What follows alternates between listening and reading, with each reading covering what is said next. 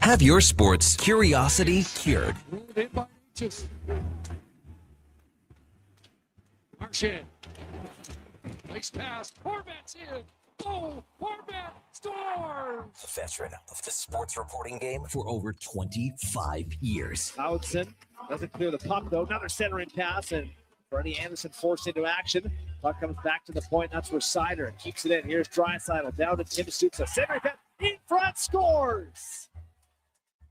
Big crowd in front.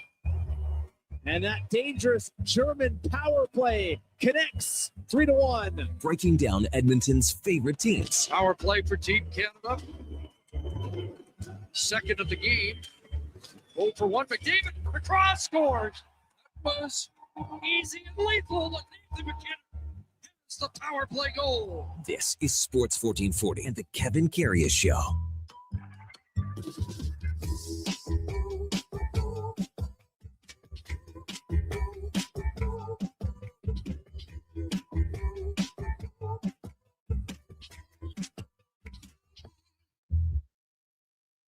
All right, here we go for Saul 605, Friday, February the 13th. Ooh, the weekend is here, so let's tear up the old pea patch, click her into Schnell, and make a fast break to the 11 o'clock hour. It is Feel Good Friday. It is Playlist Friday. So glad that you could join us here on a Friday here on Sports 1440. Welcome to the Kevin Karius Show on Sports 1440 on your AM radio dial on your morning drive on a Friday, wherever you're heading out here to kick off the weekend. You can also watch us on YouTube. It's at Sports 1440 AM. Drop us a like, a subscription. We're also on X, Facebook, Instagram, and Twitch. As always, we're streaming on iHeartRadio, the TuneIn app, even sports1440.ca. If you miss any part of any show, it turns into the many, many podcasts that are out there on Apple, Spotify, Google, even Amazon. Be sure to subscribe and select the auto download. You'll never miss a second of any show. Yeah, so glad you were with us here on a Friday to kick off the weekend. So much to talk about as we head into what is another busy day and a busy weekend in Italy for the Olympics. Men's hockey will be underway here at about 1:10 our time as the Canadians play the Swiss after a very decisive 5-0 victory over the Czechs yesterday, where Jordan Binnington came in and shut the door with 26 saves. Connor McDavid was zipping around, had 3 assists. Found it quite hilarious, did you not? Or I did anyway. People across the country going, holy cow, is McDavid ever good? Holy cow, is he fast? Man, was he playing great? Did you see how quick he was? Man, did you see that body check? Well, I guess we've known about it for a decade here.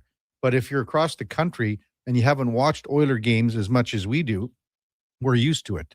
So for our listeners that are across the country or even in the United States and even in Mexico that are across our great nation, yes, this guy is good.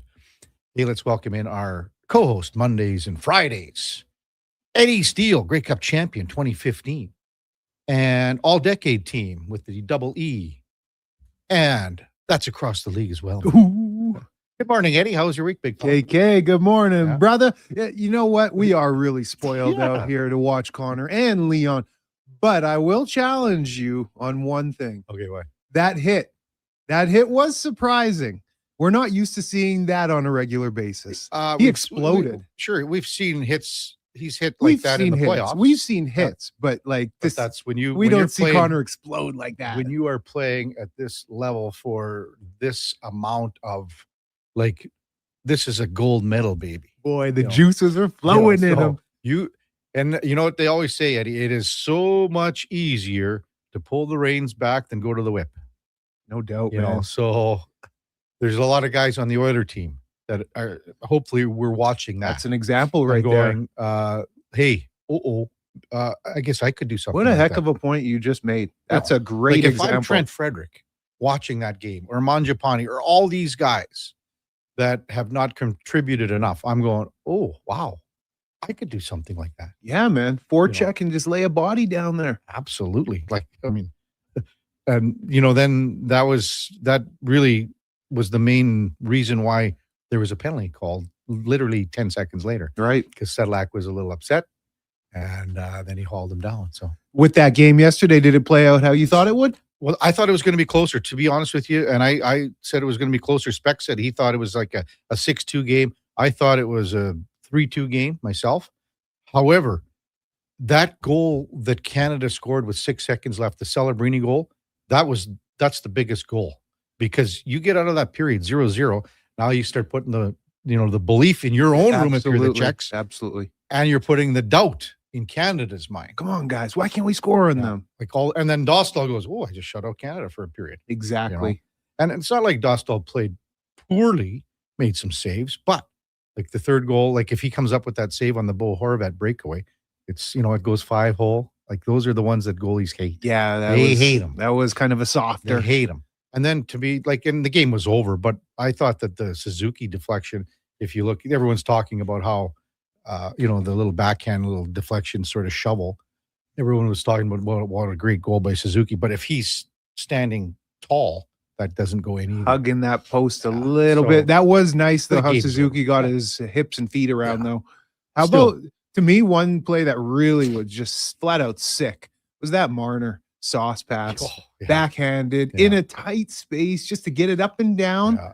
The Mark Stone goal. Oh, yeah. that was so was sick, beautiful. man. It was. Connor made that nice play too on the power play. And, Laddie was in here, obviously Czech. He watched that third goal and he I'm surprised the F-bomb never came out, because he was so disappointed how the Czechs played it, Right. Yeah. And he goes, wow, I know it's a power play. I know it's McDavid. I know it's McKinnon, but Sometimes it a there little are no better. buts for you it. can KK. play it a little bit better. What about Binner? Yeah, well, I mean, everyone, what are you going to say? And I think Thompson's going to play today, and then Binnington will go back for game 3, and then Do you the think rest- Binnington has earned the net for the big Yes, games? Yes, Yes, me without too. question. Sorry, go on, Did Kate. you, I think John Cooper was asked, when did you think that you were going to go to Binnington?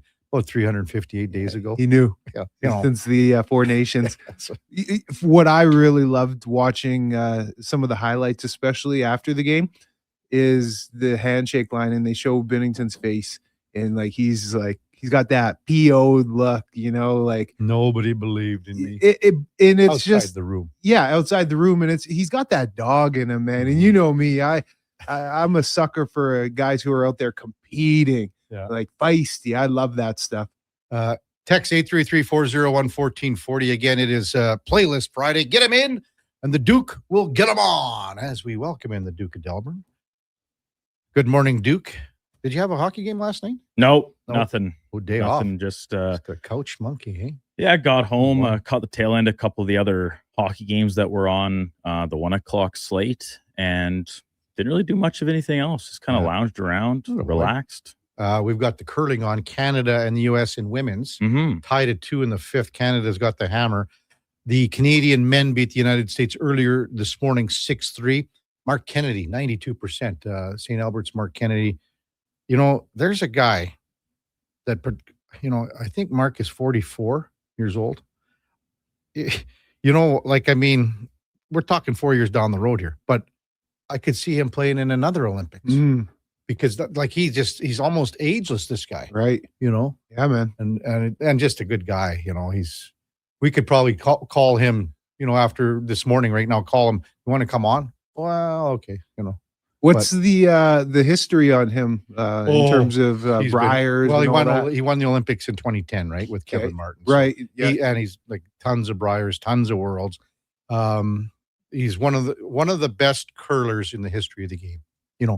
As far as a non-skip goes, he would be like, for Mark, he played second a lot, and now he's playing third. If you were to put together like the all-time curling team, he probably goes in on the team as a second, I think. But now he's playing third. So, but he's just that good, and he's in tremendous condition, and he can sweep as good as kid. It's funny you half his say age. that. I was gonna say, man, boy, those guys on Canada are pretty jacked. They're wearing those tight shirts. Betty Tight Hebert. shirts. Betty Hebert is there. It's funny. My buddy Chopper, Chopper Lopatinsky, I think he's there. So I haven't been able to get a hold of him, but he was there in 2010, and my mom, this is a true story, Eddie. She knitted me a beautiful Canada sweater. Yeah. So it had the maple leafs and everything on it. And anyway, Chopper took it to Vancouver and he wore it at the curling. Nice. Now, and then he's friends with Hebert and all that.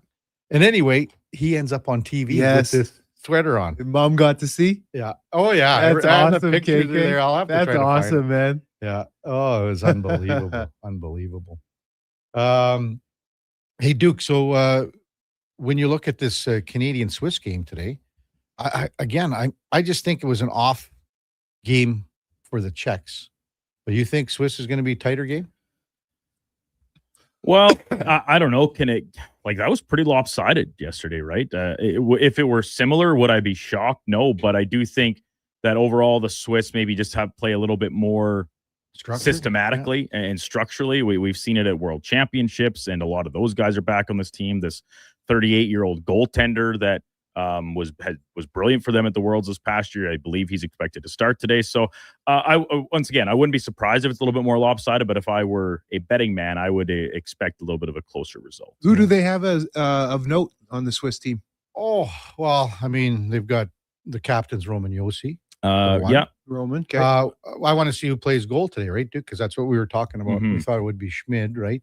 As Yeah, your guy. but because I think yesterday it was not the guy, the 38-year-old. I'm just trying to get the official stats back up here. Roman's probably their biggest name, though. Hey. Well, Nico Heischer. Oh yeah, yeah, yeah. Timo Meyer. Okay, Yeah. Timo. Yeah. So they got those guys on the back end. It's probably Yossi's. Jonas Sigenthaler is a guy maybe that you would have heard. JJ Moser out of Tampa. Moser. Kevin Fiala. Yeah. So there's they like got Nino- some names. Nino Yeah, they got Niederreiter. some names. Yeah. Yeah, yeah. Leonardi Giannoni, Duke. Yes. what you're talking So about? he did. So that is the guy that played yesterday. This is the he's 38 years old. So Yeah. maybe Schmid will go today. Against Canada, yeah. I mean, the Swiss, they beat the French 4-0. Yeah. It wasn't the most exciting game over the course of 60 Quius minutes, but Suter. yeah, I suppose we'll wait and see what I haven't seen anything on Twitter yet about that. We've seen confirmed that Thompson's going to start, obviously, for Canada, but otherwise, I don't know. Would it really shock you if the Swiss went back to Giannoni again? Run back the same lines, probably too, huh? Oh, yeah. Yeah, they'll run the same things. Hey, we're going to have Mark Killam coming up here, Eddie, so I'm sure you got all your notes ready to go. I'm locked and loaded. I've got the best first question for Killam right off the hop. He buzzed by me in the room. He said, but he goes, Friday morning. Just, because we sort of arranged this, and he had to go somewhere, and he just said something, but because I'm really going to, and I'll guarantee you that he's going to get a chuckle out of this. So I'm going to save it for you. But yeah. So anyway, I went there Wednesday. I got there late because, the show. So I'll tell you what, Eddie, I never felt that much positivity in that locker room for a long time. So Yeah, you can feel it just with the whole organization. They're Ed's spending the money, right? they're trying. And again, it's about the right player for the community too. Yes, I was going to ask Killam about that. Yeah. With these free agent signings that they've done, because they signed about 6-7 guys. Yeah, and I mean the old line they got. I mean for the Canadian and I hate saying it like I like import non-import. I'm so used to that. But national and whatever they want to call it, they have probably the best mix I think of any team. When you think about the Canadians that they got in Beard, Absolutely. Cordy, like to me, Cordy's all at the bottom of the level. He's probably the worst of the best, if you want to call it for Canadians. Would you say that? I would. Yeah, interior. Okay. Yeah. We could just break that down really quick if we can. Absolutely. You have David Beard coming back. You have Carter O'Donnell, who came from the NFL and instantly injected himself as the best offensive lineman on this team. Yeah. And then you signed Woodmansey, who is signed to $300K. So we know the politics of that. You sign him to the biggest contract for a Canadian non-quarterback in CFL history. He's probably going to get a look to start first. Now, they did just pay Mark Cordy $30K last month for an offseason bonus, and he's making $190, which in years past, that's probably one of your highest paid offensive linemen at $190K. Now, he is, like you said, the lowest on the totem pole, and he had a pretty soft season last year. The thing is, with the cap going up, I don't think that they're going to get rid of Cordy. Yeah. You in the past, you would have cut a guy loose like that and then retained that salary cap space. Mhm. But with the cap having gone up, I think you can afford to have a very expensive sixth offensive lineman, which will be Mark. Right. And then Brendan Bordner and Jordan Murray are the Americans. And I mean, I was telling you before, Murray's a monster, man. Very unique situation there with Brendan Bordner and Murray, because Murray came out and took Bordner's job the final 3 weeks of the season last year in Hamilton. Murray had been injured with a knee injury. Yeah. When he got healthy, Bordner had been the starting tackle. Murray replaced him for the final 3 games and the playoff game. Yeah. So interesting dynamic how Ed went out and got both of those guys. Yeah. Wanted to quickly mention too about Leon Draisaitl in Germany. You know, obviously a lot of people keeping an eye on that. Leon was very good, had that nice goal. Stair Farmer texted in, "Good morning, guys. How about Germany and Draisaitl making his presence right away?" And he got hit hard, and I was like, "Oh boy, He did. didn't he ever get ripped?" So you're kind of going, "Oh boy, oh boy, oh boy," because that's the thing. Like even I think Mikkola left for Finland today, and that's like I mean, Josh Morrissey. So we don't know his status for today. Maybe Sanheim comes in and they go with the 7. Theodore came in, Shea Theodore, and was really good because he was the 7th man yesterday, and then kind of came in a seamless opportunity for him. Draisaitl, he ate that though. Oh yeah, He ate it. did, yeah. Coming up on the big program, as mentioned, Mark Killam, Edmonton Elks football head coach. Right after the break, we got Mark Spector in his 8 o'clock time slot. He's out at the lake. He's out at the lake course right he now. is. Yeah, feet up. Doing over nothing. Nothing. Frank Saravalli couldn't make her yesterday because he's just too busy. He's in Italy. He's going to come on at 9:20. But before that, I just found out this morning we'll have Brent Sake from the world's longest hockey game. He is off the ice at 8:45. Perfect timing. He's going to join us shortly after 9. See how things are going out at Sakers Acres. Pardon me. Jeff Pippis, U of A Golden Bears basketball head coach. It's a big weekend for the Bears. Josh Lewinberg, TSN, covers the Toronto Raptors as the Raptors head into the All-Star break. And I think people would have said if the Raptors are where they are at the All-Star break, you'd be quite happy. They're in 5th place in the Eastern Conference. And, they're coming together. And I think our good basketball insider, Josh, would say the same thing. And I'm not talking about Lewinberg. Benny. When we come back, Mark Killam, Edmonton Elks head coach on the Kevin Carey Show with Eddie Steele, Duke of Delburne, Josh Fenwick on Sports 1440, Sports Radio, and we are also streaming on YouTube, X, Facebook, Instagram, and Twitch. The job won't wait. Why should you? At AWS Welding Supplies and Repairs, conveniently located in Nisku, we've got everything you need to get it done. From product sales to servicing and calibrating machines, we're your one-stop shop. We're a proud, locally owned and operated business, committed to serving our community with a proven track record of customer service. Don't let a broken tool slow you down. We offer fast repairs and free same-day delivery of in-stock items to Leduc, Nisku, and South Edmonton. AWS Welding. We make it happen. Get ready to love your home, Canada. The Brick has the styles and the savings to make you fall head over heels. Save $1,100 on couches made for cuddling. Enjoy a romantic meal in the dining set up to 25% off. And yes, save 25% off in the bedroom, too. Plus, score up to $1,500 off the TV of your dreams. Love is in the air, and so are the savings. Only at the Brick. Some exclusions apply. Check out the Brick in South Common, West Ed Mall, Northside, and downtown. Remember 2025? That's so last year.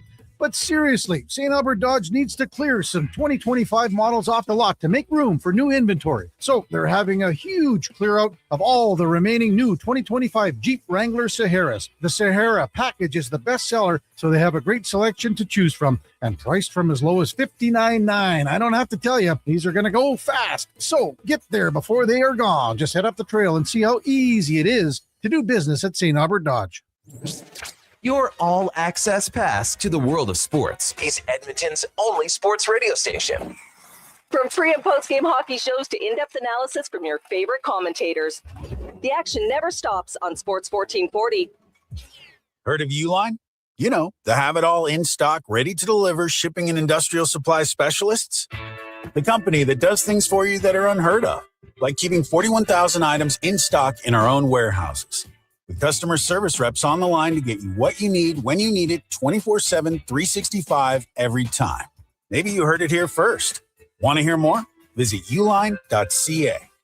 ULINE, your shipping and industrial supply specialists. Crave is home to the reality hits everyone is talking about, The stakes are high and trust is low. including the Emmy-winning series, The Traitors. The gloves are off, and we're going to be throwing haymakers right from the beginning. Get ready for even more murder and mayhem from celebrity contestants like Mama Kelsey and Lisa Rinna. I'm going to play this game in a way that no one's ever played it. The Traitors. Stream now on Crave. Subscribe at crave.ca. Let's play.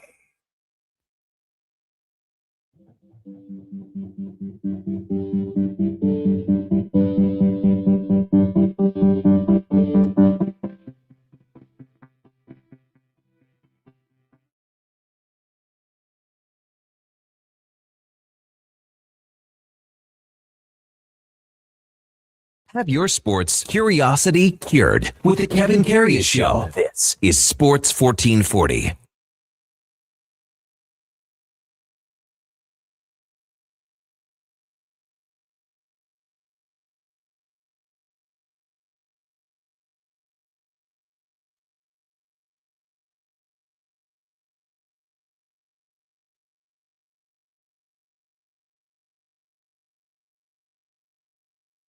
All right, welcome back to the big program. 7:21 in Edmonton.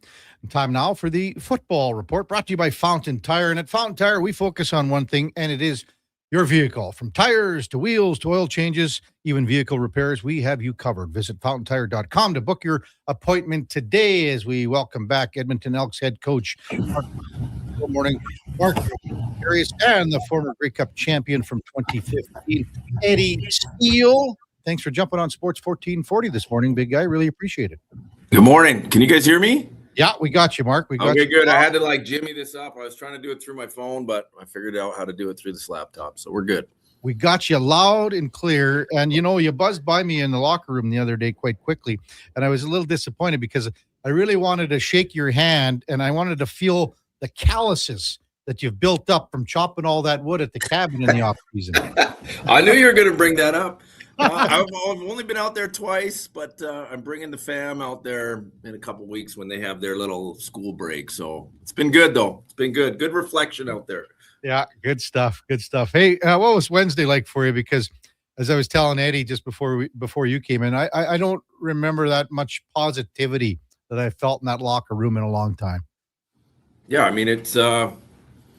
It's building. I think I think the difference from last year to this year in that same kind of setting was these guys wanted to be here. Like last year we had to go out and get guys to bring them in and start that culture shift and start that change. And, word travels around the CFL. You know what I mean? Players talk to each other and, they understand, kind of what we're doing here, what we're building here, what we're all about as a coaching staff. And that word gets around. And but it was positive.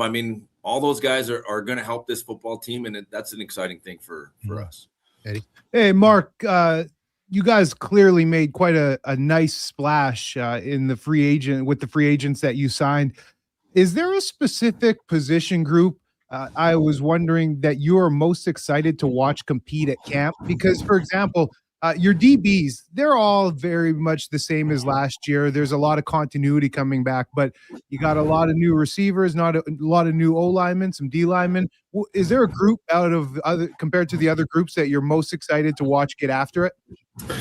Yeah, I think there's going to be competition all over, and every coach says that. But even in the secondary, we had a guy named Jalen Williams that was challenging to get into the active roster late in the year.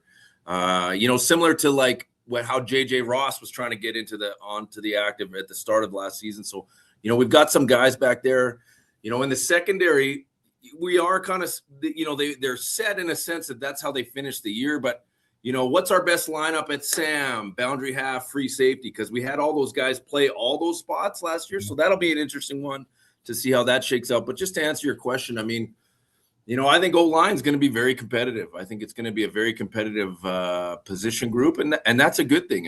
At the end of the year last year, we spent all that time trying to ID the things that areas we thought we could get better. We were a little bit inconsistent at times up front. We wanted to start there, so we start with a massive competition up there.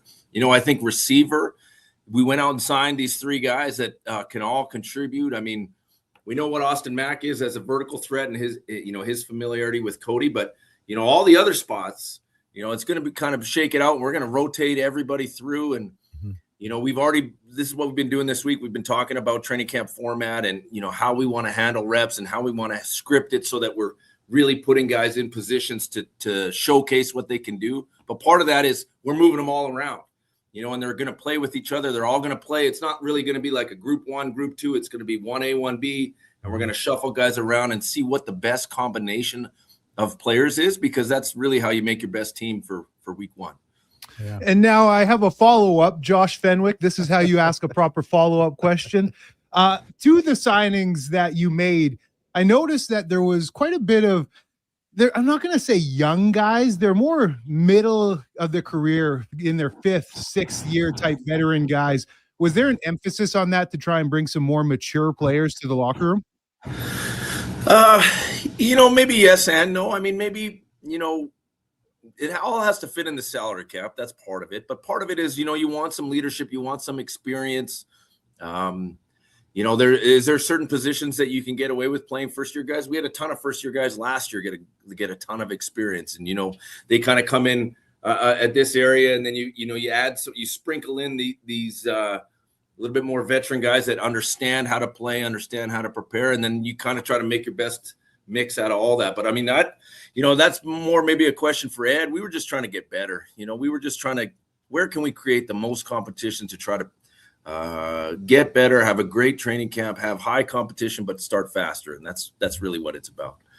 Mark Killam, Edmonton Elks head coach with us. Kevin Karius, Eddie Steele with you here on a Friday morning. You mentioned that offensive line and the guys coming in like Coulter Woodmansey, Brendan Bordner, and Jordan Murray. I know it wasn't your gig in Calgary, but in all your years in the CFL, is this the most balance and depth that you've seen on an offensive line as far as talent goes and as far as American and national go, Mark? Yeah, I mean, it really reminds me of my first few years in Calgary, actually, when we had a bunch of vets. It actually reminds me, I said to JC the other day, too, of 2015 Eskimos, when the size of that O-line, the type of players that they were. I mean, standing next to those guys in the locker room, there's some big human beings over there. And then we did you're around big people all the time in football, but then when we did the fan engagement free agent thing in the evening and you see them in the general population, I mean, we've got some size up front, and I mean, that's exciting. So that's what you want, but that's kind of what it reminded me of. I mean, it's no secret. Good football teams have good O-lines, and that's what we're trying to target. We're trying to improve there, and that's not to say that we don't have good players returning, because we do, and that's part of the competition. But competition brings the best out of people, and that's what we're trying to do. Well, Eddie, you were going against that offensive line in 2015 that Mark speaks of. Yeah, absolutely. So, actually got a couple starts at right guard there too. It was so funny. You're a big human being too, so you fit right in there. Well, kill him. I appreciate you, brother. But man, there would be some shots, and I was going to look it up on the internet here so we could post it on our socials. But it was us in the huddle, and it would be DeAnthony Batiste, who's 6'6", me, who's just like a sawed-off stump at 6'2", and then back up to 6'10" at Sorensen. It's so awkward. Something doesn't look like the others. Yeah. Well, Eddie, tell Mark about the 2-point convert there. Or was it a 2-point? Was it? Yeah. Come on now. Yeah, Mike, they had me at tight end killer. As you know, I could jack of all trades, but Mike Riley put it a little high on me. Javon Johnson undercut me. Didn't let me get it. Hey. The opportunity was there, right? That's all you want. He looked to me, at least. He looked to me.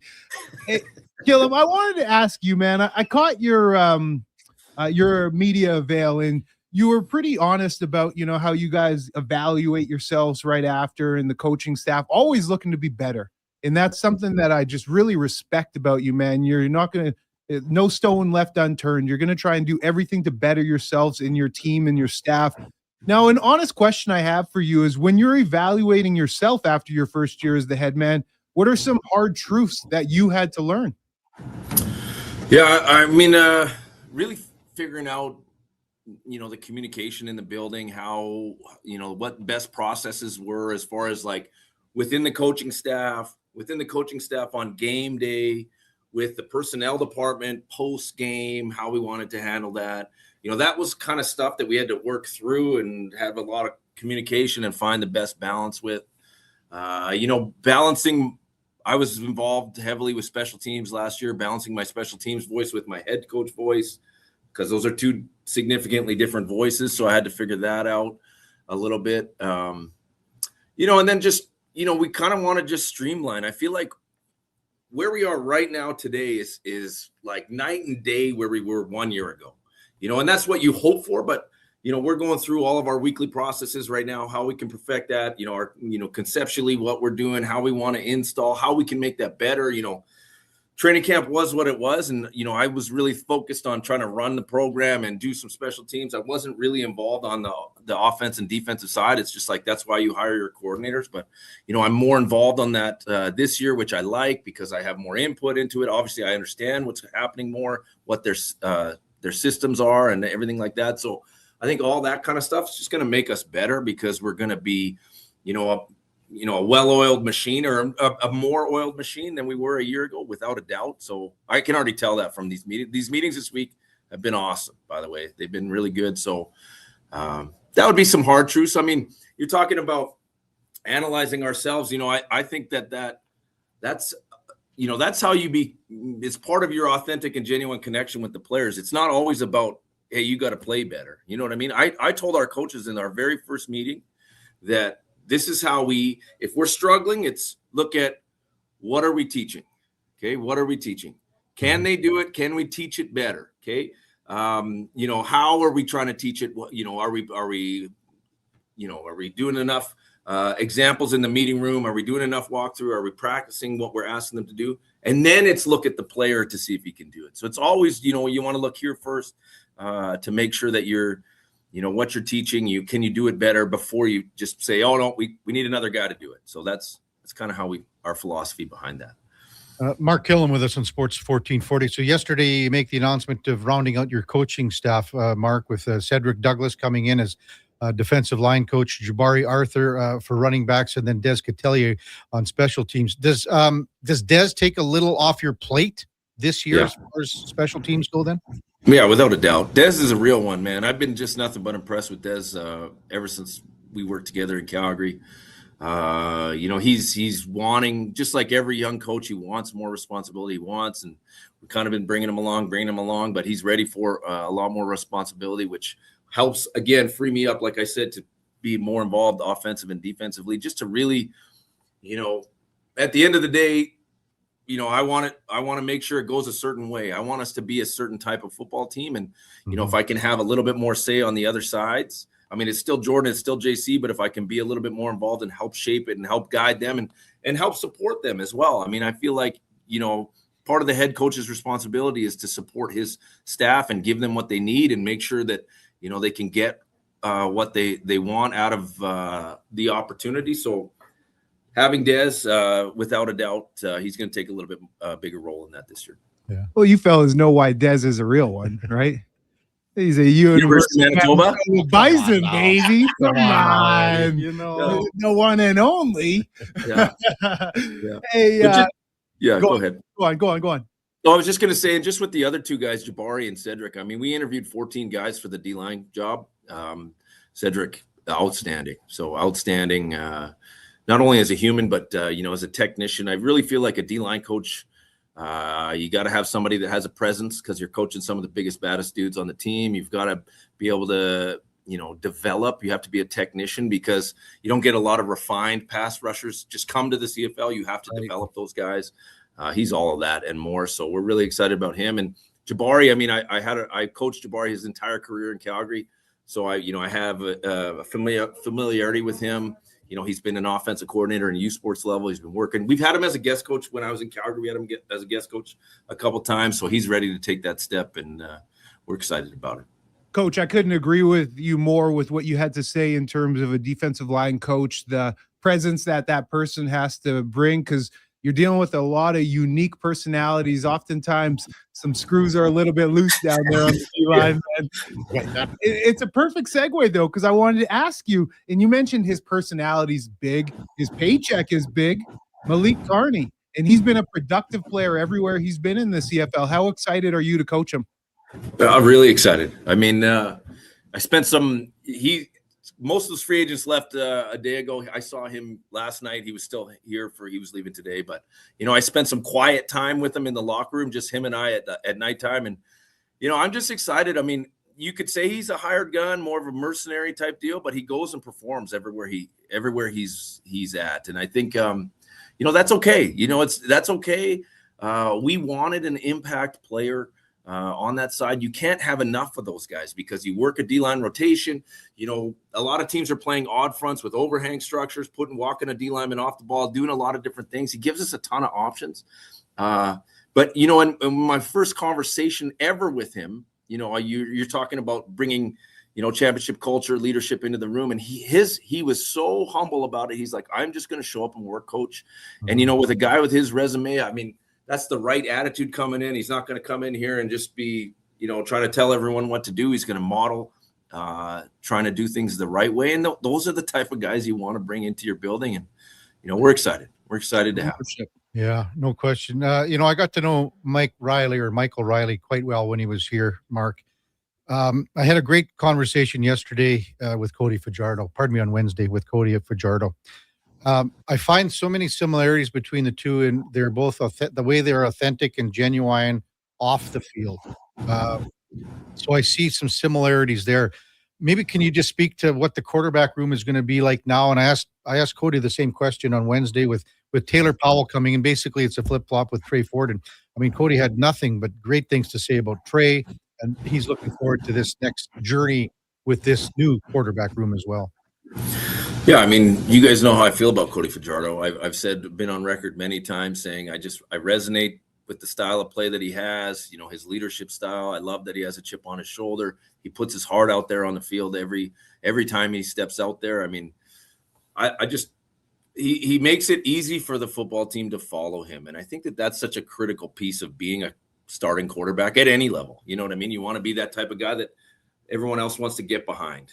And I think we can all think of people that we know that are like that, but that's who Cody is. And, we're excited for him to, be the guy day one. Even that first day with these free agents all came in, they went to the bubble and started throwing. So, I mean, that's how excited they are to work together. Him and Brendan O'Leary-Orange are both in Reno, so they can work together. But, I mean, they're, it's going to be good with him taking charge right from the start of training camp. I think that that's going to be good. You talk about Taylor Powell. I mean, everybody in the league thinks he's the next guy. So, I mean, that only makes the room stronger. And, Taylor, when you speak to him, you should interview him. The dude is all about ball. Like, he lives and breathes it. He's a grinder. So you strengthen that quarterback room. You bring in a guy, they can push each other, they can work with each other. But then, if something happens and we need someone with a little bit of experience to step in, if we get nicked up, I mean, we have that. And I think that that's, you want to still be able to function, and you're strengthening your football team by having a solid 1-2 punch. Yeah. What's the next, 5 weeks or so look for you, Mark, before the combine here at the end of March? Yeah, so we're wrapping up. We've got today and tomorrow left with the staff in the building. They're all in meetings right now. We touched on so many things this week, so it really jump starts our playbook adjustments, our camp adjustments, everything. That's what we're trying to resolve from this week so that everyone can get going. The staff start their Zooms, voluntary Zooms with the players over the next few weeks, and then we're really going to lean into those a little bit to try to establish who we want to be. Go through all of, one Zoom might be one concept, and then we just go through that, teach it off paper, teach it off video, just get guys talking about it, just so that when the rookies show up, the vets show up, they've got, all that 2-3 months worth of work of hearing the stuff already, so that we can try to be further ahead. But we have the draft, the combines into Edmonton, which is exciting. So we're going to be using the facilities here, I think, and at U of A. So that's going to be good. You're going to have all the personnel, league-wide personnel in our city, which is great. The draft's going to be very important for us as well. We got, 4 picks in the top 20 or 21 or something like that, 6 in the top 35. So, those picks are important. They're the important part of bringing, guys that we think can make a difference, but also some role depth guys that you have to have.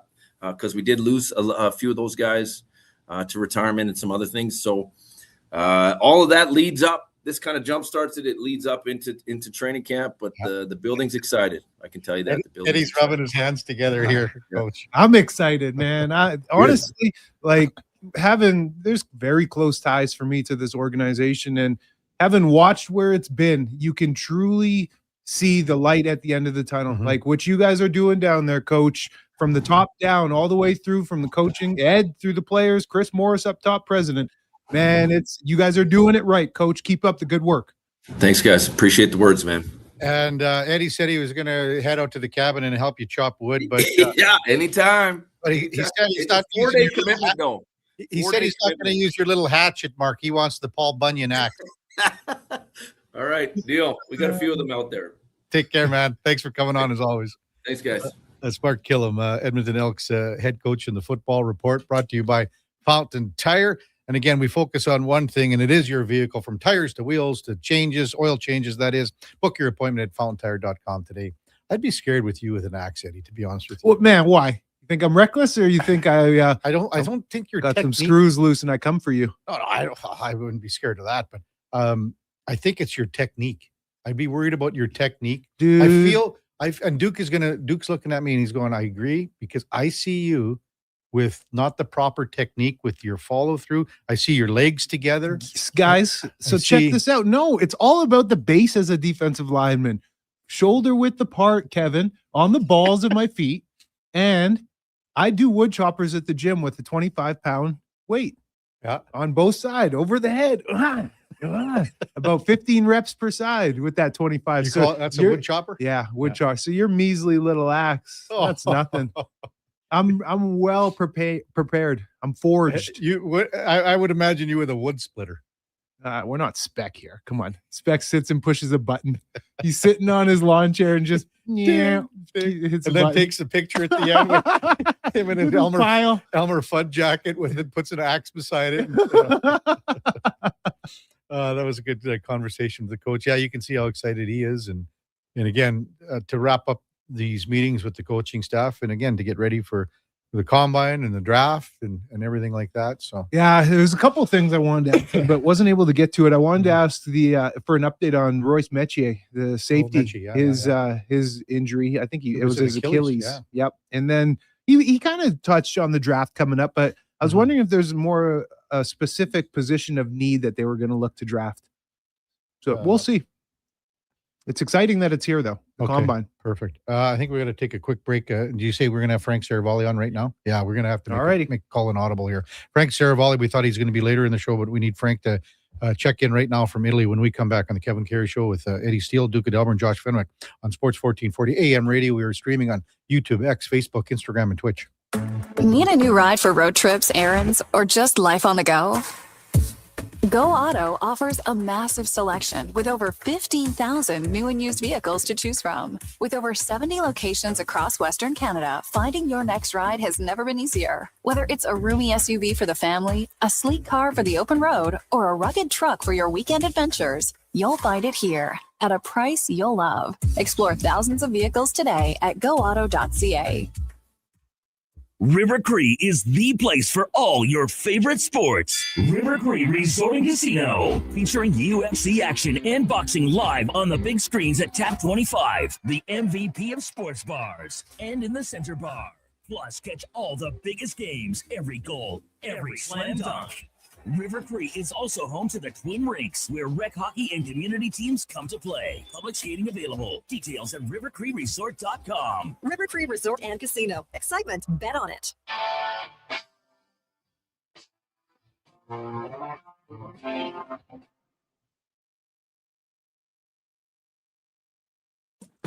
Stories, guests, and insights. This is Sports 1440 and the Kevin Karius Show.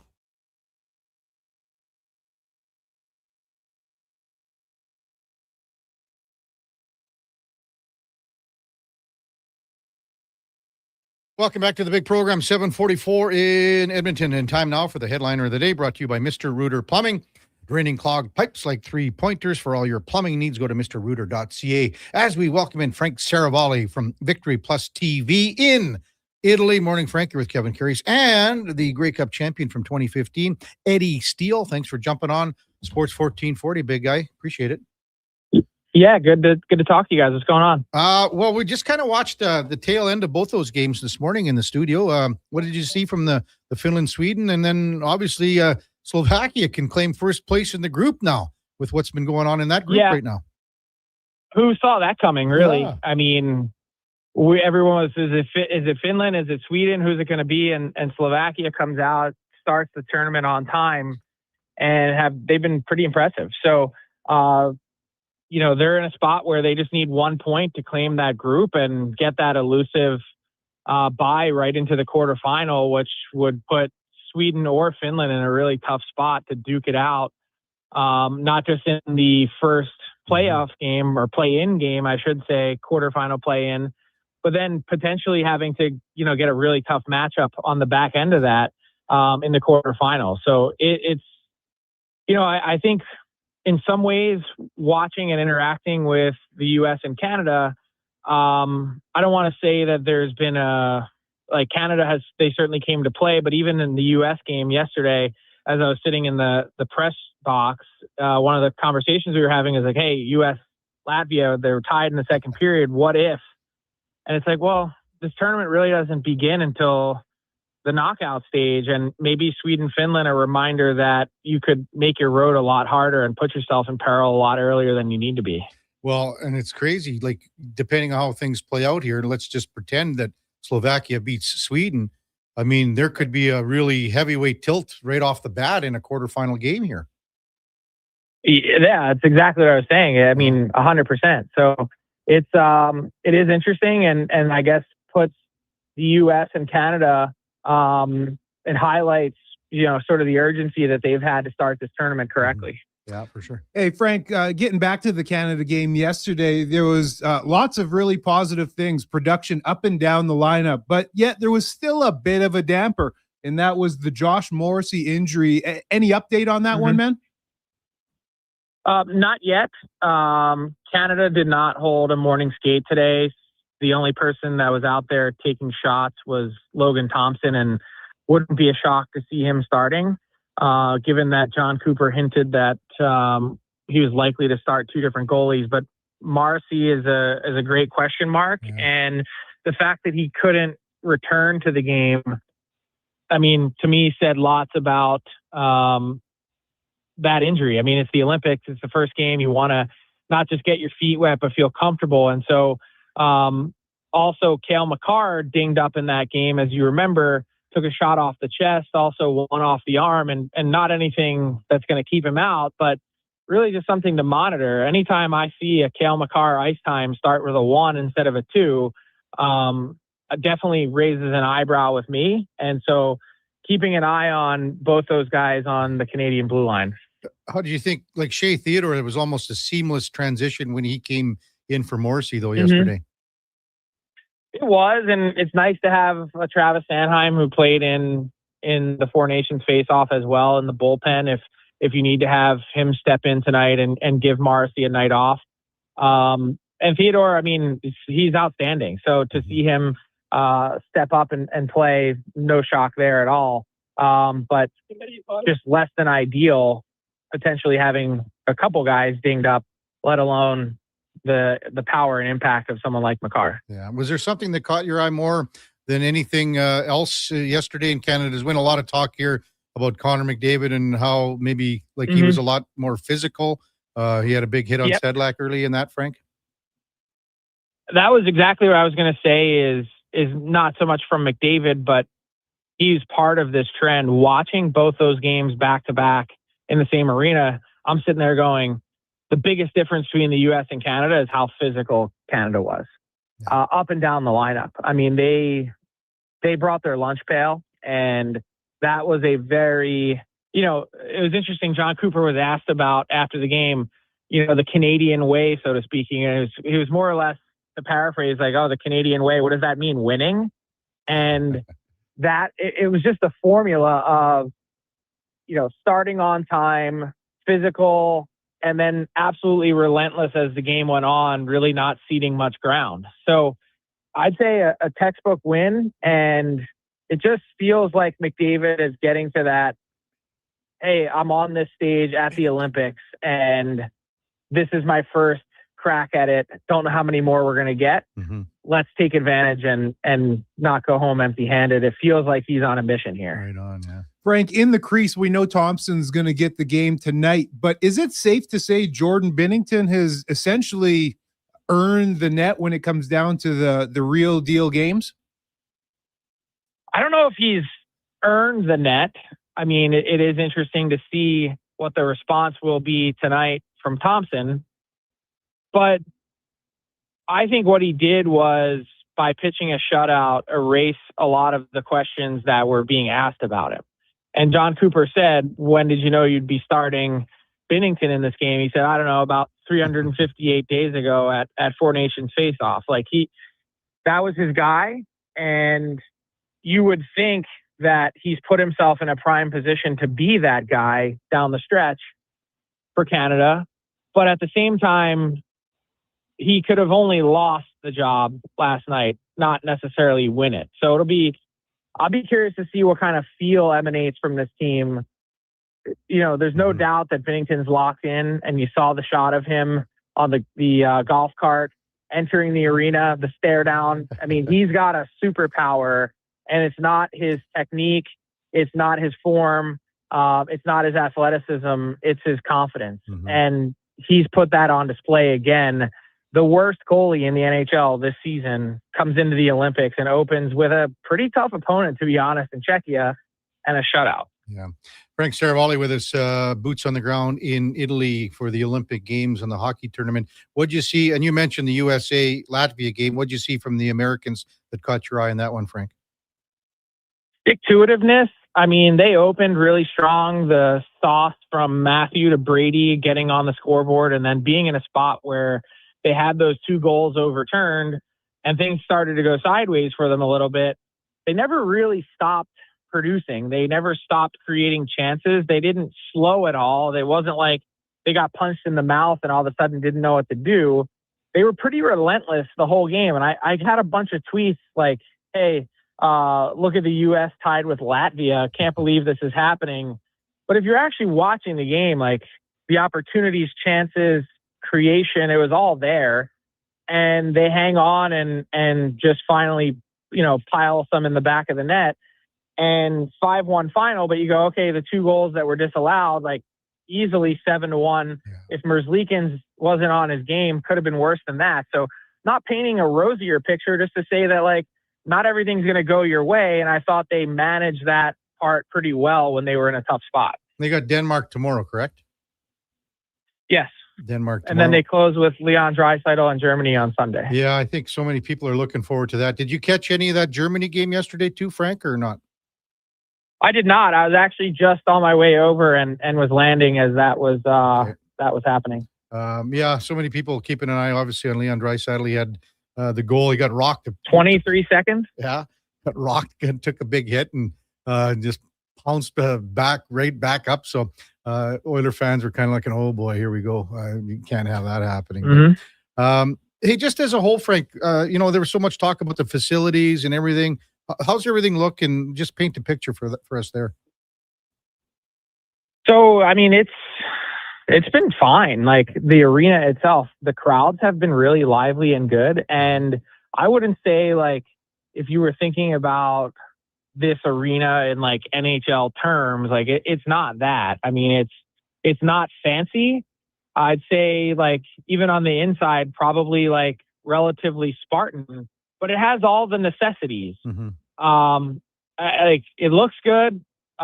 It's comfortable and like it does the job. I don't know how else to say it other than that. And for a relatively temporary arena, like you have to keep in mind on the back end of this is not a hockey facility. It's not even really going to be a huge sports facility. It's mostly going to be for concerts. That's kind of like about what you'd expect given the circumstances. So, I totally had a good experience on day one in the arena for me. And I mean, everything you need, nothing you don't. Hey, Frank, how long are you out there? Are you out there covering the hockey through the gold medal game? I am. Yes, I'll be here through Monday, the 23rd. Going to be wild, Frank. Hey, I know we were pressed up against it here. Thanks for coming on, and we had the mix-up for time and everything. But enjoy the games today, and we'll speak with you on Tuesday. Have a great weekend. Enjoy the hockey there.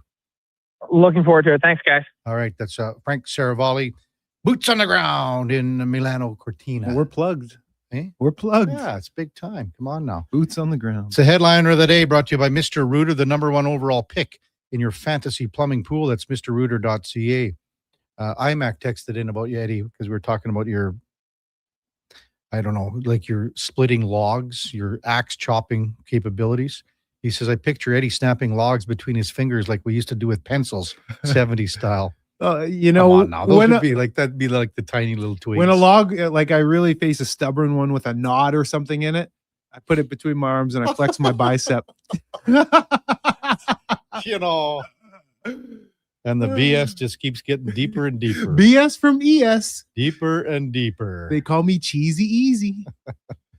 Top of the hour, we got Mark Spector from Rogers Sportsnet out. Maybe he got some early wood chopping in this morning. Yeah, not right. a chance. Not a chance. Come on, man. Yeah. Before that, time now for a Sports 1440 update brought to you by AWS Welding Supplies in Nisku. Product sales, servicing, calibrating, and free same-day delivery of in-stock items to Leduc, Nisku, and South Edmonton. Your one-stop shop for all things welding, awswelding.ca. Here is the Duke. This is the Sports 1440 update. From Italy this morning, Thomas Steven finished 9th in the men's 10K cross-country freestyle, and Brad Jacobs-Rink defeated the United States 6-3 in curling. He'll take on Sweden coming up at 11 o'clock. Currently in action, Rachel Homan and her women's curling team trail the United States 6-3. And still to come today, Haley Clark and Jane Chanel get underway in women's skeleton. Josip Brucic has his 3rd and 4th runs in men's skeleton. Tejan Loman will skate for a medal in the men's 1,000-meter speed skating event. Men's singles free skate program will feature Steven Gogolev and our men's hockey team taking on Switzerland just after 1 o'clock. Outside of the Canadian field in men's hockey, Finland beat Sweden 3-1 and Slovakia topped Italy 3-2. They now sit alone atop Group B's standings. Last night in the association, Milwaukee topped OKC 110-93. Utah falling to Portland 135-119. And LeBron James became the oldest player in NBA history to record a triple-double with his 28-10 stat line in the Lakers' 124-104 win over Dallas. From the MLB spring training scene, Toronto Blue Jays acquiring outfielder Jesus Sanchez from the Houston Astros in exchange for outfielder Joey Loperfido. Coming up in hour 2 of the Kevin Karius Show, we'll be joined by Sportsnet's Mark Spector, and we'll check in with a new edition of In or Out. I'm Brandon Douglas at your Sports 1440 update. Sports 1440 in West Edmonton Mall and Wetaskiwin. CKJR is a Stingray radio station. Download the free radio player app and listen wherever you go. Hey, Edmonton, did you know a local Play Alberta winner scored over $500,000 on Mega Jackpots Ocean Bells? Think about the season tickets you could lock down with that kind of cash. From major casino winners every hour to jackpots worth millions and hundreds of popular games to money that stays in the province, there's never been a better time to sign up for Play Alberta. Download the app today to get started with casino, sports, and lottery all in one app. Must be 18 plus to play. When you gamble, use your game sense. McValue meals are here. Get the McD's you love for $5 plus tax every day with your choice of a McDouble, junior chicken, or chicken snack wrap with small fries and small fountain drink. All for just $5 plus taxes. Canadian restaurants. Product availability varies. Prices exclude delivery. Edmonton's go-to station for all things sports is Sports 1440. From Low Tide to Kevin Karius and Jason Greger, we deliver the latest on your favorite teams. Tune in 24 hours a day, 7 days a week. To Sports 1440. Top quality flooring, locally owned, and Canadian products from Beaulieu. Yeah, that's CFI. CFI what? No, CFI, Custom Floors Inc. From free estimate to professional installation, contact Custom Floors Inc. at customfloorsinc.ca. Legacy Heating and Cooling is the #1 furnace replacement company for lovers. Because the best aphrodisiac is no payments and no interest for 1 year on your new furnace from Legacy. So forget about the oysters, baby. If you really want to check the heat, we can be a thermal couple, baby. Give me your sweet loving legacy. Heat things up with no payments and no interest for 1 year on your new furnace from Legacy Heating and Cooling. Today on Hey Culligan, how smart is your water? Here's Tracy. Hey, Culligan. think my water might be dumb. Good news, Tracy. Your water's not dumb. It's just not talking to you. You can make my water talk. No, but the new Culligan Smart Drinking Water System can talk to your phone to tell you when your water filters need changing and help you meet drinking water goals. Now that's some brilliant H2O. You said it, Tracy, and we're already on the way. Let us help you out with a free in-home water test from a local Culligan water expert at culligan.ca. Invest for today and tomorrow.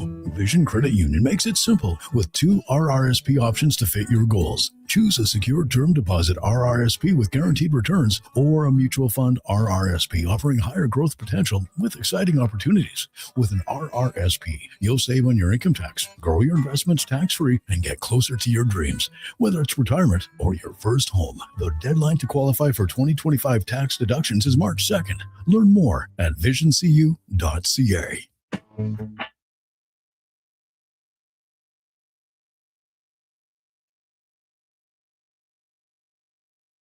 Irrelevant Saskatchewan history. Kevin's got it. But first, catch the exclusive interviews and stories nobody else has. The Kevin Karius Show on Sports 1440.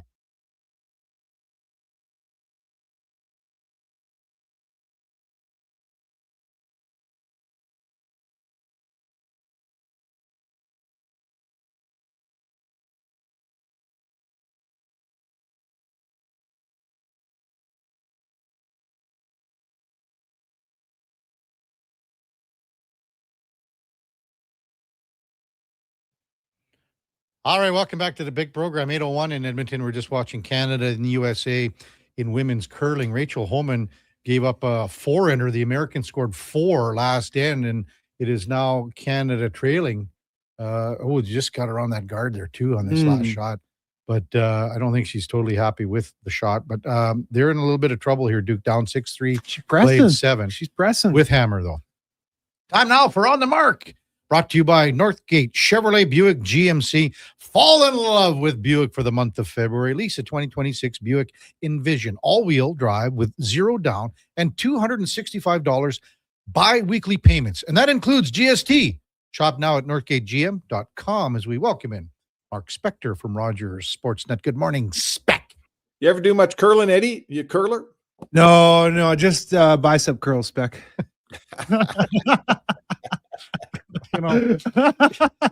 Hey, well, Spec, you just missed it. We were talking about wood chopping with Mark Killam earlier, and Eddie says, "You know what? When I get a log with a knot in it, it's a little tough. I just put it in between my bicep and I crush it." Come on, not all of us are on a Sportsnet salary and can afford a luxurious button pressed wood chopper. A splitter? Come on. I have even a better deal. I live next door to a neighbor who has a splitter, so it's even better. Yeah. Is it electric or fueled? It's electric. I'd like to thank the Ned Stanoyevich for the use of his wood splitter whenever I need it. I just go in the garage and grab it. And I mean, come on, guys. You buy a wood splitter. How many times a year do you use it? Like once? No point having 2 in the street. Might as well just have 1. There is some validity there. Yeah. How come you don't do it by axe, though, Spec? Get some workout in. Yeah.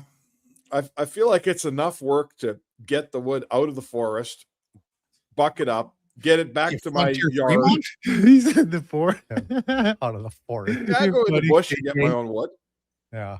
That's enough work. Get it all bucked up, get it back there. By the time I get it back there and I got the splitter set up on the table and I lugged it all out of the woods and forget it, man. I'm chopping that stuff. Do you have a bark peeler too out there? No. A bark peeler. What the hell's who? Might as well ask if you've got a sawmill too.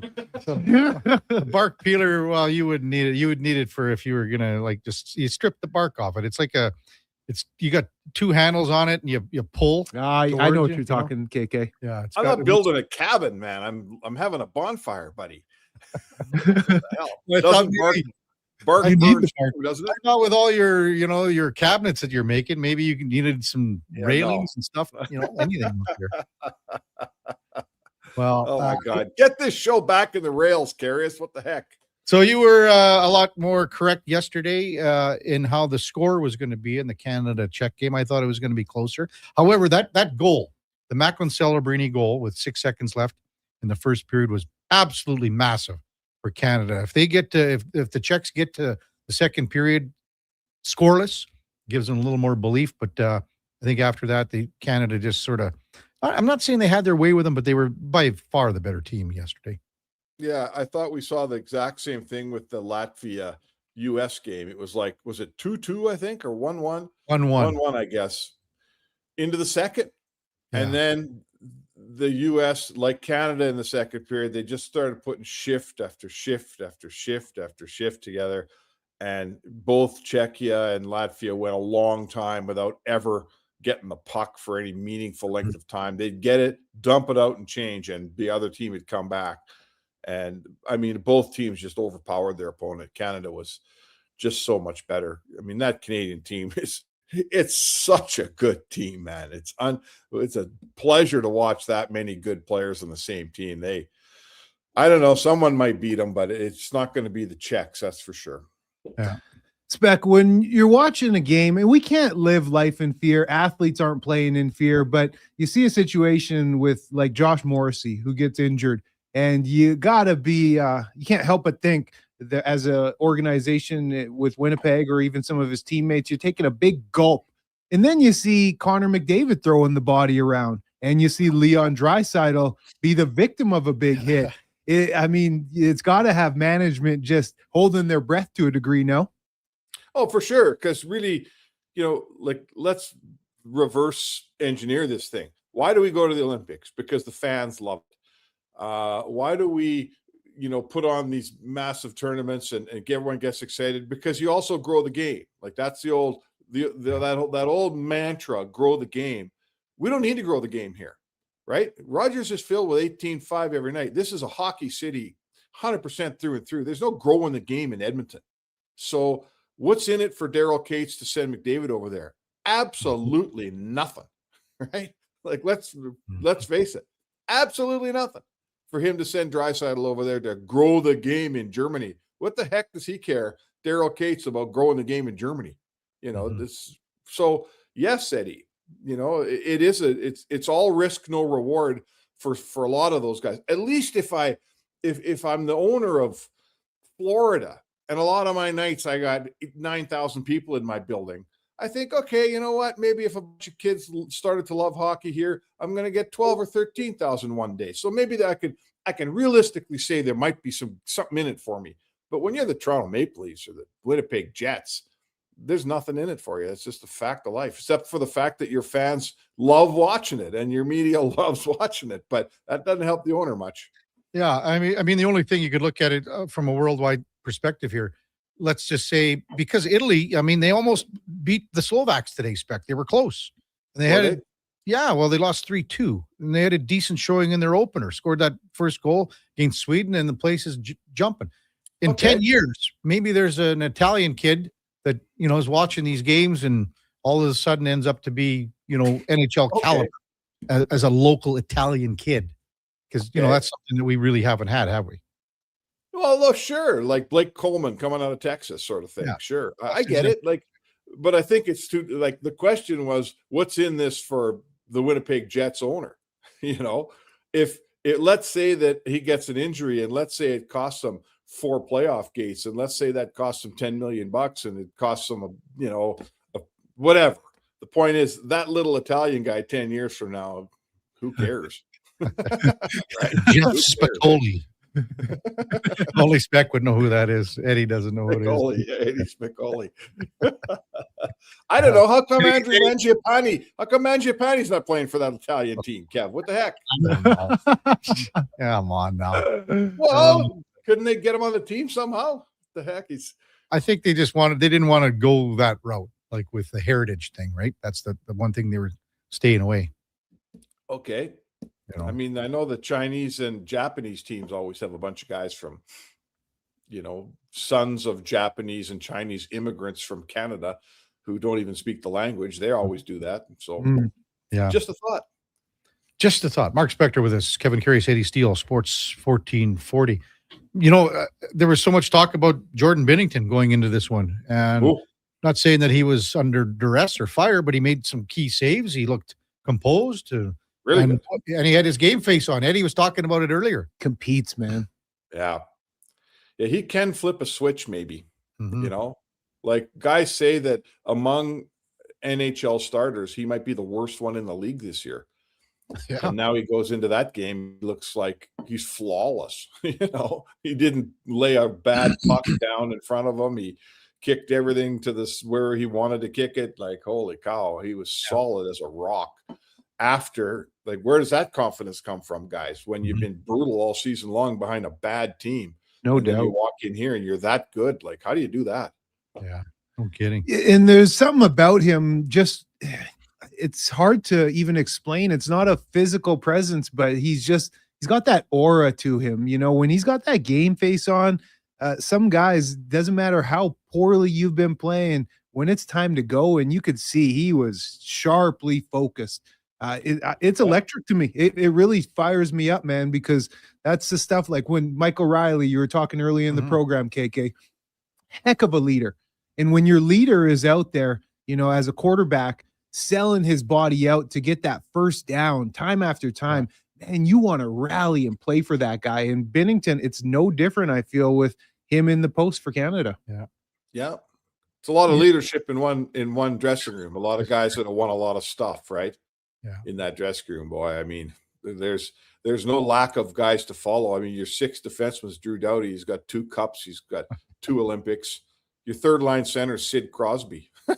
You know, like one of the great leaders in the sport historically. So, you know, it is, Eddie. You don't have to, you could just go there and keep your ears open and your mouth shut. I think if you went into that dressing room, wouldn't you? What do you make of this Swiss game this afternoon, 1:10 our time spec? You know, Laddie was in yesterday and he was talking about, because he's done a lot of work in Switzerland, actually, with, you know, his teams that he's coached, the under 18s or even the under 20s. They seem to play a lot of games, the Czechs do there. And he was talking about how the Swiss are so detailed in their preparation. He says they got a manual like this thick about what they are trying to implement as far as their structures and systems go. So maybe we're looking at a low, like a 2-1 or a 3-2 today. I can't get a read on this one, Spec. Well, the Swiss have always been historically, what do the Finns say? A stone in Canada's shoe, right? We always think we're going to kill them and we don't.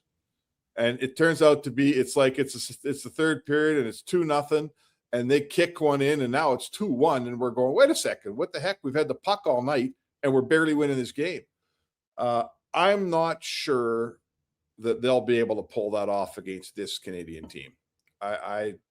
You know, go there. Listen, the Swiss go out there against Canada. They only have one choice, guys. I'm not criticizing them. They're way, way in arrears when it comes to talent. I mean, this is a Volkswagen Beetle against an F1 car here.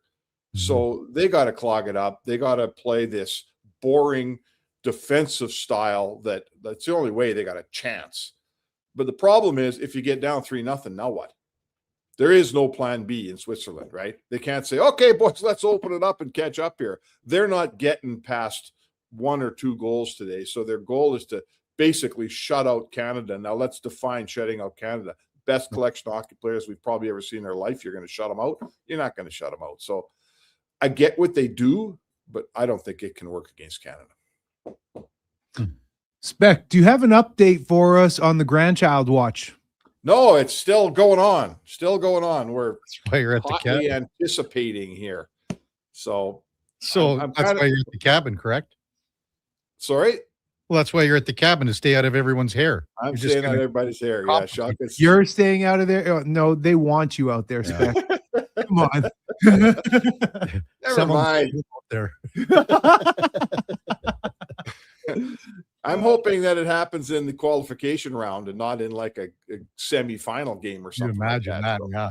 Right. Grandpa Spec down at the hospital, and then all of a sudden you're on your phone more Hey, than you got a TV in here? Yeah, get a TV going. Yeah, right. Yeah. So yes, we're kind of hanging in there, boys, hanging in there. I'm not too nervous though, you know. I'm not too nervous. I think I'm handling this pretty well. Well, that's good. Hey, did you watch any of that Finland-Sweden game this morning? Just because I don't know what time you got up, but not in time to watch Finland play Sweden. No, must have been a good game though. Oh, in the wrapper. Here's the thing, Spec. Like how things have shaken down in Group B, Slovakia could win Group B here. All they need is a point against Sweden, and they win Group B. Great. Yeah. That's great. So what that does is really it could come into play where, well, it would likely be Sweden that is going to be, well, they'll be third in the pool. So that means their very first game could be a big tilt. Like normally the quarterfinal games are not that big of a deal, right? But there could be something happening here where Sweden's up against it right away in the quarterfinals. Right. And how many teams get the bye? Is there 3 teams get a bye through? 4. So Four. every pool winner, and then they'll add the one more. Then the other 8 teams have the qualifying to get to the quarters. So and they're all those other 8 teams. It's lose and go home, right? All those games. Yeah. After we're done here with the round robin, basically it's an elimination format all the way through. So yeah, well, Sweden's supposed to be a top 4 hockey nation here. They haven't been able to get it going here yet. And maybe the goaltending. I mean, everyone talking about Markstrom here the other day, against Italy, had a couple quick goals. And then even today, I think he let in a goal on the first 2 shots or something like Gustafsson played against Italy. Pardon me. Gustafsson, not Markstrom. Gustafsson. Yes. There's also been quite a bit of chatter about, time on ice and allotment from the head coach. What happened today? I saw that I haven't seen the ice time charts yet, but I did check in to see that both Philip Forsberg and Oliver Ekman-Larsson, at least they were out long enough to get a few shots on net and take a penalty. So yeah, Duke said Larson played OEL played 7.5 minutes. Okay. My fault. Yeah, it was Gustafsson. I don't know why I was. That's okay. Yeah. He played both games, Gustafsson. Then they haven't gone to Markstrom at all. No, not that I know. Yeah. Oh. Hey, listen, there's a huge contingent of Swedish media there. There's a lot of pressure on Sam Hallam, the Swedish coach. They're supposed to be a world power in hockey. Like that's their thing. Well, I was watching the last, and I mean, like Sweden was down here, and let's just see, I'm trying to think, it was 2 minutes left, 2.5 or so. They'd pulled the goalie, and maybe there was a shift before that I didn't see, but EP40, Pettersson wasn't even on the ice for the 6-on-5 spec that I saw. Well, are you surprised? I don't think is he a top line player for them? You would think he is. I don't know. Why would I think that? No, I wouldn't think that. I mean, he does. It doesn't matter how much they pay in the NHL. These are spots handed out on merit. Mm-hmm. And I didn't love him in the game against Italy. I watched that game. He was average. So, but listen, you got to earn your ice time out there, boys. And you got to earn your ice time. Tell it, coach. Carry water, Tell it, coach. Come on now. Well, it's not the NHL where you go, look at, we've invested in this guy as our first line center. We pay him $11 million. He's playing for us. He's going to play when the chips are down because that's how we've structured our team. Over there's lots of good players. If you're not going, you're sitting when the goalie gets pulled. Well, I got one. I think Trent Frederick should watch video of Connor McDavid skating through someone because anybody can do that with their time on ice. You know what I would have done? Speaking of Frederick, just quickly here, Spec. When's the first practice for the mandatory? There's one optional. Is what next week? When is it? I think optional is Wednesday and mandatory is Thursday. Okay. I'll tell you what, if I were Trent Frederick and Mangiapane and even a couple of other guys, I would have taken, because Frederick didn't play Wednesday in Calgary, correct? He sat in Calgary. Okay, so I would have said, if I'm Trent Frederick, I would have said, okay, I had Wednesday off. I'm going to take Thursday, Friday, and Saturday, maybe, if that. And I'm not going anywhere. I'm not booking a holiday anywhere. Too bad. I'm staying here, and I am going to work my ass off a week ahead of everyone else, or 10 days ahead of everyone else. I'm going to be ahead of the game. 100%, man. Yeah. No need for a holiday. You had enough days off up in the press box. Yeah. When you're playing, when you're not playing, or you're playing 6 minutes a night, I absolutely agree with you. This is a chance for him to get a head start on the rest of the lineup a little bit here, right? Exactly. For sure. So I don't know what he's doing. I mean, he's free to do whatever he wants, but I don't disagree with that, Kev. That's not a bad plan. Exactly. You're a grinder, KK. You're a grinder. Grind it out, baby.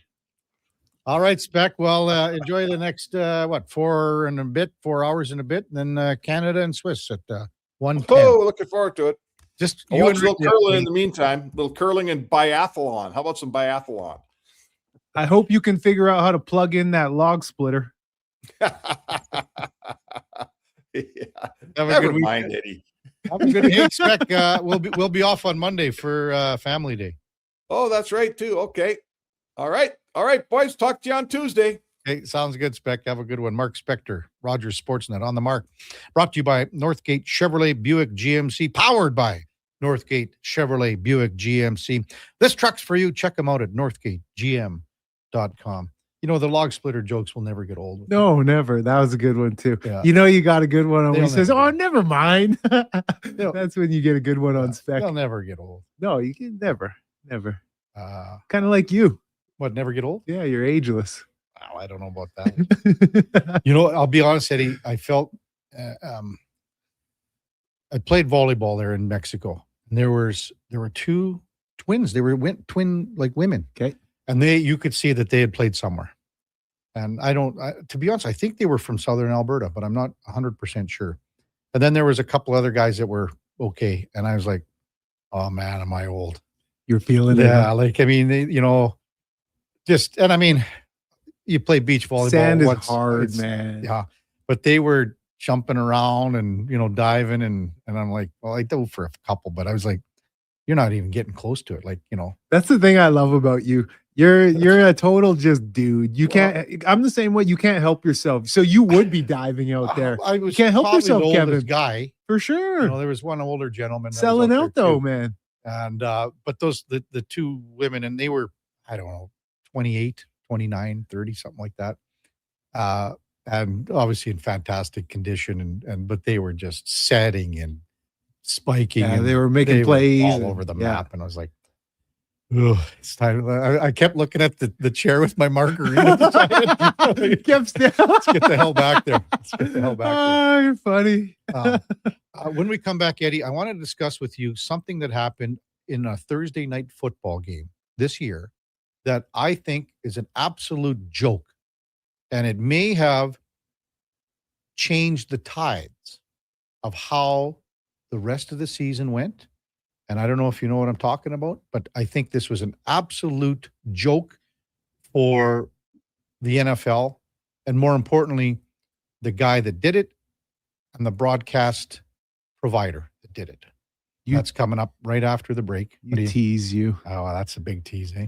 That's coming up right after the break. Kevin Karius, Eddie Steele, Duke of Delburne, Josh Fenwick on Sports 1440 AM radio. We are streaming on YouTube, X, Facebook, Instagram, and Twitch. Whether you're a craft beer connoisseur or more of a wine aficionado, there's always something new to discover at Sherbrooke Liquor, a unique, family-owned, independent liquor store. The selection, incredible. The non-alcohol section is also very impressive. Sherbrooke Liquor, expert, knowledgeable staff with a passion for unique finds. More than just a liquor store, we're a community. Alberta's best, the one and only Sherbrooke Liquor. Wine, spirits, and oodles of beer. Visit SherbrookeLiquor.com. Do you listen to sports radio at work?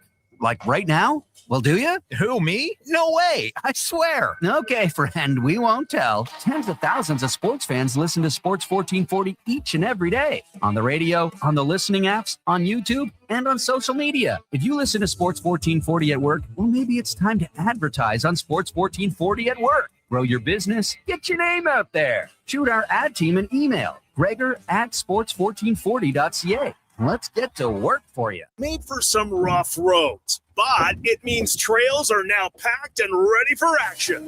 Don't miss out on riding adventures this winter with a Ski-Doo from Riverside Honda and Ski-Doo. Work or play with new 2026 Generation 5 models with class-leading design and power. And right now, take advantage of 5.99% financing OAC. Only at Riverside Honda and Ski-Doo. 15 Inglewood Drive in St. Albert. And always at riversidehonda.com. Shop local, shop Canadian. Hi, Mike here from Northgate Chevrolet Buick GMC. Free trips, free iPads, a barbecue, a wood stove. The #1 dealer in the world. What?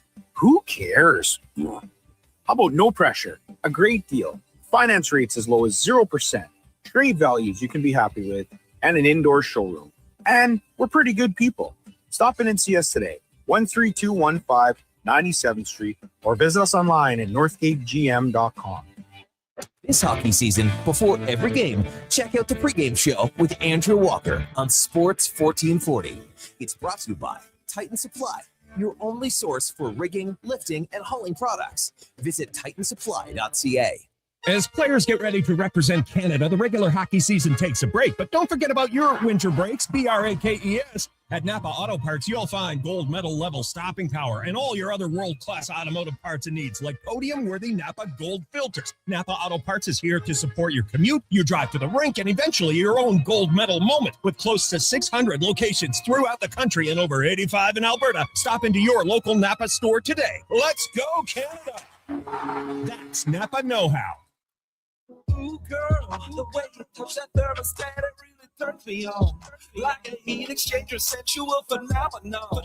Wanna play your favorite song when we turn the heating on like a legacy of love. Legacy Heating and Cooling keeps your Valentine sizzling hot. You can afford to shower your Valentine with affection because Legacy offers no payments and no interest for 1 year on your new furnace. And that's how you build your legacy of love. Legacy Heating and Cooling.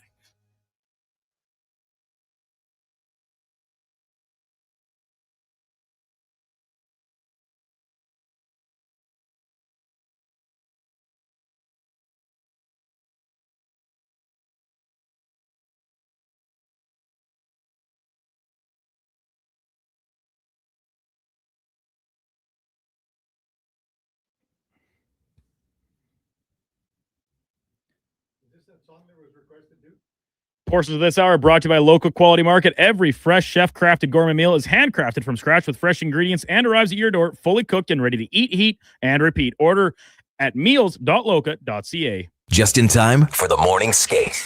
This is the Kevin Karius Show on Sports 1440. All right, welcome back to the big program. So what does that song do from the request line? By Clutch. Clutch. And Electric Worry. Wow. So that's the inaugural voyage for that's the first time we played Clutch. that one for sure. Totally rad. Yeah. Electric Worry by Clutch from Snarly. Rock on, he says. Ooh. Thanks, Snarly, for that request to our text line, 833-401-1440. Get your requests in. I think we got a couple slots open, but we can always make it happen. King of Fort Nasty texts in. Morning, KK, Duke, Finney, and Eddie. Duke earns his ice time by bringing a 15-pack of the green diesel to the dressing room before each game. Is this true, Duke? It's been known to happen. Now, I will say with the tropics, I don't really usually have to earn any ice time because a lot of the games are rolling up with like 9 or 11 guys, so you're out there every second shift regardless. But I'm pretty good for showing up with a few extra beers, if not a full case from time to time. And that's actually been a nice change on the tropics this year. That's become more commonplace for others to start doing that as well. Team captain Noel May regularly contributing on that front. That's why he's a C. Oh yeah, and it's like if it's a late game or something, he'll say, "Yeah, I'm bringing a case for the guys, so show up to this late game, and you can enjoy a beer courtesy." That's a really good leader right there. And it's like we play Sunday night. I'm not going to be there, unfortunately, but with Monday being off for the majority of people, I have to think the fellas might. Why don't you come to the Monday skate? Get into a few parking lot beers. Oh, yeah. It's going to be wild. Because usually at the Drake at our 6:15 time slot Sundays, the next team shows up and we have to get out of the dressing room. Weather's nice, have a parking lot beer. Monday's going to be wild for our skaters. Your skate's going to be busy for the holiday. It'll be really good. So I can't make it.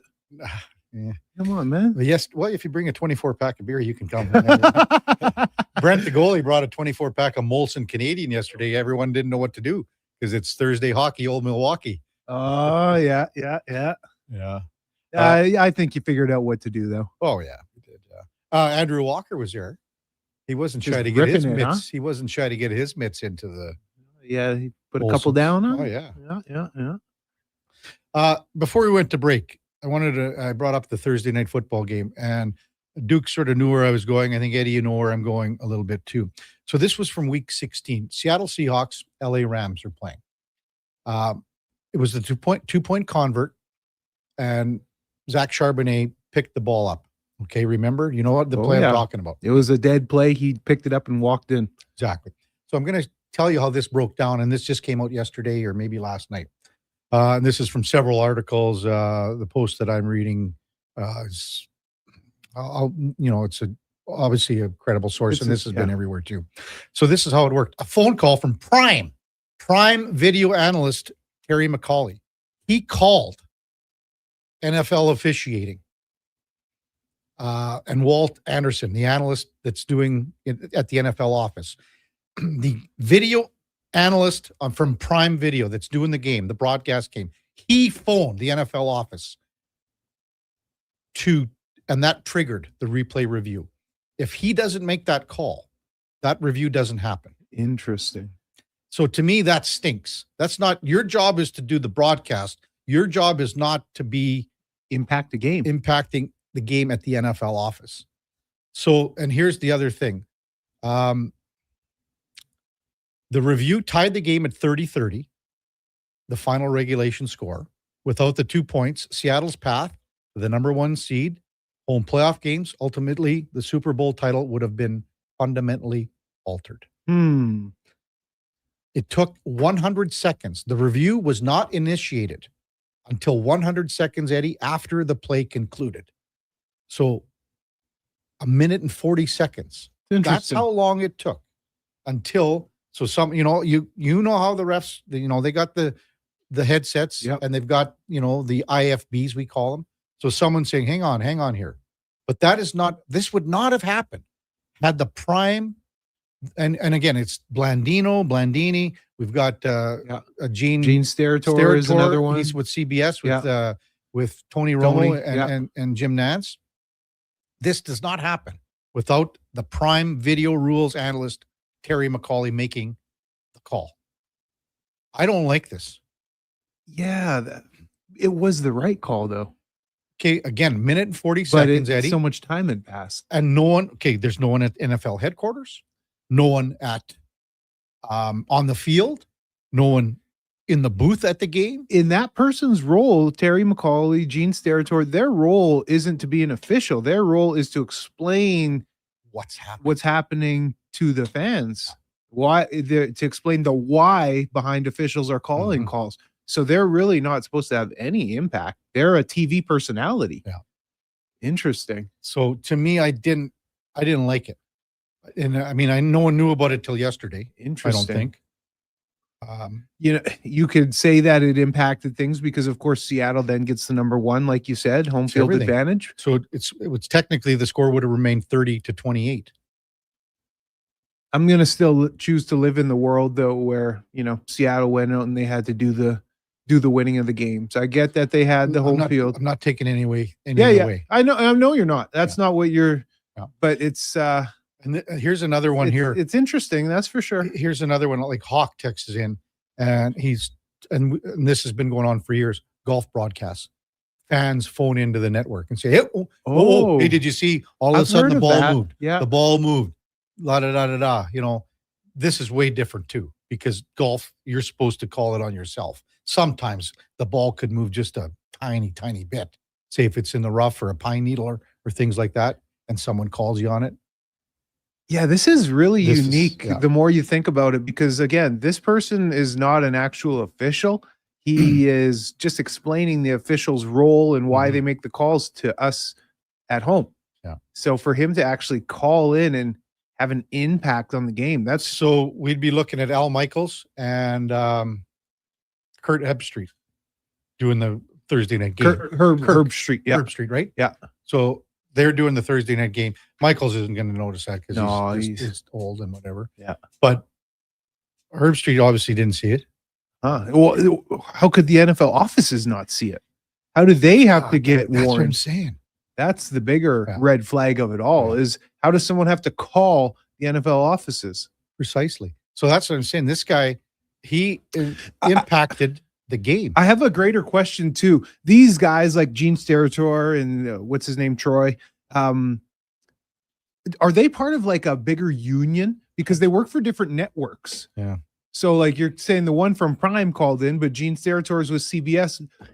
They all obviously know the NFL rule book inside and out. Are they a part of like the officials union, or are they separate entities working for their own broadcast? Because to have that type of impact, to be able to call in, Now it's the network who is actually calling the shots. Yeah. It's really not even the head of official. It's a network personality calling the shots. That's even more interesting.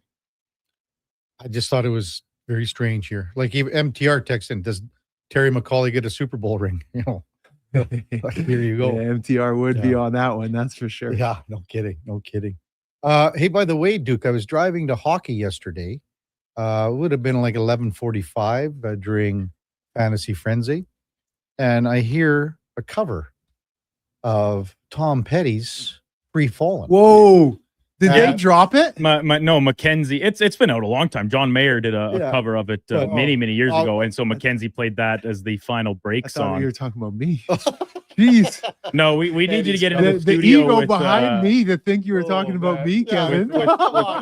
We need to get you in the studio with Mike or Dale, one of our producers extraordinaires here in the building, Eddie, and I'm sure they could make you sound just fine if they put enough work into it. Auto-tune? And then we'll get the full version of it, and then we'll play that someday. I think that'd be great.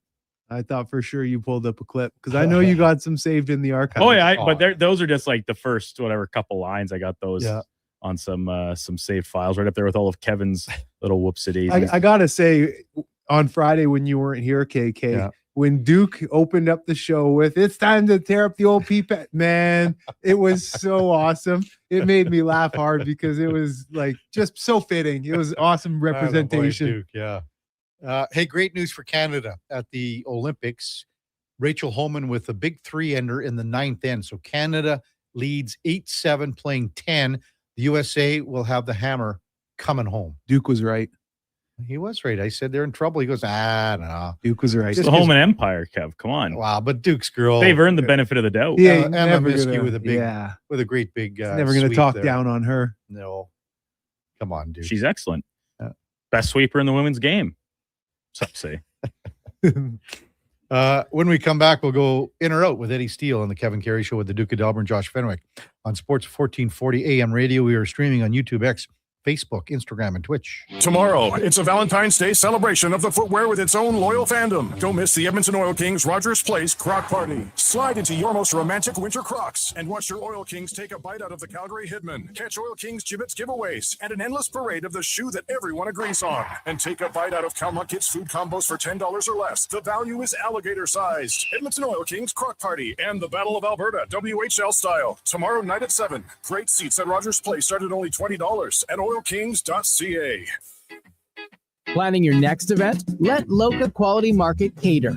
From made-to-order meals to gourmet platters to full chef tasting experiences, they make entertaining effortless. Visit loca.ca to start planning today. Business owners, if rising electricity costs are cutting into your profits, there's a smarter way forward. Right now, federal clean technology tax credits can cover 30 to over 50% of the cost of a commercial solar system, delivering an immediate return on your investment. And in Edmonton and Sturgeon County, the Commercial Clean Energy Improvement Program offers long-term financing for up to 20 years, making solar more affordable than ever. Lock in lower energy costs for decades and strengthen your bottom line. Visit GreatCanadianSolar.com to get started. Exciting news from St. Albert Dodge. The all-new 2026 Jeep Gladiator Sport packages have arrived. They have a great selection and a bunch of colors to choose from. And if you've checked out the Sport, you know it comes in some fun colors. Rugged capability, practical off-road features, and you can get behind the wheel for as low as $49,900. That's right. Put yourself in a brand new Jeep Gladiator Sport for less than $50,000. What more can you ask for? Time to head up the trail and see how easy it is to do business at St. Albert Dodge. Smart, connected, community-driven. Jason Greger sets the standard for sports talk in Edmonton.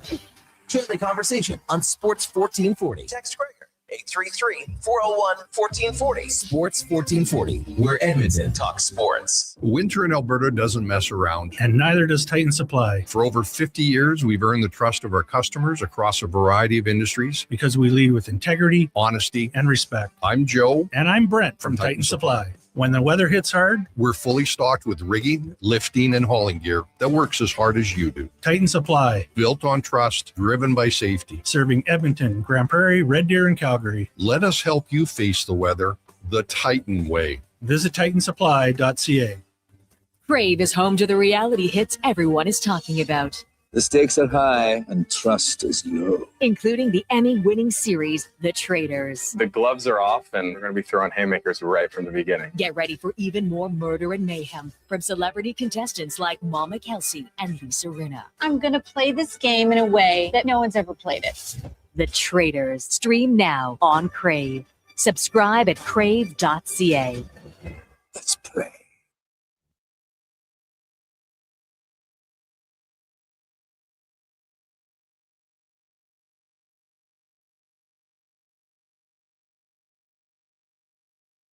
You're listening to Sports 1440 and watch us on YouTube, Facebook, and X. Sports 24/7. We are Sports 1440.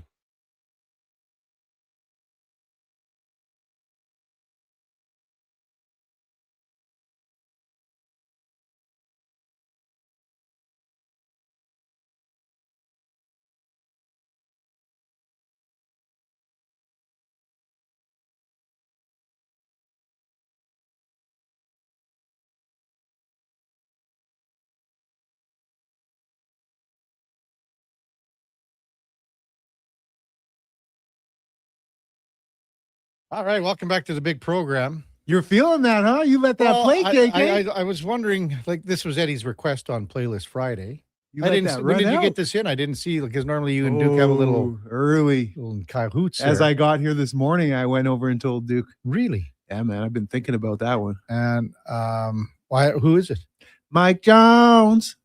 Who? Yeah, yes, KK, yes. Mike Jones? You did it. I was hoping you would. Ma Jones? Good job, man. Mike Jones. And now I've lost in or out Duke. Can you send it to the Dick M one? I love that, Kevin, because his whole moniker is who? Mike Jones. Who? So who's that? That's Mike Jones. That's Mike his name? Jones, yeah. What's his story? Just a rapper. I don't know. Yeah, he's just a rapper. I've never heard of him before. It's a good tune, though, huh? Oh, Catchy. okay. Do you have this on your playlist or whatever? Yeah, it's on the phone. Really? It's on the old Apple Music. Huh, that's impressive. I got to figure out how to find my whole email system now. Okay, you got to go to the icon that says log in, and then you put your username and password. But I have it all. It's different on my system here, Eddie. So Duke's got to send it to me on my other email or something. You're befuddled. Time now for. Are you in or out? Okay, you know what? Moving too fast. Bottom line, are you in or you out? In or out of what? No time for questions, just action. In or out? Well, then I'm out. I'm sorry, Jet. Actually, you're already in. Are you in or are you out? On Sports 1440. I thought you would go, I'm in, Bob, and we would have had a really cool moment, but you kind of ruined the whole thing. All right, Duke. Letterbuck. I just tried to resend it to you, Kevin. Did you get it? I got her now, baby. Wow. I just got to figure out my other email system now. Yeah, everything's amiss here. I don't know what's going Everything's on. amiss. Good stuff. Yesterday, Team Canada, an authoritative opening win, 5-0 over Czechia. Lots of pleasantries in the game from the play of the top-end players, some contributions from maybe some of the names we didn't necessarily expect. Bo Horvat in particular with the nice breakaway goal. The most surprising part of the game was the level of physicality over the course of 60 minutes. Yeah. Mm-hmm. I'm going to go in for sure. You, Eddie, too? Yeah, I'm in. I loved it. There were some good hits. I mean, McKinnon was physical. Wilson. We talked about McDavid. Drew Guys on Doughty was defense, out there. I mean, maybe second is Bennington getting a shutout. I don't know. Yeah. It's up there. Yeah, I guess because the shutout, but yeah, he was really competitive in that net, man. Yeah. I mean, but man, and Canada's going to have to continue that. And everyone's going to say, let's see what happens when they play the States, because that's going to be a physical game, man. Probably they won't see each other till the Pretty gold well. medal. Yeah, pretty well. You know, there's still, we have to navigate If it works, exactly how it works, but if it works out the way it should. But man, oh man, yeah. So you think about how physical that game is going to be. Because again, basically no fighting. You're not going to see any That Four shenanigans Nations, from yeah. Four Nations. It's going to be, oh boy, you know, imagine how the Kachucks are going to be running, and they got some big bodies on, you know, on the American side too. So And the best part about it, there's no out of bounds. well, think about all the players. I think more specifically on the American side. So And Bill Guerin said this too, and we're getting away from the question a little bit, but he said we're not just building this team to beat Canada, we're building it to beat everyone.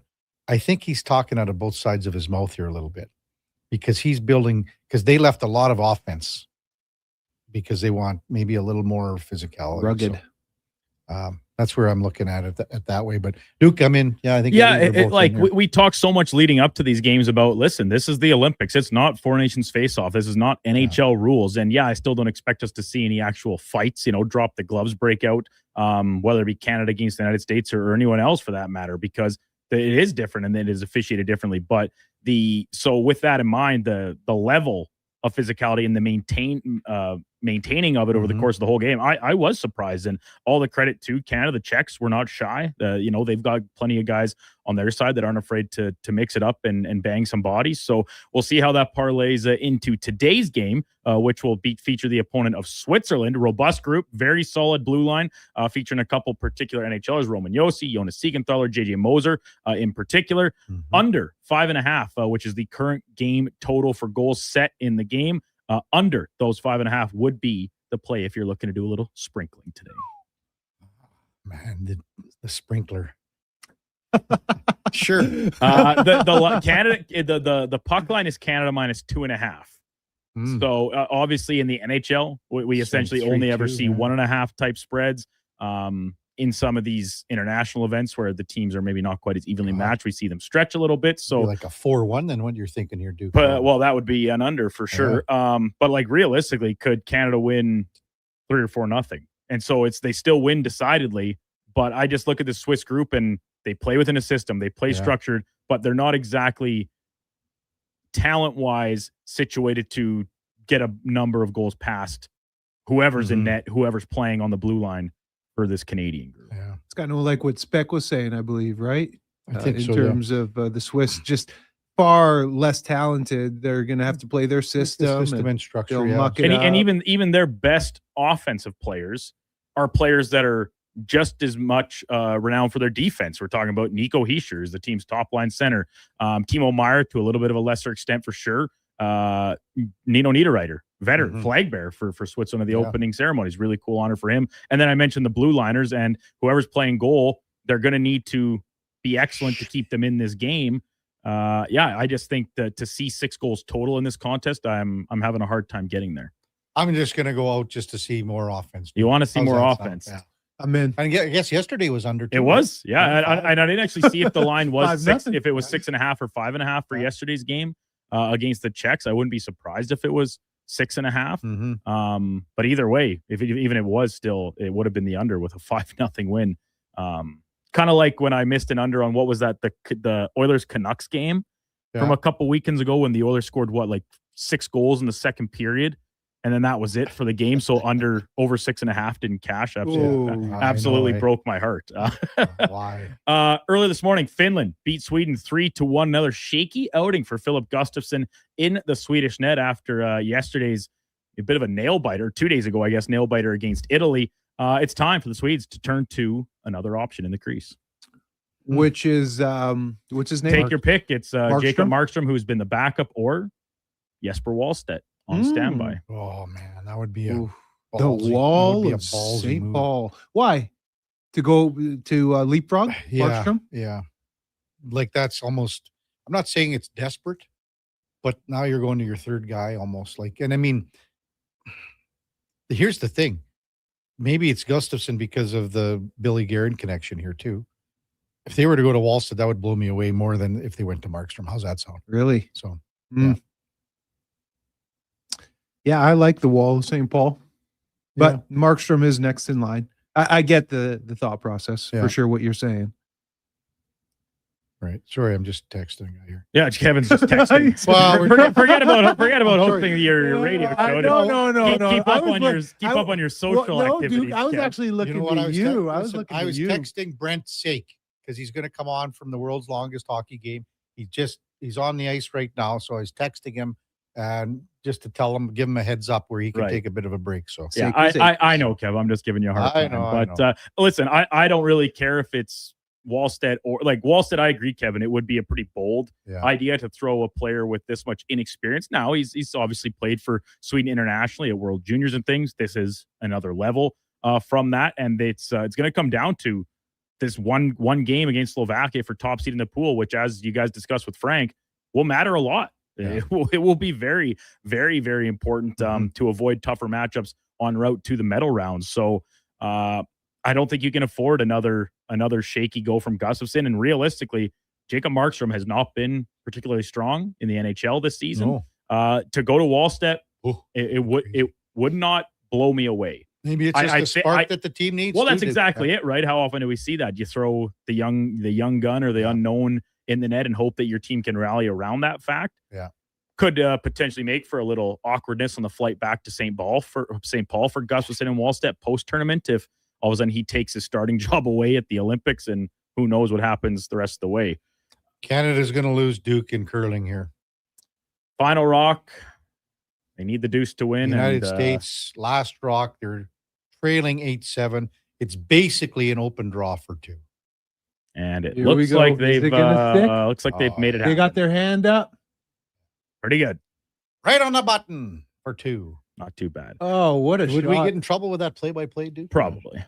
But that's okay. Chuck We'll Patrick try and continue to slide under the radar. It seems that the Stingray bosses are more concerned with some of our social media posts than they are what we actually say on air in regards to I need the tea. taking just use, like, for example, this is a quick tangent. The Team Canada's official Instagram page or Facebook page, they have like a little graphic with the final score, picture of McDavid on it, and I don't even know who did it in house here, but they just like essentially screenshot that and then post it from ours. We still like give photo credit, but that's still not allowed. We can share Team Canada's post and then put our own little add on to it, but we can't just use it, I guess, from our own page. So All this red tape out here in the world. huh?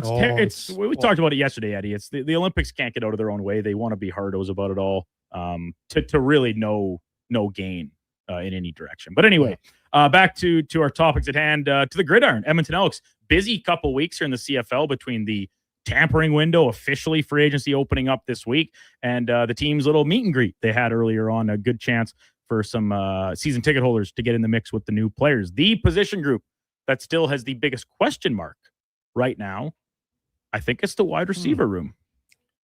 Yeah, I would be in on that. Yep, I would be in on that. You add a legitimate number one in Austin Mack, that's great.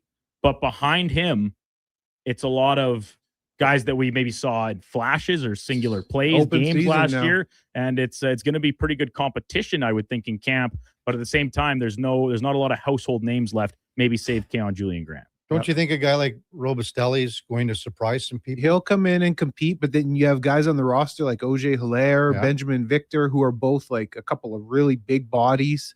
O'Leary Orange is Orange is a big guy. You have Mathis. Yeah, Mathis, another huge body. So Mathis, and that's another guy that I think they're waiting for. They want him. They think that this guy still can be a dominating receiver. He's got to be healthy, and he's got to be able to prove that still. But he's the biggest receiver in the league. Exactly, 6'7". They also have Keon Julian Grant. So like, there's a lot of competition there, man. But with that being said, do we necessarily know what we're getting out of many of them? I would say no, Duke, to be honest. Yeah, that's what I mean. So it's still a question mark for me if this is a receiver room that has the total talent pool to be among the best in the league. A lot of names and some guys that we've seen limited action from. Going back to last season, you mentioned Mathis, Victor, and Hilaire, but what would you say about pretty limited? What would you say about the secondary guys? Because you mentioned Mechie and his. I like the secondary, man. Yeah. That's one of my favorite positions on this team. And Cordell Jackson was really good last year. You got Tyrell Ford, JJ Ross, Cordell Jackson, like you mentioned. Like, their secondary finished the year, that last third, they were the most ball hawking unit in the CFL. Like, they were hitting people, they were chopping guys down in the run game, but they were hawking the ball in the pass game as well. I really like the secondary. And that's why Ed pretty much signed them all and brought them all back, man. You know, and then I think they're happy in running back. Oh, yeah. Oh, for sure. I mean, are they? That's the best 1-2 punch. Sure, yeah. leak and rank. So if there was a second option here, Eddie, would it be the D line? Yes. Because once again, they add a big name, the biggest name in Malik Carney, but after that, it was a very underwhelming group on aggregate last year, and very, very high priced one at that. So they add a lot to the offensive line to shore that up, which was another area of concern. But the D line, it's still maybe Noah Taylor can take his game up a notch here. Robbie Smith. I mean, he needs to show something here. He's making a huge price tag, didn't produce at all. Last year, their entire defensive line, the team leader had 4 sacks, and that's unacceptable. It's just unacceptable. You're not going to get it done with 4 sacks. Malik Carney, who they signed, highest paid defensive player, $270K, hard money. He had 8 sacks alone last year. So he doubled what the entire unit did for their best production. So they need to be better on the D line. Full stop. Finally, February. It is Friday the 13th. Oh boy! If you're at all interested in such superstitious nature, but let's focus on the month as a whole. It's National Canned Food Month. The only good food that comes out of a can, when eaten on its own, is peaches. I am out. That's not the only good thing, dude. No, if you're going to come at me, Eddie, with tuna or some crap I like didn't that, even think tuna. That smelly garbage. Tuna right to the muscles, baby. Protein. It's too bad it's disgusting. It smells like canned salmon. What about Eddie's the guy bringing that into the workplace office and cracking it open, smearing it all over his crackers and just chowing down. Got to get my gains. I've been that guy before. For sure, man, for sure. I think pears. If you're gonna have a canned fruit, we've talked about this before. I think pears suck. What about cranberry? I don't like pears. Cranberries? Canned cranberry sauce, baby. I suppose that's not a bad answer, Eddie. No way, man. Duke. I can appreciate canned big jelly thing that pops out. It's awesome. He grows his own cranberries and then makes it in his kitchen. That's right. Wasn't it a corner gas bit with Brent Butt however many years ago? He's like, the plop of the cranberries coming out of the can. That's the sound of Christmas. What about corn? I love cream corn. Cream corn loves me. I suppose that's all right. Maybe Josh Fenwick would say canned tomato soup. Because that's what he makes for the ladies. Hey, I had a bowl of tomato cheese? soup last night out of the can. I needed something a little easier to eat with this ear pain I've been having. But it's like spoken like a true bachelor. Ear pain. Give me a can of soup. It's been all down the side of my face. I was worried it was actually like my jaw or a stroke or something. But no, it's just like I think it's an ear infection. It's feeling much better today, which is promising. But it's funny you have this, Duke, because I told this joke to Spinner in the dressing room yesterday, and it was about a guy that got he was in court, and it's obviously it's a joke. So he was in court for stealing a can of peaches, and the judge said to him, like, what was the big deal here? Like, stole a can of peaches, and the judge said, well, how many pieces of the peaches? Like, how many pieces were in the can? And he said, I don't know, 6. So the judge says, okay, well, I haven't heard something like this before. So I'm going to detain you and I'm going to put you in lockup in jail for 6 days. That's what we're going to do. And the guy's wife stands up at the back of the courtroom and says, he stole a can of peas too. Hey, and you know what? The court of public opinion will have something to say about that. Oh, man. I can't believe MTR that. says, what about a can of beans? Yeah, crush some beans to chickpeas. Corey says... But okay, so chickpeas are beans, but those are ingredients that you use in something. Like you're cracking open a can of, I suppose, like pork and beans would be the best example. That's really not that good, though. I just had tuna yesterday, actually. Yeah, and just because you're a savage. With some pesto. Really? Tuna, pesto on some Two pasta. things that are not good. Corey says stag chili. Yeah, for sure. Stag chili. Chunky. That's the chunky soup. So we talked earlier this week, Kev, about the spread we had on Super Bowl Sunday, and you, of course, naturally, you were all fine with my triple dip until Laddie gets in here and starts berating me. You just have to join in. Total, Two-faced. Talking out of the both sides of your mouth. But the chili that Chucky Slicks makes, stag chili is his base. That's his starting point, is some cans of stag chili, and then he builds it up from there out. Chucky Slicks. Oh, man. It's listen, I can't argue with the results. It tastes good. I don't necessarily agree with the process, but the results are there. Be better, Chuck. Brian says sardines. Oh, man. Crush them. Yeah. crush them. Here's a true story too, Eddie. When I was born, back then, you know, the dads weren't allowed to go in the hospital. So it was. What are you laughing at, dude? Just the way you Back said then, that. they had was the hospital just what you're retroactively calling the barn? No, That's what I was thinking, Away in a Duke. manger here, Duke. Come on. I didn't think hospitals were invented yet when you were. Anyway, true story. My dad, you know, because they ripped it up back then, and that's all he had. Like he was just eating sardines out of the can, but he was so loaded and so drunk for like the week or whatever that he kept putting the sardine tins under the bed. Like he'd eat them in bed, and then just toss it just under. pass out and throw the sardine tins under the bed, and they were there like for weeks until Dad. Mom finally figured out that they were under there Dad. because of the smell. Oh man, times are different. Yeah. Yeah, I'm good for a can of sardines every now and Oh, then. and a nice piece of bread, and you mush them, you just crush them down and have. I love the sardine jalapeno sandwich. ones. Oh, The spicy ones. Mm. Duke, you're not into. Yeah. Nail says Hereford corned beef. Oh boy. Oh. Oh. Yeah, About Duke's, spam? I would say Duke's Nothing like meat out of a can that spam just or really. prim. Oh, Duke would be so a gross. Yeah. Flakes of ham. That's for Duke. disgusting. Flakes of ham. Chunk You guys can chirp me for my bachelor lifestyle and eating habits as much as you want. Do never ever accuse me of eating meat out of a can. You're gonna That's buy Duke's some disgusting. creme, like We should. creme and I'll all use that it as a stuff. We hockey should give puck them at the next a little Friday's gift skate. basket of all the favorites. How about even with those bigger hams in the can, and you get all that jelly around Yes, it? yes. All that gelatin. Oh, great. Well, Eddie, I guess you're off to. I guess it's time to go. Well, anything on the go today or what? I got to get down. Elks Nation. We got Keon Julian Grant actually coming up. 9:30. Be interviewing him, and then gonna go for a little lunch with our boy Richie DeClue. Oh, Richie DeClue. Yeah, that's from 2 years ago. Yeah. Yeah. When we went to Chop. And that was the downtown location. Yes. Where both Laddie and Schlemmer couldn't get out of the parkade. Really? Yeah, they their scraped the trucks? top of their trucks. Yeah. Sorry, boys. Yeah. That sucks. We got to line up our dinner too with the J-Dog, Jason Beulah. Yeah. Oh, yeah. He Yeah. wanted to do it in July, but I don't know, Buell's, if That's we can late. do it that time. There's a few things on the go, so he wants to do it with some fishing guys coming in. Oh, He's got some buddies that they're that'd be going nice. up north, and he wants to kind of treat them on the way That'd be nice. out the door. Yeah, or yeah. in the door. That makes sense. Yeah. What's on the go for the weekend? Eddie? Pretty low key, man. I think. Yeah, I'll be What do you mean chilling. low-key?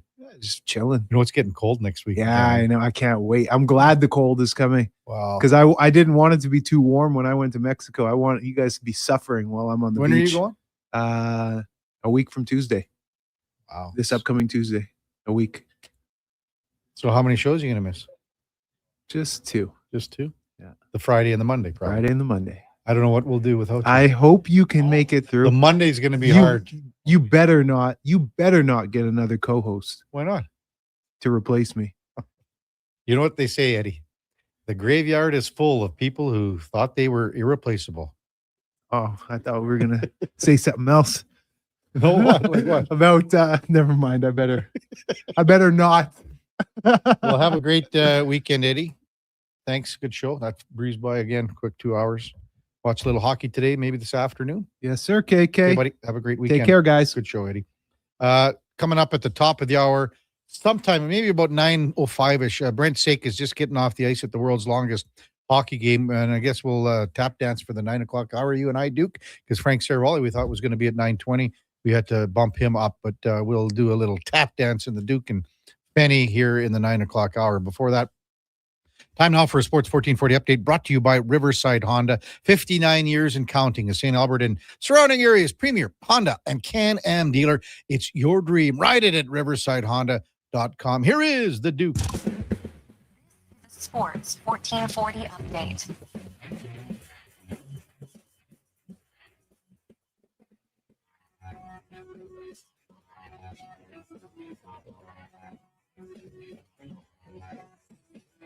From Italy this morning, Thomas Stefan finished ninth in the men's 10K cross-country freestyle. Brad Jacobs ring defeated The United States 6-3 in curling. He'll take on Sweden coming up at 11 o'clock. Rachel Holman and her curling team, they fall to the United States 9-8. Currently, Ted Jan Bloman is skating for a medal in the men's 10,000-meter speed skating. Still to come, Haley Clark and Jane Chanel get underway in women's skeleton. Josip Brucic has his third and fourth runs in men's skeleton. The men's singles free skate program will feature Steven Gogolev and our men's hockey team taking on Switzerland just after 1 o'clock. Logan Thompson expected to start in goal. Outside of the Canadian field in men's hockey, Finland beat Sweden 3-1 and Slovakia topped Italy 3-2 to now sit alone atop Group B's standings. Last night in the association, Milwaukee topped OKC 110-93. Utah falling to Portland 135-119. And LeBron James became the oldest player in NBA history to record a triple-double with his 28-10-12 stat line in the Lakers' 124-104 win over Dallas. From the MLB spring training scene, Toronto Blue Jays have acquired outfielder Jesus Sanchez from the Houston Astros in exchange for outfielder Joey Loperfido. Coming up in hour 3 of the Kevin Karius Show, we'll be joined by Brent Sake from the world's longest hockey game. I'm Brandon Douglas at your Sports 1440 update. This is Sports 1440, A Stingray radio station. broadcasting on Treaty 6 territory. Download the free iHeartRadio app and listen to CKJR wherever you go.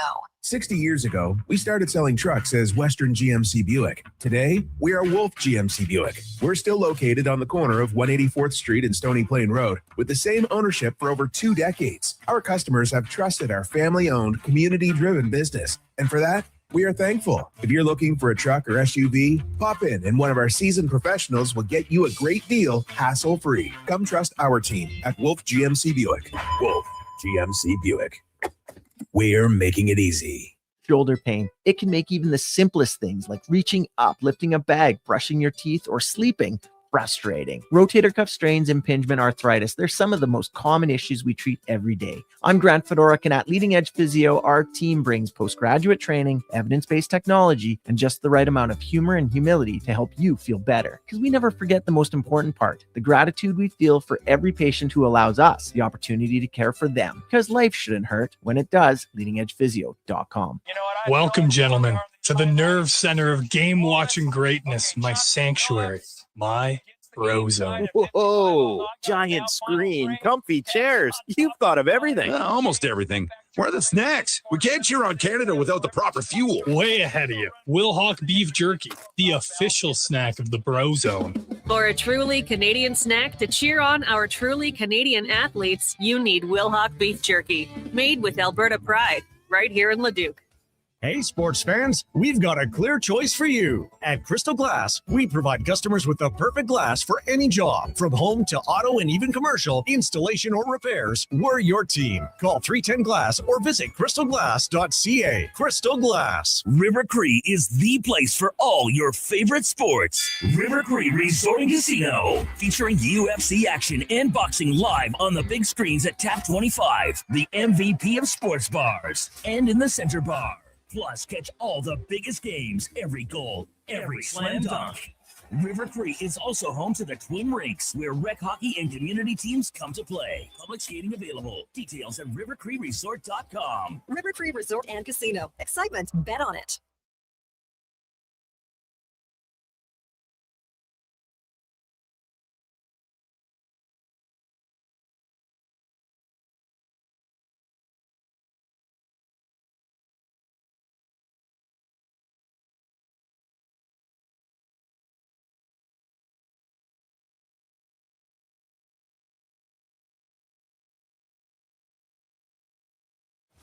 Stories, guests, and insights. This is Sports 1440 and the Kevin Karius Show.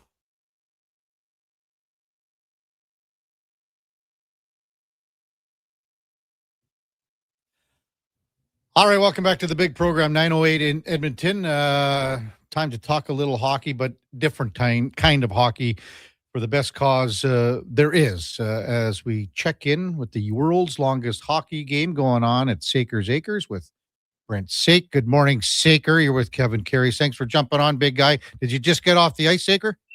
No, what I'm doing here is looking at my line, skating out there. I've been pretending to talk for the last 20 minutes, actually. Hey, that old trick, hey? That old trick. Hey, you tell me you didn't pull that off back in the day. Why do you think you got the name Primetime? Yeah, wasn't that the case? Wasn't that the truth? Because if you could just get a couple extra minutes every once in a while. Yeah. Wasn't it? Well, how are you holding up, big guy? We're into the kind of the home stretch here a bit. Yeah, everybody's spirits are high. The locker room is a special place, as you know. Just to be around the guys and the two gals that's here and stuff. We're smiling. Yeah, we're finally smiling. Wednesday was a tough day. I had to send a note out to people on Wednesday because everybody gets tired. They get a little cranky, and then thankfully on Wednesday we heard word about a matching $100,000 donation that was coming soon, and that just came through, which just, as soon as that happened, and if that person's listening, I want to thank whoever that is for doing that, because it picked everybody up and it said, okay, let's go. We're doing this. Yeah, it's funny how it works, right? Everyone's so excited for the first day or two, and then you settle in, and then there's that spell, isn't there? Because it's just the way it is. It's such a grueling thing. Yeah, there's a buddy of mine, my neighbor Wayne. He was his arm was hurting pretty bad because my wife took him down hard into the boards. Thank God. Like, she's a beast out there. Sure she is. But I said, hey, how's your arm? And I said, I'm in charge of looking after making sure everybody's staying healthy, and mentally and physically. And that mental part has actually been the battle for us with the warm weather and the ice. It's so hard to skate, but the Zamboni crew's been doing an amazing job. Speaking of that ice, and again, I would think this is probably the warmest stretch for the longest period of time. Would that be fair to say? And then to kind of pony on that, how much base did you throw down to get ready, just to make sure you guys would have enough? Well, for sure that we generally, Alberta gives us 2 days of warm, 2 days of cold, and et cetera. But and then the COVID game we had minus whatever the heck it was that entire time. But this is for sure the longest stretch. But thanks to Janelle, it was her late nights. I think she put a few posts on her or Instagram or whatever at 2 a.m, because it's her that on the late nights when nobody's around, she was up at midnight till 5, 6 a.m. putting water down and then getting to work. So yeah, Janelle did a great job just pulling that together, and the Zamboni crew's probably scraped off about 8 inches of ice throughout this game so far. Yeah, Brent Sake with us, world's longest game. Coming up to the final weekend and wrapping up on holiday Monday for Family Day. That's always been the staple, because that's what it's all about. And maybe just talk about the cause again. And I know so many guys that like Barry Stafford, and with the CAR-T cell program that everything's going on at the U of A. And this, I think we're getting there. We're getting closer and closer, don't you think, Saker? Yeah, we're about 750, 770 or something like that. And the CAR-T cell therapy is truly the way that cancer patients are probably going to be treated in the future. It's a difficult thing for us to get done here in Alberta, but if we get, this is a $9 million project that's been going on through years with the Toaster Town and stuff. The Cure Cancer Foundation raising millions over the time, and they're $1 million short right now, and the equipment's sitting in a lab waiting to be purchased. The doctors are ready. The infrastructure is already done. The last little piece that has to happen is for us to buy this equipment. And as soon as we can write that check, they're shipping it. The stuff's just sitting on a shelf. It's ready to go. And the Alberta Cancer Foundation told me if we can do this, August 26th, they're going to open up the lab, and patients will be treated here, which is, it's just a beautiful impact when we know that we can do something and it's right now and it's right here and we can get it done, and we've got to get that done. So it's been waiting for years to happen, and we're really close. Just need another $250,000 and we'll get her done. Unreal. Brent Sake in the world's longest hockey game going on just out at Saker's Acres, brought to you by Booster Juice. And I know Dale Wishawan's been such a good buddy, and he's been a long time sponsor here on Sports 1440. He's been with you every step of the way here. 100%. Dale, I'm proud to call him a good friend of mine. We grew up together, going to school down in Portland, playing ball and having fun down there. And, we've just been good friends for a long time. Actually, on that note, he did ask me one time, he said, Brent, I'm going to open a booster juice here. Well, you want to go half with me? I said, that's not going to work. Well, I'm not the smartest business guy.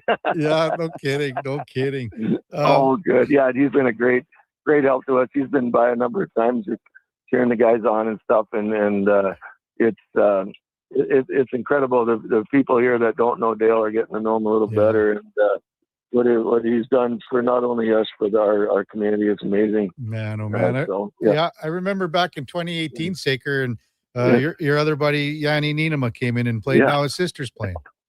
His sister playing, Maria Many Letters, we call her, because we can't spell Nienema. Still can't spell that name.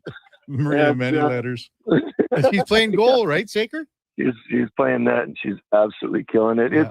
It's incredible to watch the character of people. I've known her, a long time, and just to come out of your element with a bunch of people she doesn't know. She knows Janelle and I, and that's it. And she is a piece of glue in that locker room. When she walks in and smiling, everybody is like, "What are we complaining about here? Look at this." Her legs. I don't know if there's a picture about that, but they actually had to.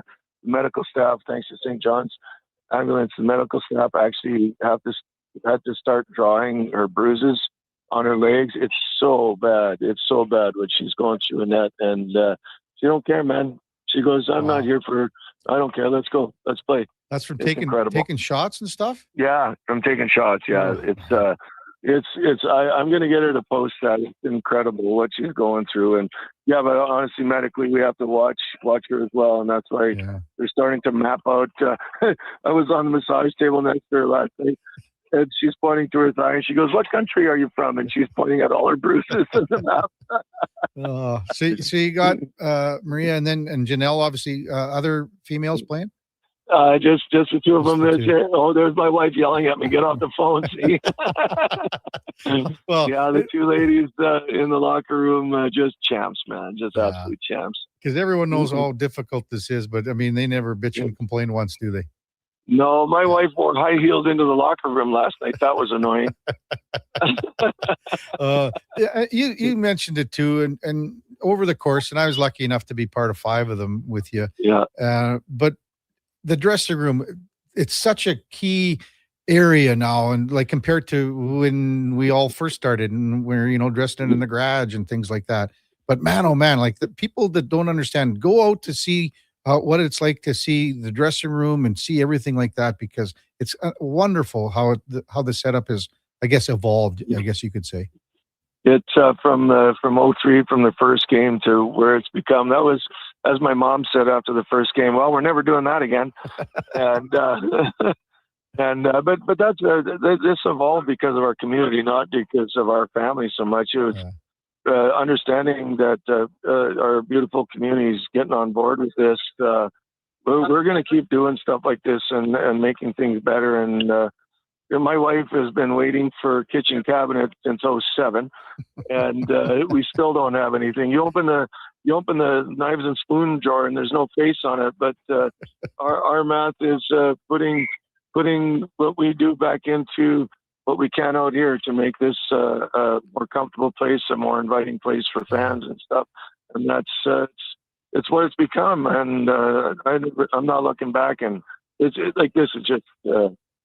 I don't know, Kevin. I know you get emotional. By the way, I know. Yeah. And we miss you in the locker room, buddy. I love that part. Yeah. I love that part, hanging in there, and you'd go. Your bad jokes. Going an hour early, and staying 2 hours after. That's the most fun. That's the most Isn't fun. It? Hey, I wanted to ask you about like the Cooperalls, and it's kind of the Hartford Whaler colors too. Yeah. Where did you find the Cooperalls? This is my brainchild of Jesse, my son, months and months ago, whenever it was. And I said, Jesse, you got to pick the unis. And he's going, well, I think I want to go old school, Dad. So he was looking at the Flyers, and then he saw this. He goes, if I was ever to play for an NHL team, this is the team I want to play for. the Hartford Whalers, and I don't think he even understands how awesome of a comment that was. Yeah. But yeah, so Jesse picked the uniforms, and Toner got it sorted out as always, and they're awesome. But as Janelle says, well, we kind of planned it too in case of the cold weather. We thought this would be a good idea. And now Janelle says the only thing these things are doing is keeping my farts in. Brent Sake with us, world's longest hockey game presented by Booster Juice happening out at Sakers Acres. I'll just maybe leave an open mic to you just to talk about the volunteers and everybody that keeps this thing humming along over the course of 11 days. Thank you to all the volunteers. We do the count, and it's over 800 people to put this on over the time, and I'm seeing some familiar faces and stuff. Hutch was just here, so like there's volunteers that over the years they were Zamboni drivers that turned into hockey players. There was refs that now are hockey players. There's people I've never met in my lifetime that I get to know out here that all of a sudden, I'm having Christmas dinner with. Mm-hmm. And that's who these people are. It's amazing. They drank the juice and they're living it. Yeah. And I don't even know what to say. You can't, thank you isn't the words. I don't know what to say. Yeah. And just to wrap up time on Monday. Yeah, around 6 o'clock, sometime around 6. There goes Zambarni. He's on the ice now with his, Has he got the hat on? Hat. Yeah, he's got the hat on. The foam hat? He's got the foam hat on. Yeah. Hey. Yeah, around 6 o'clock on Monday sometime there. And Barney's been there every step of the way too, Oh. Every step of the way. I grew up with him, and he takes his time off work, as a lot of people out here do. Oh, yeah. Take their time away. It's not just showing up. Like, there's volunteers here that are staying here. It's incredible. What crusty old veterans have done them all, like yourself here? Me, my cousin Darcy, and Curtis Sieben. Yeah. What we got to do is think of a nickname for Sieben. Well, the big German. The big German, yeah, that's where he's too hostile far as what I think he's going to get. And he's probably still bearing down, like the guy that has the strongest hands and arms in the league. He's probably still bearing down on everyone, isn't he? Yeah, it's unbelievable. You know what I'm surprised at? They say you do something 10,000 times, and you're a pro at it. I'm still not that good. I don't know. That's a lie, by the way. That's just a myth. You have way more fun playing out than in net, though. Yeah, for sure. Oh man. Okay, pal. Well, I know you got to get back. You probably want to have a bit of a break after all these interviews you got to do. So, hey, thanks for coming on. Best of luck. And I'll text me your shifts for tomorrow. What time you're on? Do. Text me or get Brenda to do it. And text me that so I know what time to slide out if I can tomorrow. Oh, I appreciate it. Thank you very much. Okay, bud. Take care and smooth sail until Monday. All the best, bud. Thanks, brother. Yeah. Brent Sake, world's longest hockey game. You can check out the website. And again, as Brent was saying, for up until the next $100,000 is donated, an anonymous donor is going to match the next $100,000. So that's just been secured. He knew about it. I think he said he knew about it coming on Wednesday. So you can check out the world's longest hockey game .ca/donate if you would like to do it. I mean, the commitment by all the volunteers and the players and everyone to put this on is astronomical. I think people don't realize how big of a project this is. For one, I can tell you that there's a myth out there that people think, oh, there's hundreds and hundreds of players or several hundred players that play in it. That's not the case. You line up with 20 guys on your team against 20 guys and girls in this case on the other side. That's how it works. And you divvy up the ice in basically groups of 3. So you have 6 players, and 6 players, and then you've got the goaltenders. And actually the goalie's got to rotate in and out at times and play out as well. So playing goal in this thing ain't easy. So you might have a shift of 3 hours to 4 hours where you've got 6 skaters. So you sub in. There's one other person on the bench, and you'll be out there. So you'll go for, I know some guys like to stay out as long as they possibly can and then take a bit of a breather. Others have a rotation, and you always kind of follow one guy after, or a girl in this case with Janelle playing and Maria in sort of a rotation. But that's how difficult it is. There's not tons and tons of players. And again, brought to you by Booster Juice. An anonymous donator has said that they will match up to the next $100,000. And when you look at where the University of Alberta and the Alberta Cancer Foundation is with this CAR-T cell therapy, it's getting closer. And Brent mentioned the Toast of the Town. I'm going to be proud to be part of that event coming up in April, where they toast Terry O'Flynn, longtime philanthropist in town here, that is going to be toasted and probably roasted a little bit in April. But Kevin Lowe has been there. Cal Nichols, has been the toast of the town. And Terry O'Flynn, very, very, very worthy recipient. If you can get out to Sakers Acres, it's just just east of town of Sherwood Park. You can find the directions on the website and everything like that at worldslongesthockey.ca. So great cause. The other thing that I wanted to mention, and this isn't a slight or a slam on other organizations that raise money for whatever event that they're doing, but I can tell you that for the world's longest game, the players pay to play.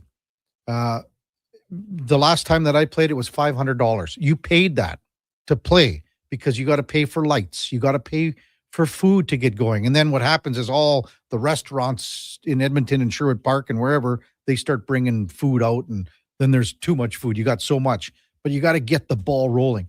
I can tell you that the amount of money that gets raised, percentage-wise, that gets raised, that when you take away the overhead, it's so close.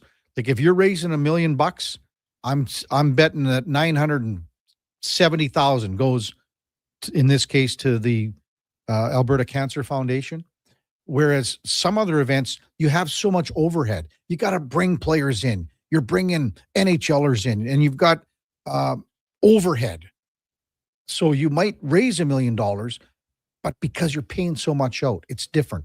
This cause, I can guarantee you, it is as close to where it's dollar for dollar in on donation, which is massive because there are so many charities out there and foundations that are different. They have staff, they have this, they have that, and they've got to bring in money and they've got to spend money to make money, kind of thing. So check it out, worldslongestgame.ca, brought to you by Booster Juice. And if you want to donate or just go out and support the guys and the girls, it's a great place for sure. When we come back, we'll get to some of your texts. 833-401-1440. Kevin Karius, Duke of Delburne, Josh Fenwick on Sports 1440 AM radio. We're streaming on YouTube, X, Facebook, Instagram, and Twitch. McValue meals are here. Get the McD's you love for $5 plus tax every day with your choice of a McDouble, junior chicken, or chicken snack wrap with small fries and small fountain drink. All for just $5 plus taxes. Canadian restaurants. Product availability varies. Prices exclude delivery. Zoinks! It's like a totally Great Dane Family Day Oil Kings game. Monday afternoon, Edmonton looks to foil the schemes of the Lethbridge Hurricanes because it's Scooby-Doo Family Day at Rogers Place. Your Oil Kings suit up in specialty jerseys right out of the mystery machine. They'll be auctioned and raffled off in support of the Edmonton Oil Kings Education Association. And Calmont Kids food combos at just $10 or less. Jinkies, that's better value than a box of Scooby snacks. Oil Kings Scooby-Doo Family Day game, Monday at 2. Great seats at Rogers Place start at only $20 at oilkings.ca. The Edmonton Firefighters Rooftop Campout for Muscular Dystrophy is February 18th to 20th. Edmonton firefighters are again braving the elements by camping on the roof of Fire Hall number 2. This year, they've added a little twist and will start the rooftop campout with no camping equipment. The more money they raise for muscular dystrophy, the more equipment they get to survive an Edmonton winter, with a final goal of getting off the roof and helping this incredible cause. Donate now at any Edmonton Fire Hall or online at edmontonrooftopcampout.ca. Mr. Reuter gets a colonoscopy. All right, Mr. Reuter, just relax. We're almost finished. Now, what am I looking at on the screen? That's your large intestine. Wow, the pipes of the human body. Incredible. This is just like when we use a camera for sewer inspection, except you probably don't find tree roots. You'd be surprised what we find. You know, once I found a bunch of Hot Wheels. Hey, me too. For a plumber who values healthy pipes, call Mr. Rooter. From the first face-off to the final, Sports 1440 is your home for hockey talk. With live coverage, expert analysis, and pre- and post-game shows, we bring you closer to the game. Tune in 24/7, only on Sports 1440, Edmonton's sports station.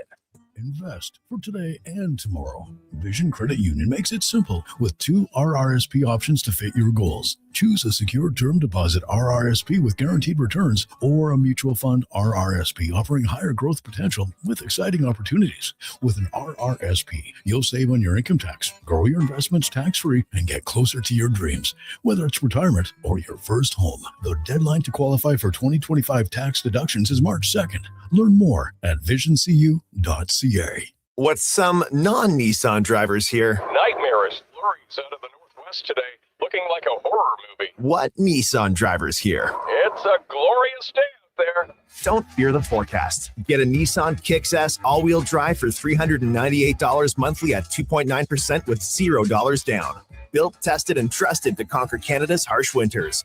Visit your local Nissan dealer today or nissan.ca for details. 60 months, conditions apply. Visit your local Edmonton and area Nissan dealer for more information.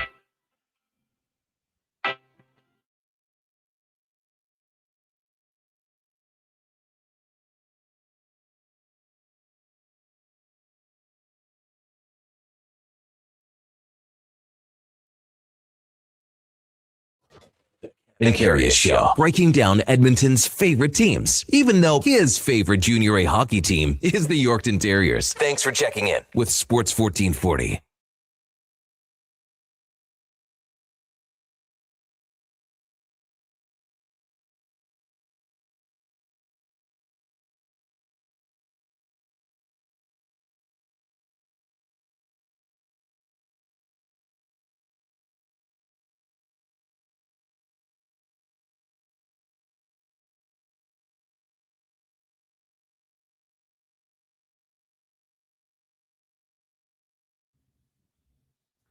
All right, welcome back to the big program, 9:31 in Edmonton. Kevin Karius, Duke of Delburne, Josh Fenwick with you. In men's hockey Group 8, Czechs are up on France 2-0, I believe, after the first period. That's the last score that I saw there. Hey, you finally got in one for Jumpin' Jack Flash. That was starting me up from the request line. Yeah, you betcha. He usually throws in a few options. Yeah, he gives like 4 or 5. So they're kind of try and pull one out of the Jumpin' Jack Flash. Text line 833-401-1440. It's Feel Good Friday, Playlist Friday. If you've got a song, get it in. Duke will get it on. Joanne texted in, hey, KK, great interview with Saker. Just reminiscing about the first game in that hot tub. Man, that hot tub was gross. All in the name of charity. I'm going to throw this one at you, and that's from JoJo. The first game, that was an 80-hour game. I didn't play in that one, Duke, but in 05 was the first 240-hour game. So there was a hot tub for that one too. I never even thought about going in it. But apparently the hot tub for the 80-hour game, and that would have been in 03. Well, I'll just think. So guys, this was, it was like bare bones. So guys would have played for however long, then gone right into the hot tub with whatever food and booze that they could get their hands on and sit in there probably till the next shift. Like, apparently they said there was like the color, it wasn't even, you couldn't see anything. on. That's how gross the water was. Oh, man. Well, listen, I'm not too proud to say that, like, over my lifetime, have I been in some pretty rank Sketchy, hot yeah. tubs? Well, yeah. We would go on a ski trip every year. Whether it was with the farmhouse, my fraternity, or the agriculture club. There's 2 different trips. And we'd usually have it for a weekend, and we would rent a place right on the hillside more often that would have a hot tub attached to the house, chalet, whatever you wanted to call it. And from the course of, like, when we get in from the day skiing, have some supper, guys would get in that tub. I would not see them leave the entire night. And there's a pile of about 15 empty beer cans beside them. And this isn't just one guy that's doing this on a dated or, couple days straight basis. It's several. So, hey, is it gross? Yeah, but sometimes when you're in the right environment, doesn't seem to matter much, I suppose. Yeah, I couldn't. You definitely want to have a shower before you go hit the old fart sack, as you would say that night, Kevin. Anywhere, like, oh, come on. Here's the problem with that is when you finally call it a night at 3-4 o'clock in the morning, sometimes even later, you don't go to bed. Yeah. Maybe you get up and sleep for a couple hours before getting your gear back on and heading back to the hill for first lift the next day. Having a shower isn't exactly the thing that's top of your mind, but nights like that, you sure wish it were. Like the things that you remember, like Saker's talking about World's Longest Game. You remember the guys in the room and all. Mhm. That's what people say when athletes retire. Yep. They miss the guys, and that's what I miss about the game. You don't miss playing 85 hours, or some guys, like I think a few of us were closer to 100 hours out of 240 over the course of the 10 days. Mhm. And then they're going 11 days because the record keeps going up by a couple hours, every World's Longest Game. And that group in Calgary keeps setting it another hour or two more, but they're playing indoors. You could play forever indoors. Hypothetically. And they do it in April or something like that. Okay. I remember those guys, like they had pictures of them after sitting out on lawn chairs outside. Just looking like they're having a great sun time. in their feet. Some of the pictures of you Yeah. guys, like you said, years where it was minus 35 for the full week plus. Not quite as glamorous. The thing is, too, Duke, when it's warm like this and they've had the warm weather, it is so Tough much skating harder. out there. Like, Skating you just out can't. There's no glide. There's nothing. And it's just almost impossible to get anything going. Saker was talking about Curtis Sieben, the big German. Text from Jamie in Beaumont. He says that he used to work with Curtis. It's not coming up now. Oh, here it is. I worked with Curtis at Owen Oil Tools from 02 to 06. Stellar guy. We called him Curly. I said he was the hardest player to play against by far. And then he responds with a beast. A beast.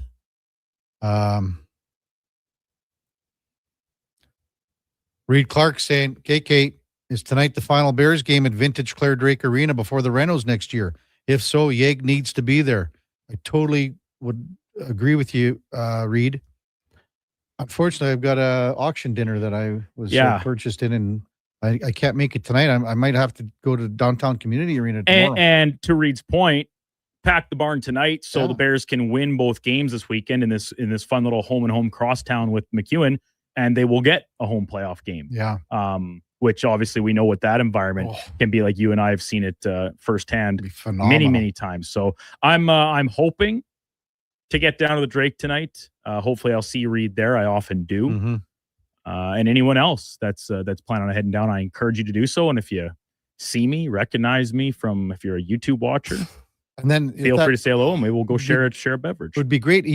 But next week, Duke, I got another. It's an ATB event with well, the new I mean, RNH. you're Kevin Karius. It's just unbelievable. You're a celebrity. Can't get down to the Bears, man. I'm just a guy that likes to engage in celebrant, mingling up with the people. Celebrant. 833-401-1440. Will says, hey, isn't the Duke from a farming town in Alberta? Imagine being so picky about food and growing up on a farm. Canned meat is peak winter food, Duke. Well, yeah, that would apply to my grandfather, who grew up over the past 99 years and lived through some pretty harsh times. I mean, I've lived a very privileged life. I'm not ashamed to say it, that I cannot remember a time we didn't have a freezer full of beef from most recently. Penny. My Penny, God, Josh, can you handle her, Penny? What's wrong with them? You know what? He's probably thinking about all of his hot tub days is what he's thinking Yeah, about. probably. Penny, did you have some hot tub, like any stories, wild stories, hot tub stories? Sure. What happened? So I was choking on my hot chocolate there? here. Oh man. Yeah, so we got a hot tub. My dad got an inheritance when his grandmother passed away, and he always wanted a hot tub. So it's our memorial hot tub to Gigi. Wow. But the funny stuff we do with that is, like, my dad will sit in the hot tub, and at our old house, it had a clear line to the kitchen. So he'd throw a beer can at the door to tell whoever was in the family room to get him another beer. Empty one, of course. Pardon me. Yeah, he'd throw an empty beer can at the door. He wouldn't throw the full beer. Just wasting beer, exactly. But like a buddy and I have like hung out in the hot tub for 6 hours one time because we took one form of illicit substance or another and just enjoyed the warm water and the bubbles and everything like that. So that's I'm not gonna specify which illicit substance we took. But illicit. What does this guy think? He's like under indictment here or something? I don't know. I don't know what kind of thing Josh Fenwick gets up to in the hot tub on the it's not anything bad. It was just merely psychedelic. But like that's psychedelic. That was really about it. So you were seeing things, is what you're saying? Oh yeah, he was the Hat Man across from me. It was fine. The Hat Man. What's next for you? Going in a sweat lodge or what? No, I always used to joining in on Aaron now. Rodgers' next trip down to South America for an ayahuasca For a little retreat, ayahuasca little darkness retreat. No. Have you guys ever gone in a sweat lodge? No. No. I did back in Prince Albert when I was there. And? Well, yeah, you're hallucinating, man. Like she's hot. Were you seeing the Hat Man? I saw a lot of things in there. Did it open your third eye, Kevin? I don't know what was opening up, but I'm not sure. Hey, France has just scored, Duke, to tie the game. Yeah, they they just scored, I think, during that last commercial break to make it a 1-goaler, and now here they are. I'll tell you what, maybe I'm out to lunch and Stephen Ellis is 100% right here. The Czechs versus Swiss. But like the names pop at you because of guys like David Pasternak and Tomáš Hertl. It's a shorthanded goal, isn't it? Or not? Yeah, a little 2-on-1 back. Like the Czech blue line, it just doesn't have the horses. It's just terrible. So I don't know if it was a power play or not, Duke, but it was a turnover at the blue line. Yeah, and 2-on-1 the other way. Yeah. The French? Look out. Those have to be the worst jerseys in the tournament, Why? I think. The French ones? Why? It's just stripes across the front. They got France in there, don't the they? word France. Yeah, well, they're terrible. Oh, come on, Duke. It's pretty poor. Like so many of these European countries have awesome like coat of arms and stuff. We see it on Czech jerseys a lot of the time going back. Obviously, Germany's with the big black eagle. I don't even know what bird that is, but it's so intimidating. It's awesome. These France ones suck. They're ugly.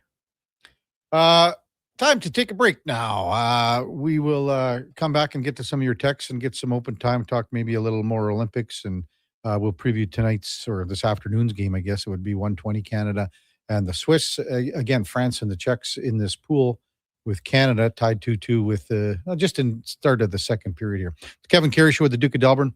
Josh Fenwick on Sports 1440 AM radio. We're streaming on YouTube, X, Facebook, Instagram, and Twitch.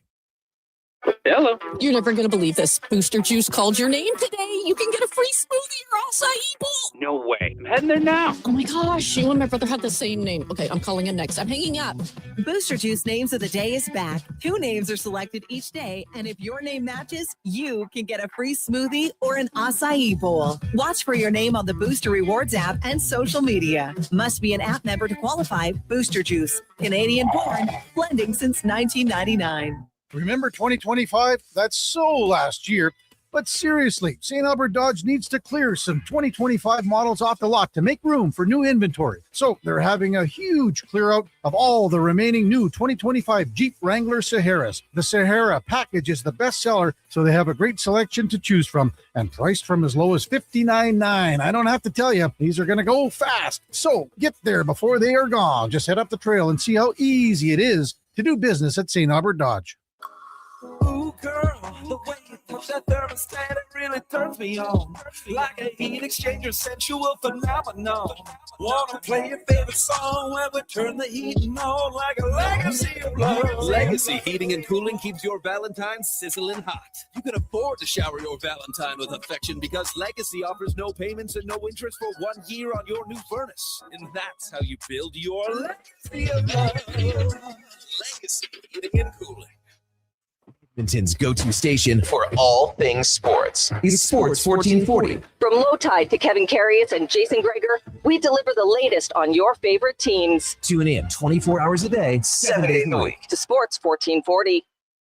Invest for today and tomorrow. Vision Credit Union makes it simple with 2 RRSP options to fit your goals. Choose a secure term deposit RRSP with guaranteed returns or a mutual fund RRSP offering higher growth potential with exciting opportunities. With an RRSP, you'll save on your income tax, grow your investments tax-free, and get closer to your dreams, whether it's retirement or your first home. The deadline to qualify for 2025 tax deductions is March 2nd. Learn more at visioncu.ca. Considering an EV, Subaru is the right choice. Discover their latest electric vehicle innovations, starting with the brand new Solterra, in stock and ready to test drive. Or the Trail Seeker, an EV at its core, a Subaru at heart, and built for adventure. Or the Uncharted This 40, all-new small compact SUV brings new levels of driving enjoyment to the all-electric space. Right now, Subaru is offering interest rates as low as 0.49%. Welcome to electric. Welcome to Subaru.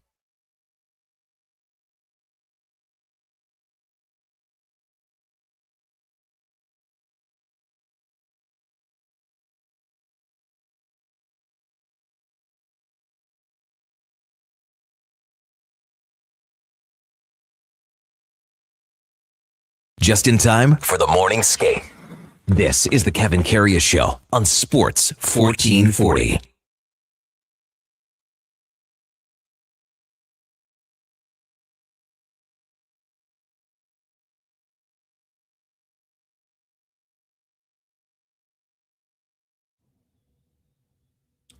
All right, welcome back to the big program, 9:45 in Edmonton. Kevin Karius, Duke of Delburne, Josh Fenwick with you here on Sports 1440. Minor trade for the Toronto Blue Jays this morning. Remember, they picked up Joey Loperfido from Houston in that Yusei Kikuchi trade. They've traded Loperfido back to Houston for Jesus Sanchez. So outfielder for outfielder.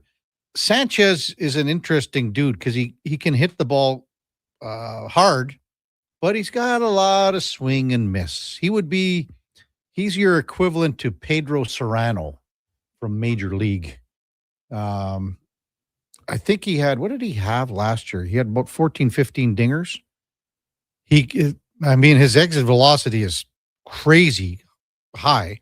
His average exit velocity is 91.3 miles an hour.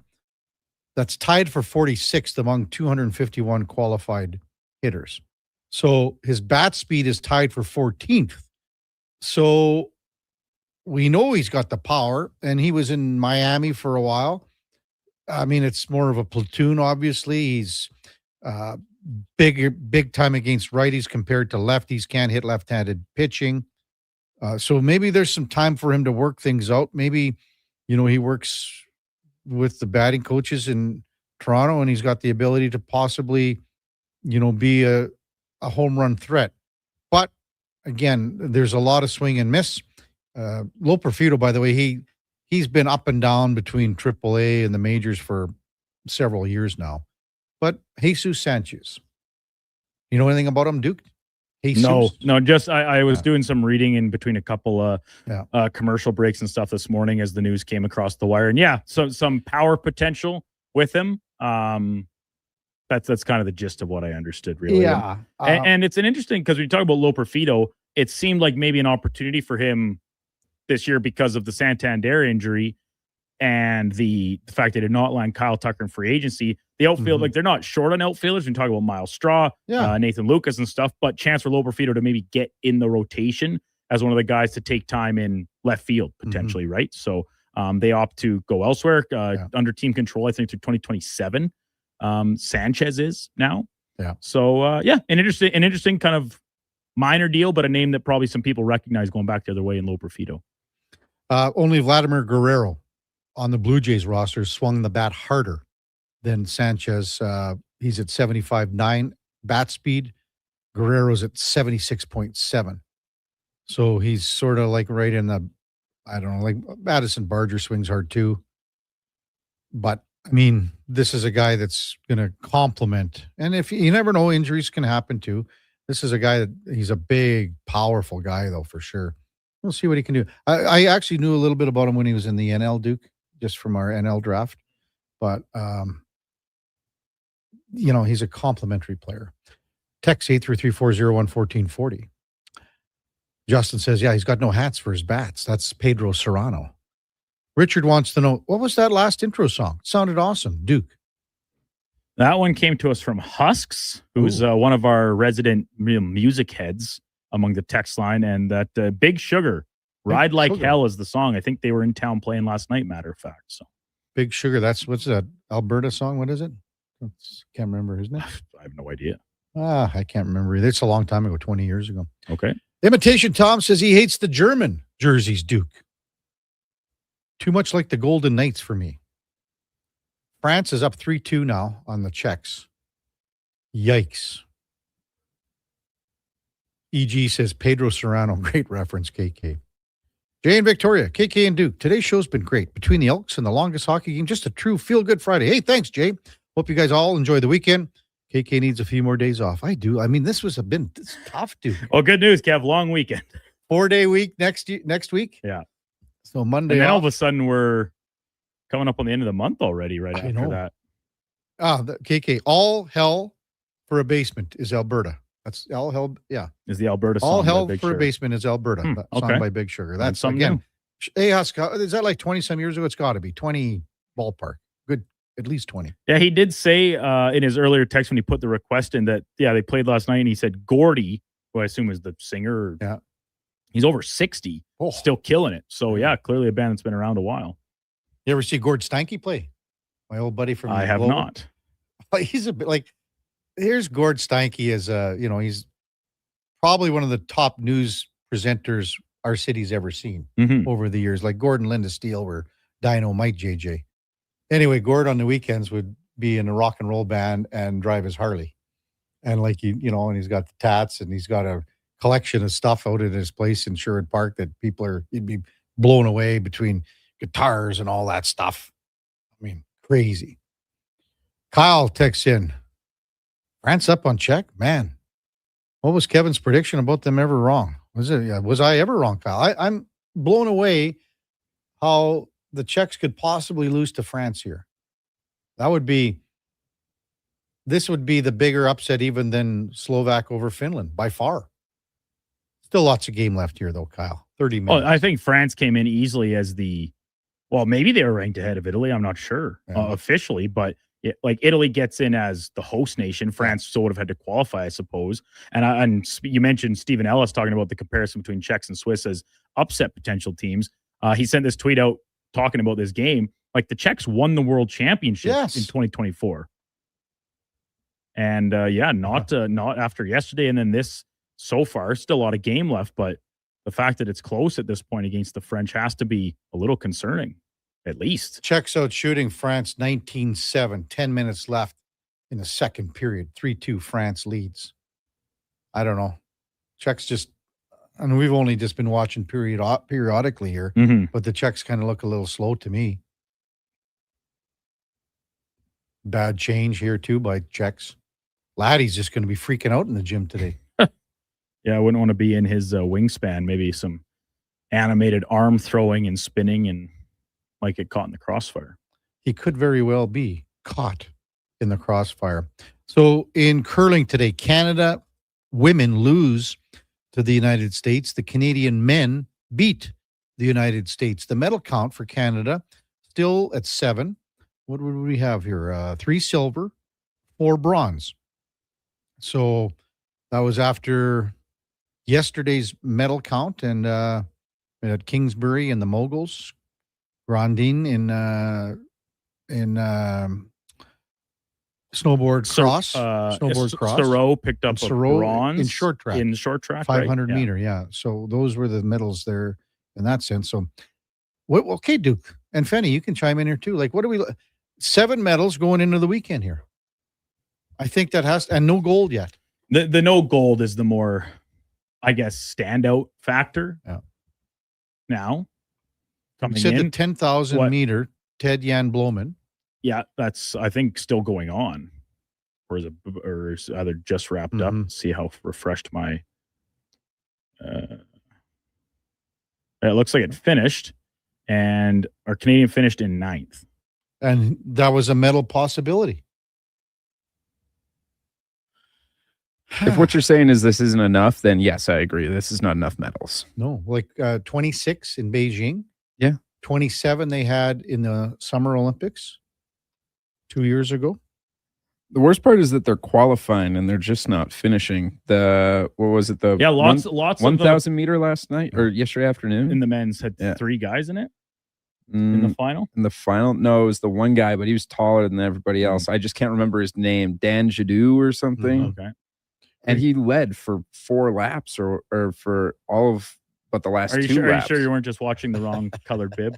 No, I'm certain. They both they weren't wearing bibs. Both you guys one. are going to get it for that. That was funny. There's, you could corrected me at the start. Well, you were on a roll. I didn't want to. I thought you maybe would get mad at me for cutting into your excellent commentary. No, even but I was also watching. My concern wasn't even as much about you calling the wrong game or the wrong player snowboarder. Excuse me. It was that you're doing live commentary of the race on the radio. The men's free program in figure skating starts at 11 o'clock. The Canadian will come out 15th out of the gate, Steven Gogolev. I mean, he's going to be in extremely tough field. There's some really good participants in this field. Like this year. Ilya Malinin. He's the guy. Like, this is unbelievable. The quad god. Yeah. That's what he's called. Ducks right? guy. Yeah. If you don't like even and don't want to watch figure skating or men's whatever, watch this guy. Like this guy, I saw him in the short program and it was unbelievable. And then in the team, the team event, again, just absolutely worth the watch for sure. Easily worth it. Text 833-401-1440. Johan Avitu. Did he score one of the goals, Duke? That's from Oddball. Oilers legend. Sacra Blue, Johan Oviedo. He's got an apple. There you go. Oh, are you impressed that I could pick that up? I'm Duke? very impressed. Guys. Yeah. Oddball says Sacra Blue, Johan Oviedo has a palm. Is that how you would say it? Palm. Palm. Apple. And then a potato is pomme de terre, yeah, which translates to apple of the earth. There you go. Northside Lou says he was a favorite for gold. He gassed out. We're talking about Ted Jan Bloman finishing 9th. Coming up at the top of the hour, we're going to switch gears, talk a little hoops. Actually, hoops for the last hour. We got Jeff Pippis from the Golden Bears basketball team. It'll be Regina against UFV that they play today, and then the winner will take on the Bears tomorrow, with the winner going to the Canada West semifinal. Then Josh Lewinberg from TSN covers the Raptors. It's the All-Star break. Where are the Raptors heading home here down the stretch? Before that, time now for a Sports 1440 update brought to you by Sean Cunningham of Remax Real Estate. Get the home team advantage for your next move in the Edmonton area. If you are thinking about buying or selling a home, call or text Sean directly at 780-265-0165. Here is the Duke. Sports 1440 update.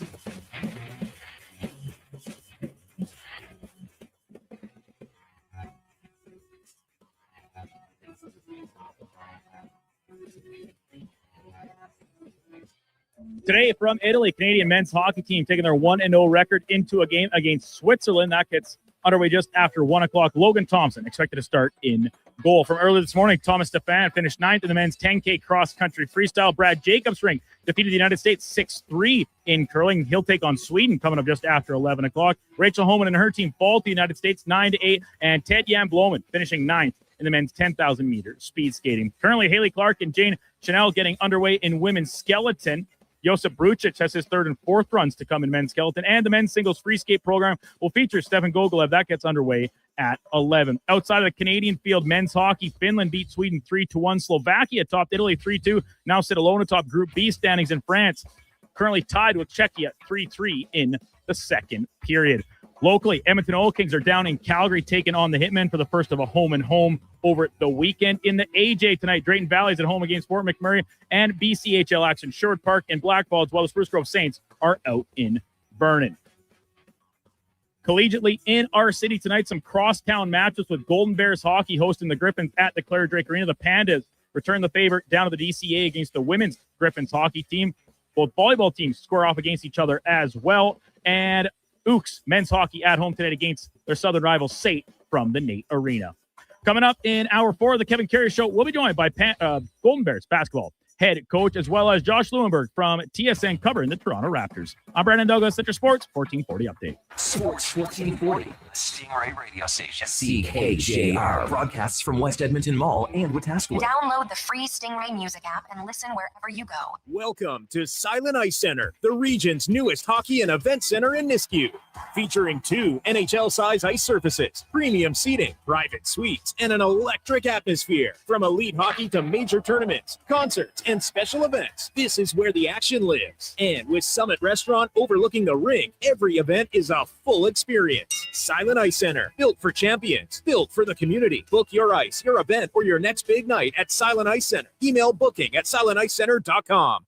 Whether you're at home, in the car, or on the move, you're never more than a tap away from Sports 1440. Download the radio player or iHeart app today so you can get all access anytime to Edmonton's only sports radio station, Sports 1440.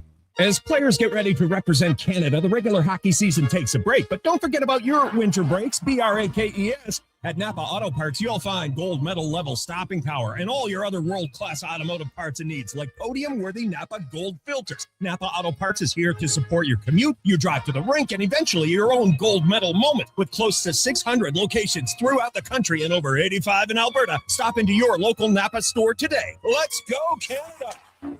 That's Napa Know-How. His name? Paul Del Vecchio, better known as Pauly D from TV's hit reality series Jersey Shore. Now he's bringing the party to the venue at River Cree Resort and Casino. Get ready for DJ Pauly D. Voted as one of the best DJs in the U.S., his passionate, high-energy sets have made him one of the most sought-after DJs in the world. DJ Pauly D, March 7th. Hurry, get your tickets now at rivercreeresort.com. River Cree Resort and Casino. Excitement? Bet on it. I'm Rick Showers from No Bull RV. This is the time of year people make their New Year's resolutions. If they're lucky, they'll keep that up till February. So I propose another resolution. This year, resolve to be camp ready. Now, what do I mean by that? At No Bull RV, camp ready means never wondering if your RV will be ready for May long weekend. You know it'll be ready because you made the decision back in the winter. You know, now. Is Camp Ready something I can get from No Bull RV? That's right, Bob. Camp Ready is our 12-month RV maintenance plan. It includes winterization in the fall, startup in the spring, roof assessments every year, and all your scheduled maintenance. So when you want to get to the great outdoors, you already know you're Camp Ready. How do I get to be Camp Ready, Rick? We're starting small, Bob. Just 29 Camp Ready plans are still available at No Bull right now. And that's No Bull. NoBullRV.ca. Hi, Mike here from Northgate Chevrolet Buick GMC. Free trips, free items.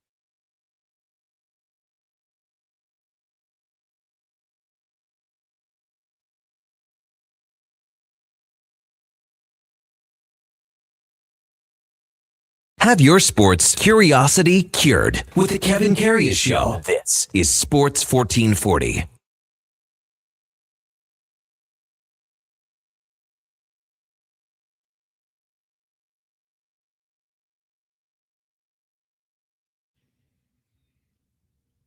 All right, welcome back to the big program, 10:01 in Edmonton. We're going to switch gears a little bit here on the Kevin Karius Show on Sports 1440 and talk a little hoops in this hour. Josh Lewinberg will join us at 10:20 and check in with the Raptors on the All-Star break for the NBA. But right now, let's check in with Jeff Pippis, Golden Bears head coach of the basketball team. Good morning, Jeff. You're with Kevin Karius. Thanks for jumping on Sports 1440 this morning. Really appreciate it. Good morning, Kevin. Thanks for having me. So, big weekend for you guys as you await today's winner. And I guess you could kind of call this play-in when it comes to a single elimination for the Canada West basketball playoffs. But Regina takes on University of Fraser Valley this afternoon, 1:30 down at the Salvo Community Center. And then you guys will play the winner tomorrow. Maybe just to touch on what you know about both these teams and how you're going to scout this game this afternoon here, Jeff. Yeah, we've done a lot of prep so far this week. It's kind of nice that we've played them both already this year. Played Regina recently in league play out in Regina, and then we had Fraser Valley out at our tournament at the beginning of the year. So not totally unfamiliar. It's been an interesting challenge because their strengths are so different. UFV is a very inside-out team who have some of the best bigs in the conference, and then Regina has a couple of guards who can really get it going, but a little bit less depth at the big position. So it's been kind of a challenge from an unpredictability standpoint of trying to prepare for who we're going to play. So we're obviously anxious to get that answer today, this afternoon, and we'll go check out the game and then hopefully just fine-tune some things and go from there, getting ready for the game tomorrow. So as a staff, Jeff, how does the entire staff watch this game from the stands up high? Do some of the players come in and check it out? How do you go about that? We'll all be there. We'll all be there. So staff will be there. Any players who it's a school day game on a Friday. So I've said if you got a midterm or class, you cannot be there. But if you're just hanging around at home, let's make sure we get out there. So we'll go take some notes, watch the game, be interested to see who we play, and then we're lucky enough we have the opportunity to practice right after. So we've got a plan in place for both teams, but just finalizing those details, making sure we're on the same page before a big game tomorrow afternoon. Yeah. Is there one team or another that you feel that your squad stacks up better against? I think we're reasonably well equipped for both. Right. I think we're one of the few teams in the league that can match Fraser Valley's size. So that's a positive thing for us, especially as we've been healthy recently. We had a couple of bigs out partway through this semester that really hurt us. But as we get healthy, I think we feel prepared to play and compete against both teams with a good chance to win. We've been really inconsistent this semester, so our messaging has just been let's focus on us and focus on what we can control. And if we put out a consistent performance, like we've beaten everybody we played against this year, but we've also split more than a handful of games against teams that we're probably on paper expected to beat. So it's a matter of how consistent a performance we can put out, and it starts on the defensive end. So we'll be prepared with the plan, and hopefully we can go execute it. And we do that, we've got a great chance to win. Golden Bears basketball head coach Jeff Pippis with us on the Kevin Karius Show on Sports 1440. So maybe just tell our listeners a little bit about how your season has been. As you said, progressing in the second half and maybe not progressing the way you had liked it from the start, a 13-7 regular season record. How would you assess how your team has played over the entirety of the season here, Jeff? Highs have been really, really high. I mean, we beat Winnipeg. They're ranked third or fourth in the country right now, and they are the number one seed in our conference. We beat them at their place. We've had a number of good wins, beating Calgary, beating Mount Royal, who are top of our side of the conference. And then some pretty uncharacteristic lows. And I don't know if it's a new group getting used to a new voice with me in my first year as a head coach, or just learning winning habits after kind of a down year for U of A basketball last year. But I have a lot of faith in the guys in the locker room. We've got a really good group of guys who are trying to find their way in a different system with different roles. And I'm hoping that, our intentions have been great, and the guy's character is great, and we have a lot of talent. So it's just going to be a matter of putting it together. And the nice thing about this time of year is you can only do it 40 minutes at a time. That's the only thing that's guaranteed. So we've shown we can put together a performance over a stretch. If we can sustain it consistently for 40 minutes, I think we got a puncher's chance against anybody in the country. And with all the kind of ups and downs in the course of the year, and especially this semester with a bunch of splits, a couple on the road, if you told us in September that we're hosting a home playoff game and then we've got one game to go to the national championship, we would take that. So I think just keeping that in perspective and kind of flushing some of the frustration of the inconsistency over the last 6 weeks or so, and moving forward is really important for our group and something we've talked about all week. So I'm hoping that we can go and execute that plan tomorrow and go from there. Tell us a little bit about your roster, Jeff, some of the players that, have been performing well, and then your expectations. You want to see them take it to another level starting tomorrow. We've been really lucky to have Isaac Simon back for his fourth year. Isaac Simon he's played the last 3 summers in the CEBL, so he's had a taste of professional basketball. He was a Canada West second team All-Star last year. He's our leader on the floor, kind of a combo guard, scoring point guard. Really skilled, really great defender when he decides he's going to focus on that. And has been so steady with his work ethic and such a joy to coach. You get a job as a first-year head coach and you hear, oh, this kid's a pro and he's coming back. you wonder about ego and you wonder about I don't know, selfishness. I think that's a real concern.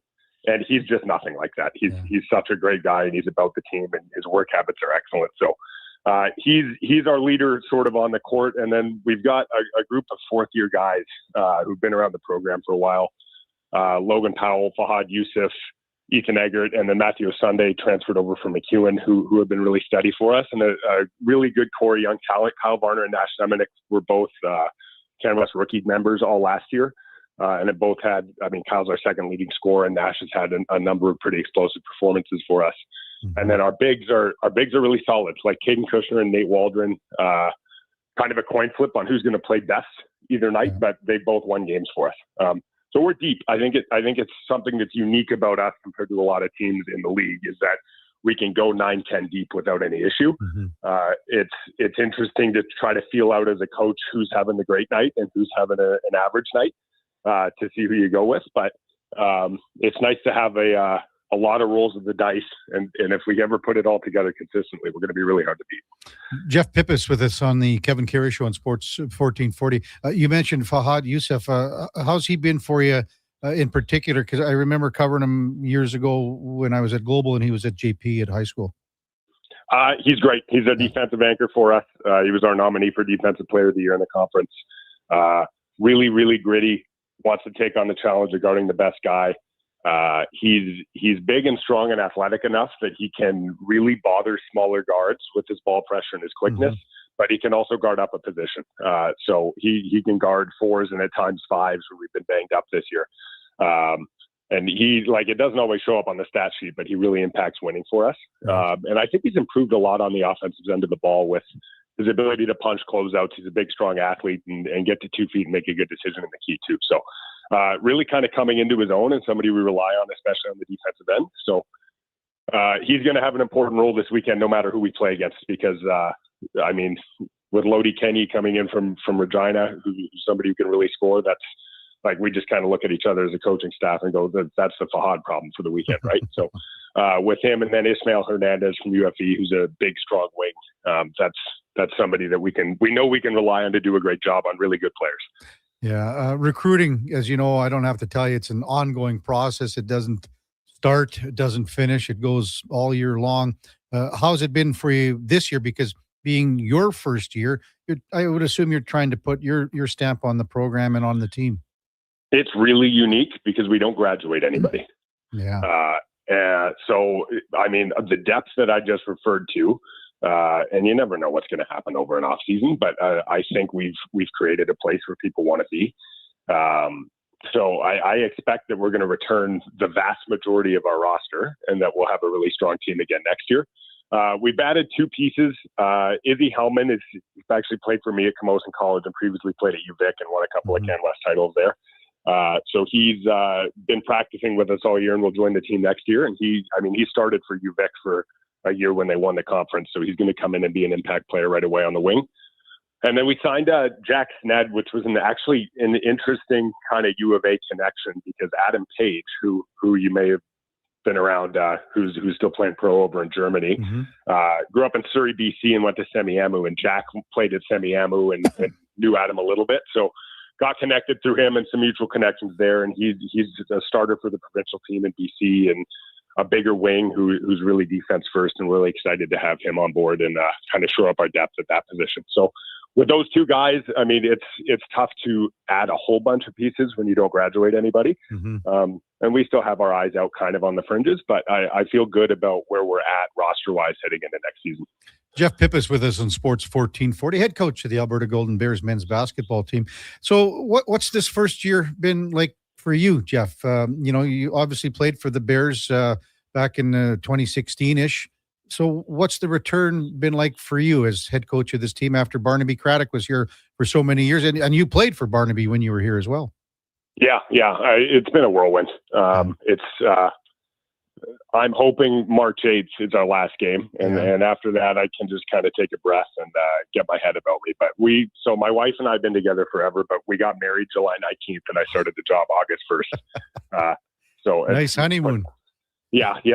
Hey, we're at Edmonton. So it's been great. Like I can't imagine taking this over at a place that I didn't play, because the community support and like dear friends of mine and ex-teammates, as well as sort of,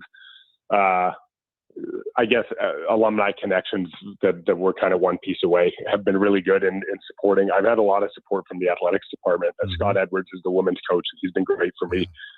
He recruited my wife twice, so that was a pretty funny connection. And there's days when I'm just trying to keep my head above water because there's a lot to learn, and then there's days when I kind of pinch myself and go, I can't believe this is my job. This is really cool. So it's been an honor, and it's been such a great year with the group of guys I have and the support I have in the community. So I'm immensely grateful for that. And I'm hoping we can put together a great playoff run here over the next 3-4 weeks, and then take a couple of days off. When you say, Jeff, that Scott Edwards recruited your wife twice, did she play here or? Yeah, so she played. We met at UBC. She played at UBC. I played at UBC prior to U of A. And then when I came out to play for Barnaby, I came out the first year, and then my wife got into nursing school here. And she had a year left after playing 4 at UBC, and Scott kind of begged and pleaded her to try to take on the dual role of point guard and nursing student. And it didn't quite catch. I think she was at a different point in her life at that stage, but they always have kind of a funny, great relationship going back and forth. So it was been really good for me to know Scott ahead of time and have him kind of give me the ins and outs of things in our little coaches hallway up there in Saville. No kidding. What's different coaching, in Canada West compared to where you were last year in the old Pac West, I guess? Yeah, depth of talent is obvious, and the travel schedule is honestly more than anything, with flights and bus trips, and you're gone Thursday to Sunday versus we were in Victoria and you just pop over to the mainland and you're back Saturday night. So, the coaches are great, the talent is great. You have to be absolutely on top of it to have a chance to win, because everybody's really good. So it's I feel okay about how we've done. I think we have a chance to be better and more consistent, and part of that's on me being accountable for that. But yeah, it's the nice part for me is that I'm not juggling 2 jobs anymore. Yeah, I'm not kidding. Like I'm not teaching and being the world's worst substitute teacher and watching film, hoping the room doesn't set on fire because I got a game on Saturday. Well, we're doing English 11. So it's been good. I'm really excited about how it's gone this year, and I'm hoping we can put together kind of a bow on the season this weekend, and then hopefully, we'll see, but there's a chance we're back in Victoria next week, which would be great. Right. Hey, Jeff, thanks for coming on. Really appreciate it. Enjoy the game this afternoon between Regina and Fraser Valley, and then best of luck tomorrow, whoever you play on tomorrow afternoon. Thanks for coming on. Really appreciate it. Thanks a lot, Kevin. Appreciate you. All right, that's Jeff Pippis, Bears basketball head coach. And again, so it's Regina and UFV today, and the winner of that game, the Golden Bears, will take on tomorrow afternoon, all at the Saville Community Sports Center. If you have some time, head out to fabulous facility, and obviously top-notch basketball as well. Our basketball talk continues when we return with Josh Lewenberg from TSN, covers the Toronto Raptors on the NBA All-Star break, but a lot of representation, you could say, for the Raptors at the All-Star break, and various, they got the Rising Stars, and, Darko Rajakovic is one of the Team World All-Stars coaches. So a fair bit to talk about with Josh when we come back on the Kevin Karius Show on Sports 1440, on Sports 1440 AM radio. We are streaming on YouTube, Facebook, Instagram, and Twitch. Hello. You're never going to believe this. Booster Juice called your name today. You can get a free smoothie or acai bowl. No way. I'm heading there now. Oh my gosh. You and my brother have the same name. Okay, I'm calling him next. I'm hanging up. Booster Juice Names of the Day is back. 2 names are selected each day, and if your name matches, you can get a free smoothie or an acai bowl. Watch for your name on the Booster Rewards app and social media. Must be an app member to qualify. Booster Juice. Canadian born. Blending since 1999. There's a lot of great seasons in Alberta. Hockey season, harvest season, the winter season, and the even more winter season. But GS Construction is already preparing for our next great season because while the city slows down, we plan ahead. Projects, people, and pipelines. Everything starts taking shape for another strong year underground. We're also getting ready for our next hiring season in March. We want new people who want to build something that lasts. For more on us and to apply, visit gsconstruction.ca. McValue meals are here. Get the McD's you love for $5 plus tax every day with your choice of a McDouble, Junior Chicken, or Chicken Snack Wrap with small fries and small fountain drink. All for just $5 plus taxes. Canadian restaurants. Product availability varies. Prices exclude delivery. Exciting news from St. Albert Dodge. The all-new 2026 Jeep Gladiator Sport packages have arrived. They have a great selection and a bunch of colors to choose from. And if you've checked out the Sport, you know it comes in some fun colors. Rugged capability, practical off-road features, and you can get behind the wheel for as low as $49,900. That's right. Put yourself in a brand new Jeep Gladiator Sport for less than $50,000. What more can you ask for? Time to head up the trail and see how easy it is to do business at St. Albert Dodge. This hockey season, before every game, check out the pregame show with Andrew Walker on Sports 1440. It's brought to you by Titan Supply, your only source for rigging, lifting, and hauling products. Visit titansupply.ca. Legacy Heating and Cooling is the #1 furnace replacement company for lovers. Because the best aphrodisiac is no payments and no interest for 1 year on your new furnace from Legacy. So forget about the oysters, baby. If you really want to check the H, we can be a thermal couple, baby. Give me your sweet loving legacy. Heat things up with no payments and no interest for 1 year on your new furnace from Legacy Heating and Cooling. This year, instead of a short winter getaway from the cold, what if you took a permanent winter getaway from your hair loss? Hi, I'm Dr. Vance Elliott, inviting you to come plan your winter transformation. I've helped thousands of Edmonton men and women get their hair and their confidence back. Many of them preferred the winter. Cooler temperatures are great for recovery, and winter hats can keep everything discreet. Trips are nice, but this winter, choose to invest in your vessel. Book a free consultation today at drvanceelliott.com.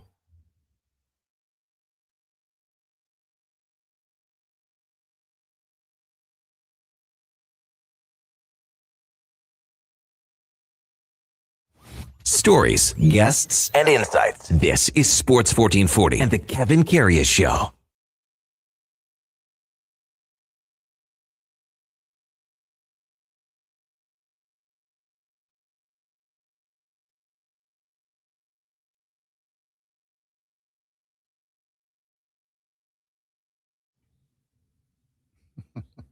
Wow, Duke, that's the cover, huh? That was from the request line on Playlist It was, Friday? yeah. Michael Cam, Jackson. Who is it? Well, it's a cover. I don't even know who the singer is. Might be AI for all I know. Wow.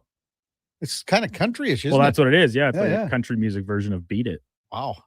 The only one I remember was Weird Al Yankovic covering it. What about Alien Ant Farm? Oh, no, that was Smooth Criminal. Oh, I don't know. I think. Yeah. 10:20, pardon me, in Edmonton. Welcome back to the big program. Time now for the game of the day, brought to you by St. Albert Dodge, where the all-new 2026 Jeep Gladiator Sport packages have arrived. Great selection, too. A ton of colors to pick from. $49,900 gets you behind the wheel. A brand new Jeep Gladiator under $50K. Check them out at stalbertdodge.com as we welcome back Josh Lewinberg from TSN, covers the Toronto Raptors. Morning, Josh. You're with Kevin Karius. Once again, thanks for jumping on Sports 1440. Really appreciate it. Hey, Kevin, how you doing? Doing great here. The All-Star breaks here. We were talking with Paul Sir the other day, and as soon as I said the word All-Star break, he was like, I don't want to talk about it.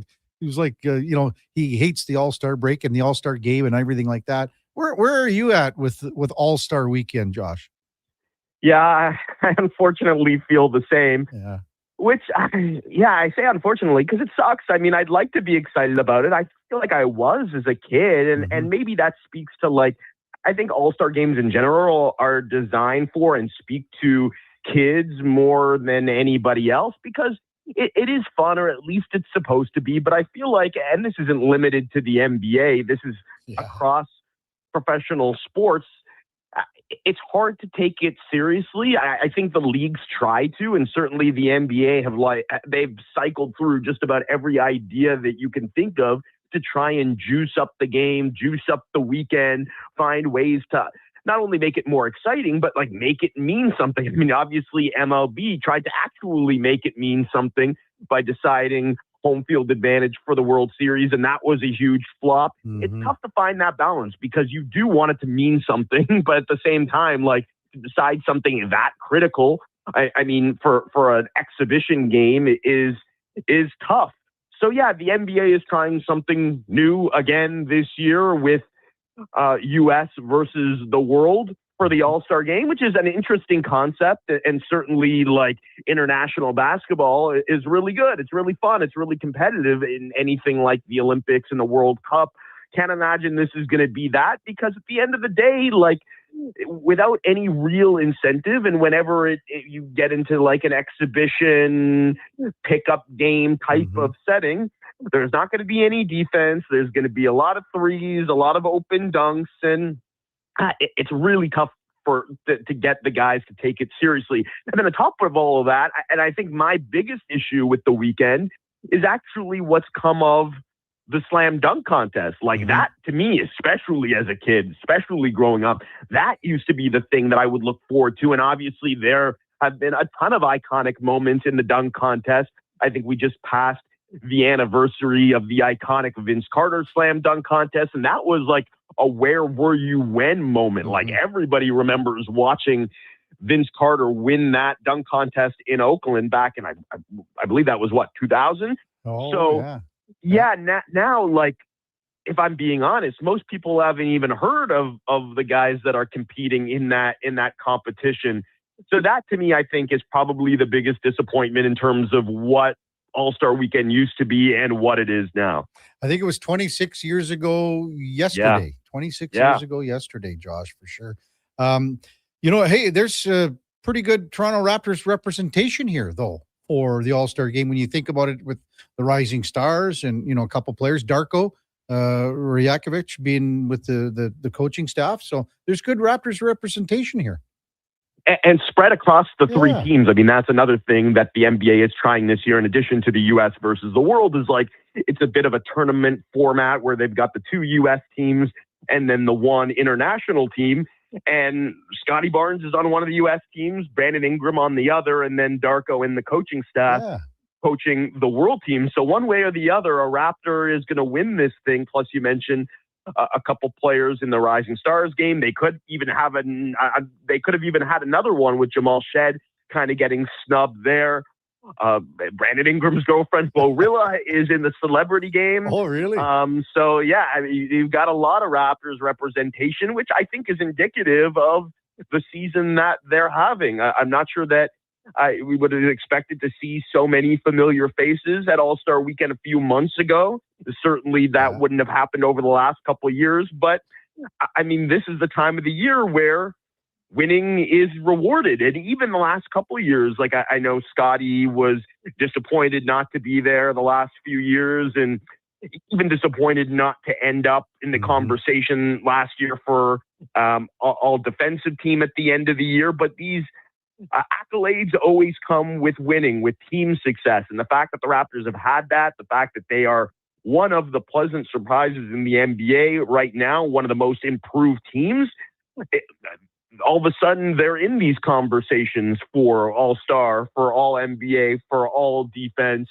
Now they've just got to keep it up over the unofficial second half of the season. I mean, it's the final third of the season, but this is kind of how most people break up the year: pre-All-Star, post-All-Star. And this is going to be a really interesting stretch for them coming out of the break. I mean, I think it comes at a good time in that, like, they slipped a little bit recently, especially as we've seen against good teams. Final game of that pre-All-Star stretch against Detroit, and just getting completely outplayed and outworked. So I think having a little bit of a break here to kind of hit the reset button. And then for guys to get healthy as well. Jakob Poeltl just coming back from a long absence with the back injury. He's got a little bit of time here to get healthy. Even the guys that have been playing, like RJ Barrett came back from an ankle injury, also missed time with a knee injury, and he doesn't look quite himself yet. So I think the time off will be good for him. Colin Murray-Boyles, resting a nagging thumb injury, the type of injury it sounds like will only really get better with time and rest. So he gets a little bit of that now. And then, of course, for a young and inexperienced team that has never really faced this type of pressure going into the playoffs, it'll be interesting to see how they hold up over the next few months, how they prepare for what should be a playoff run, assuming that they can continue to win at a pretty good rate here. And then ultimately how they do in the postseason, I think will determine a lot in terms of the direction that this team goes in and what they ultimately decide to do during the summer. Josh Lewenberg from TSN covers the Raptors with us on the Kevin Karius Show here on Sports 1440. You had a post a couple of days ago, Josh, just about how the Raptors' record is against the really good teams, the top 10 teams, and it's not great. And most of their wins are against Cleveland. Yeah. What's your concern level, I guess, when the Raptors are playing, the better teams in the NBA right now? Yeah, 4-13 against the top 10 teams. As you mentioned, 3 of those wins coming against the Cavs before Cleveland got James Harden. Now, obviously, the Cavs are going to be much tougher than when the Raptors saw them earlier in the year. My concern level is fairly high. My level of surprise is low because, as I said, this is a young and inexperienced team, and this is a good team. Let's not get carried away. I think they're good. I don't think they're quite at the level of some of these teams that they've struggled against. So I think that record is kind of indicative of a team that is good, but in over its head when they play teams that are really good or in some cases great. And that team that they saw against Detroit the other day, that is a great team. So yeah, I think it does speak to some of the challenges that they're going to face come playoff time, because they're more than likely going to play one of these teams that they've struggled against in an environment that I'm not sure that they're ready for, because one of the reasons why they've struggled against these teams is they just haven't really met the physicality that a lot of these teams throw at you. And that's the common denominator here. I mean, these are obviously different types of teams. Boston, New York, Detroit, the teams out west, they're not built the same way, but they do generally bring a level of physicality that you would expect from really good teams. And the Raptors haven't met it. They certainly haven't been able to bring that level of physicality or initiate that level of physicality on a nightly basis. So, I think there are a few things here to keep an eye on over the next few months. One is obviously the health of Jakob Poeltl. Again, I mentioned that he came back, which is great. They need him on the floor, but even more than that is they need him to be Jakob Poeltl, which he wasn't against Detroit, and that's fine. That's understandable. He had been out for more than 7 weeks. It's going to take him some time to get his conditioning back, but the concern, of course, is that back injuries are unpredictable, and he had already tried to make a couple of comebacks that failed just based on lingering pain. So hopefully with the rest here that he's getting and the time that he had off, that the back injury is a thing of the past, because he is super important to what they do, especially again from that standpoint of physicality and matching up with some of these bigger teams. And then Colin Murray-Boyles, the rookie, who has really taken a big step forward here over the last few months, the beneficiary of Poeltl being out. I think his role is going to continue to expand as the year goes on, provided he doesn't hit the rookie wall and provided, of course, that he stays healthy. And he's one of the guys on this team that is certainly capable of playing to that level of physicality, a really tough guy for a 20-year-old, for a rookie. So I think those two factors, those two wild cards could maybe help them. I'm not going to say get to that level, because I don't see them in that tier with Detroit and New York and Boston and maybe now Cleveland as well. They've been much better since the Harden trade. You see teams like Orlando, Philadelphia. I kind of see the Raptors in the middle of the Eastern Conference with those teams, and even matching up with those teams is going to be really, really tough. But I think at the end of the day, there's no skipping steps in the NBA. You need those reps. You need to be able to play those teams, in some cases lose to those teams. The Raptors have done lately, and hopefully those are learning experiences, games that you can go back to come playoff time, look at them, look at what went wrong, and learn from them. But ultimately, like, the playoffs are a different animal. You hear that every year. It's not just a cliche, and we see it all the time with young teams that are thrown into the fire for the first time. There's almost always a learning curve. It's very difficult for young teams to just jump into the playoffs and all of a sudden they're like, oh yeah, like we belong here. There almost always is that, like, that learning curve that you have to figure out. And I would expect that's going to be the case for the Raptors this year. It's better to get it than to not get it, right? Like, I think this is going to be a good experience for them either way. But for some of these guys that either haven't been to the playoffs, or in the case of like Brandon Ingram or even Scotty Barnes, who hasn't been there since his rookie year, getting there for the first time in a while. I think it's important to check off that box, get that experience, get those reps. And hopefully if it doesn't go well, hopefully it does go well, first of all. But if it doesn't, then like hopefully they're better for it when they come back next year.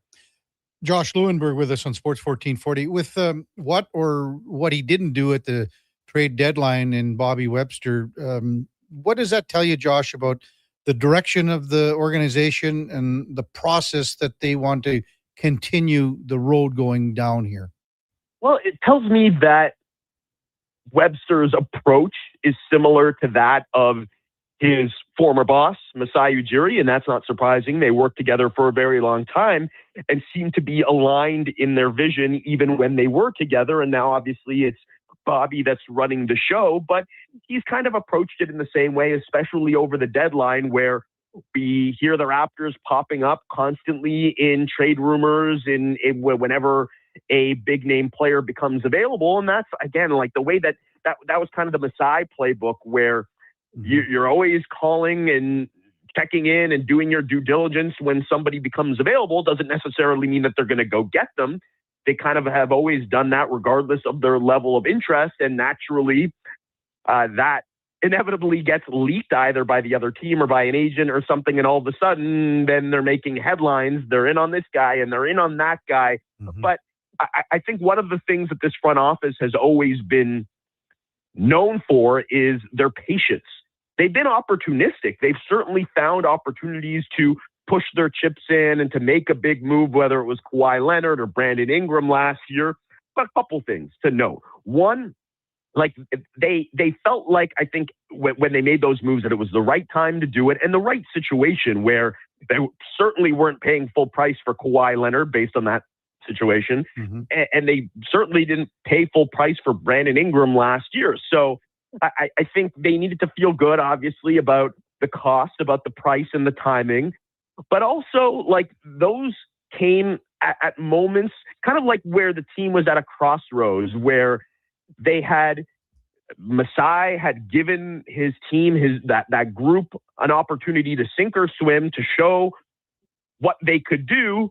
And when they felt like they were at that crossroads, when they'd kind of hit a wall and we had seen that team's ceiling, that's when he went and made the move, the big move, and kind of changed course a little bit. So I think one of the reasons why I didn't really expect them to go out and do something big here is the team has spent a lot of time and money investing in this core that they have here, in this young group.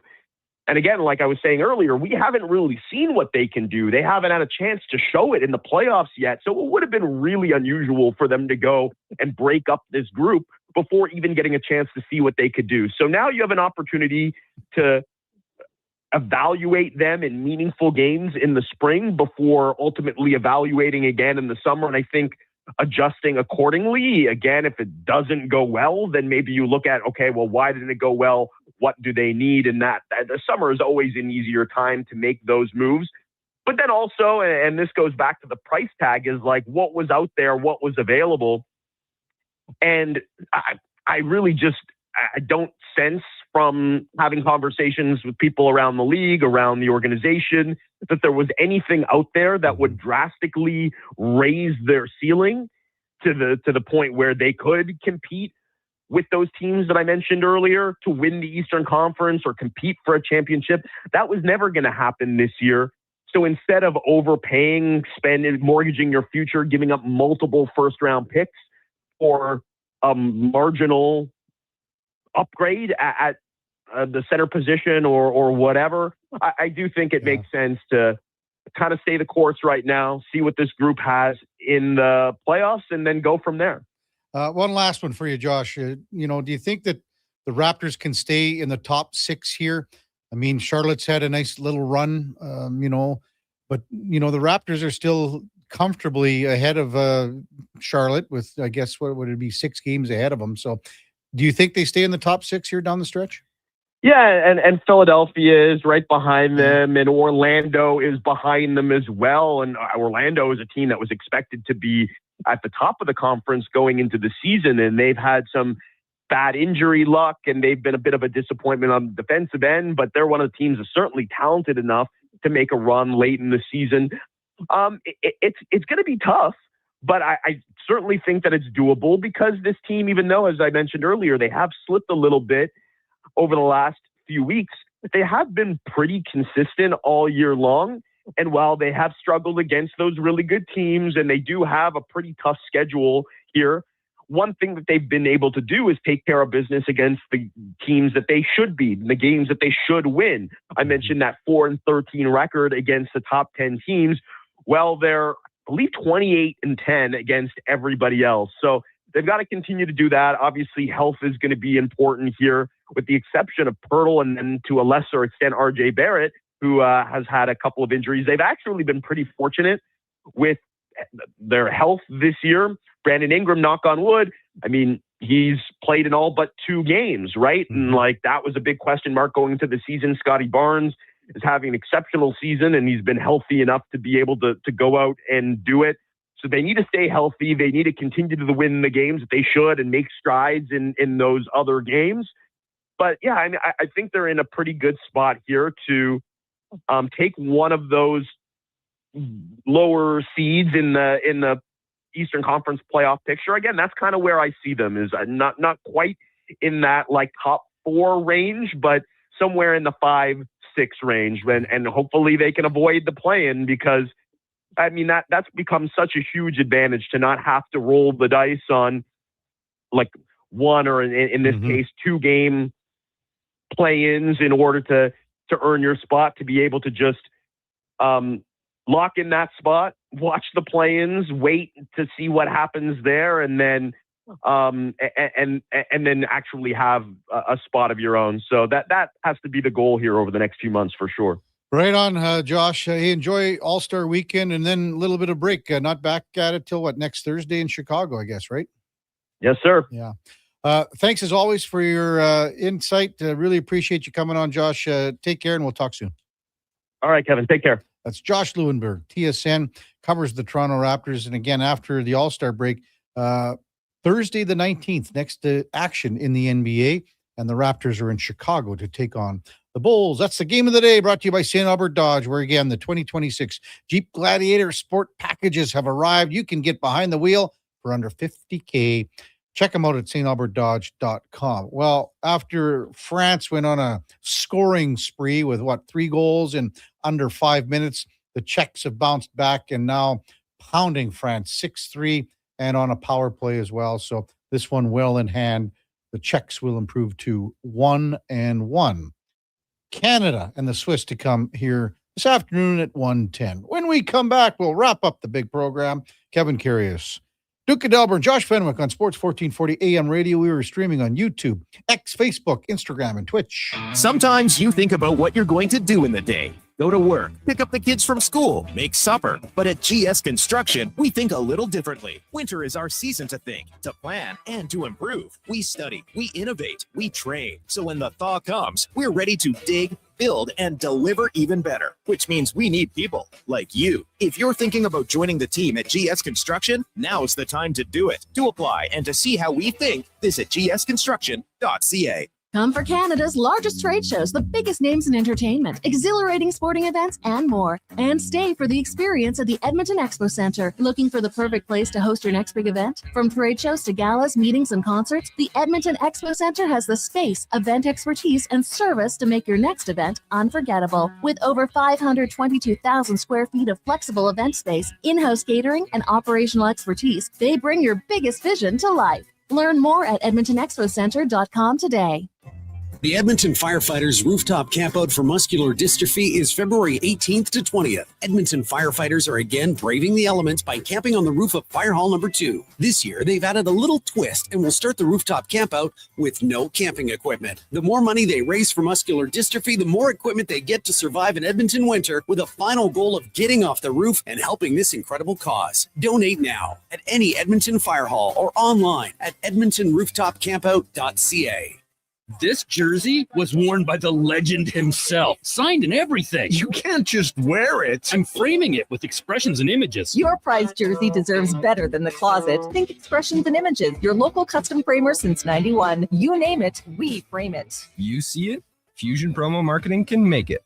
Fusion makes high quality, memorable, I'm getting promotional expressions and products images for to bring my businesses, hockey sport card teams, collection and in the corporate man events. cave. Perfect. From vision I'll to come with reality. you and bring Get our wedding noticed photos. and remembered. For sports Fusion memorabilia Quebec. and family treasures, Promomarketing.ca. think expressions and images. locker Your room local to your custom radio. framer since Sports 91. 1440. You name it, Edmonton's we frame sports it. leader. Real talk, big personalities, and your texts. It's interactive. It's fun. It's where Edmonton talks sports. Sports 1440. Diablo Boots sells only Canadian-made work and biker boots made by Canada West. No American or boots made in China, so no tariffs. All of Diablo's boots have replaceable soles and heels for longer life. Sizes 6 to 14 Triple E. Buy quality, buy Canadian. And support Canada West and Diablo, the two best names in the boot business. So save on boots by Save On Foods. That's Diablo Boots, 3340 Gateway Boulevard on the east side of Save On Foods. Buy Canadian. They're terrific. Whoa, I gotta put some money on the game tonight. We hit our monthly budget. Whoa, how did you get in here? I'm you, the responsible you. We're right. We'll play another time. Sounds more like us. If you gamble, use your game sense. Visit GameSenseAB.ca.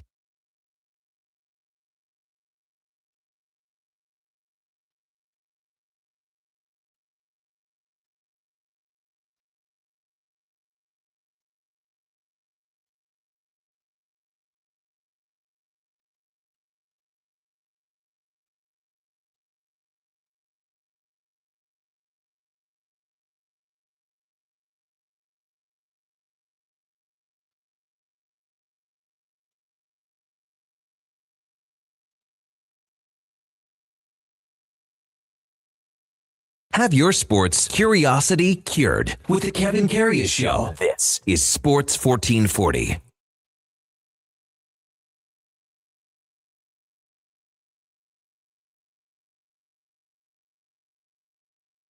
All right, welcome back to the big program. 10:45 in Edmonton. Kevin Karius, Duke of Delburne, Josh Fenwick for the home stretch here on the Kevin Karius Show. So glad that you were with us here on a Friday. I should mention that the Edmonton Elks released Martez Ivey, offensive lineman. No surprise because of all the signings that the Elks have had on the O-line.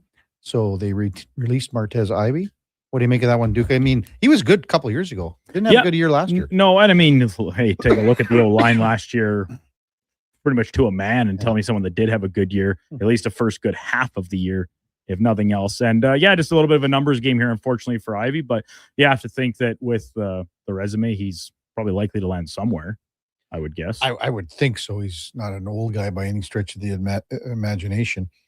But again, that line was hit and miss. And then, well, it started to get better as the year went on with the, additions of some guys coming in, Carter O'Donnell and things like that. So, text 833-401-1440. Did I miss anything, Duke, on the old text line today? No, I don't think so. I think you pretty much got it all, Kev. I like that one about Justin said he's got no hats for his bats for Pedro Serrano. I need hats for bats.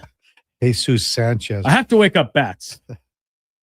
Czech have come back here and really dominated France. Hey, I wonder if there were some interesting words shared in that second intermission. Well, they got a goal late in the third there. Yes, late and in the second, that tied it, right? That was a 3-on-0 or something, right? Or was that I just saw the one replay. I'll be honest, the way the Czechs kind of scored in a bunch there, I'm having to, with a box score in front of me.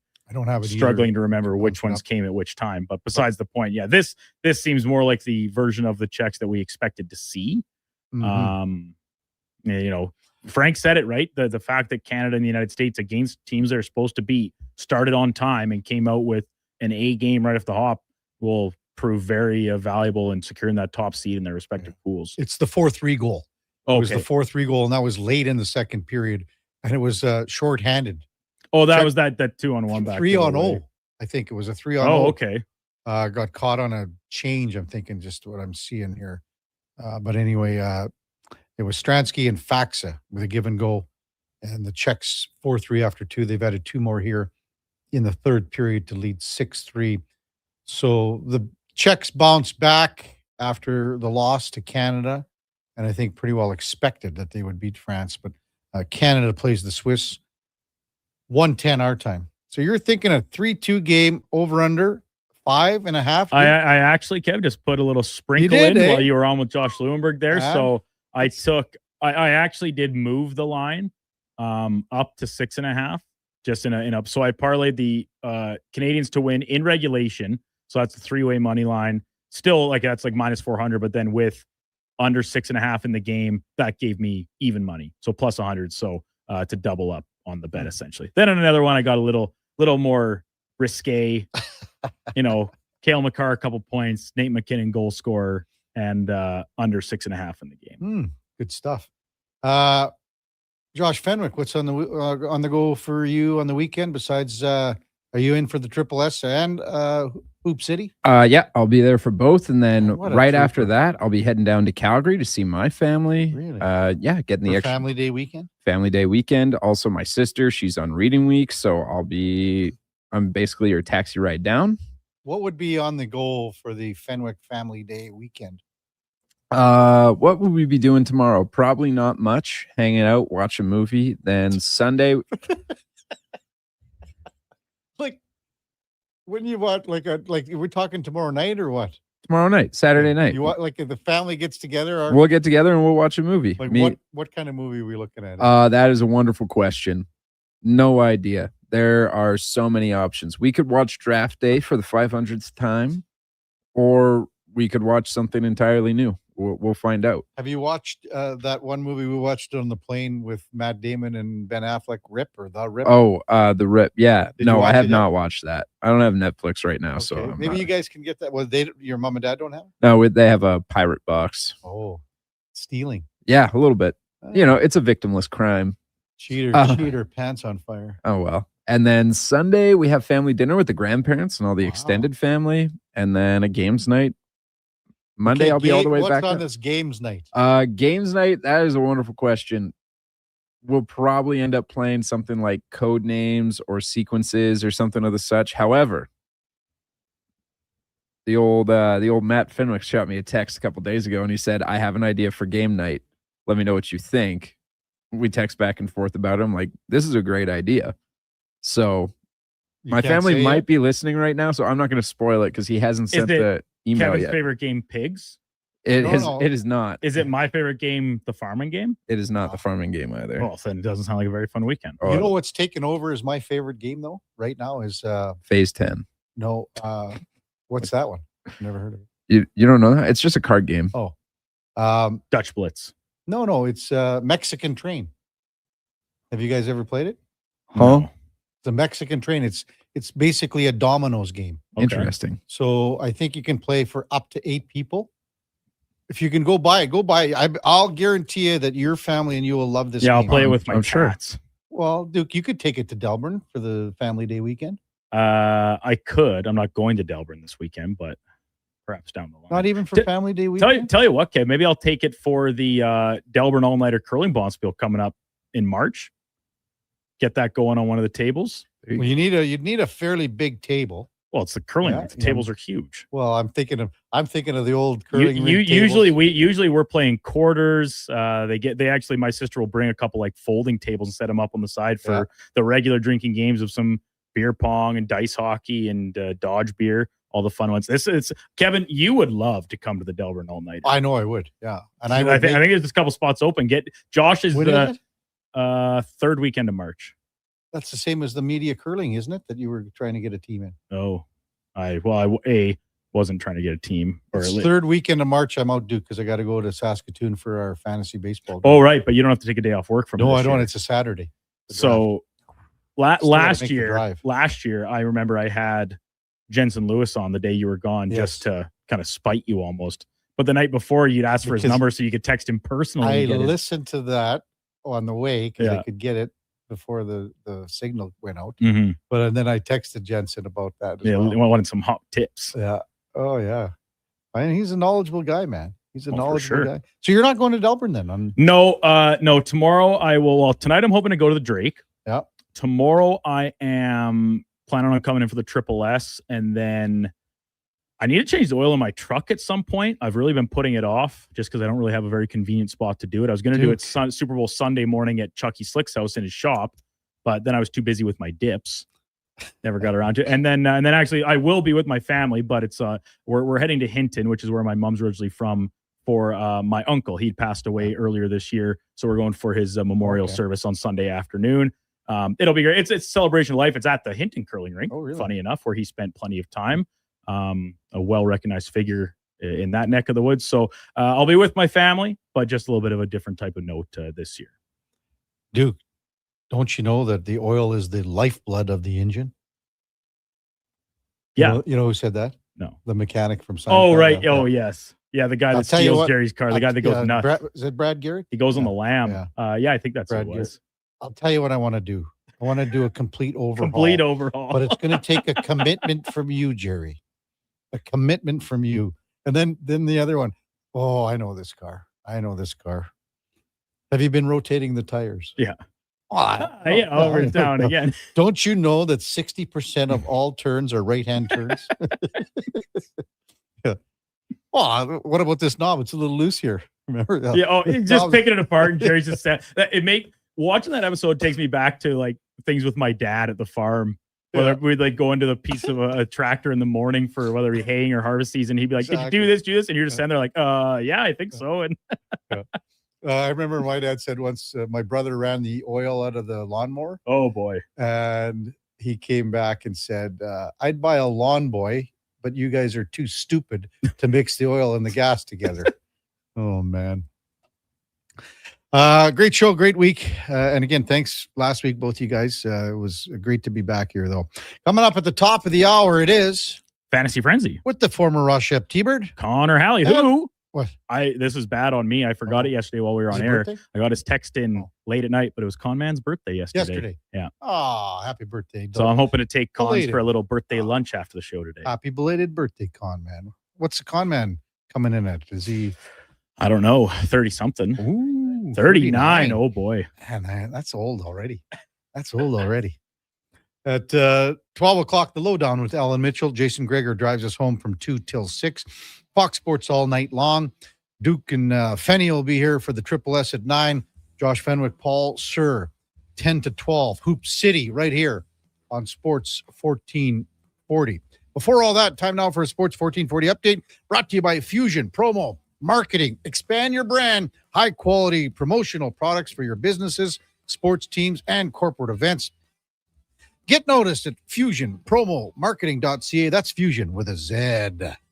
Hey, thanks everyone for listening. Really appreciate it. Have a wonderful and safe Family Day weekend. We'll be back with you here Tuesday morning at 7 bells. Until then, here is the Duke. This is the Sports 1440 update.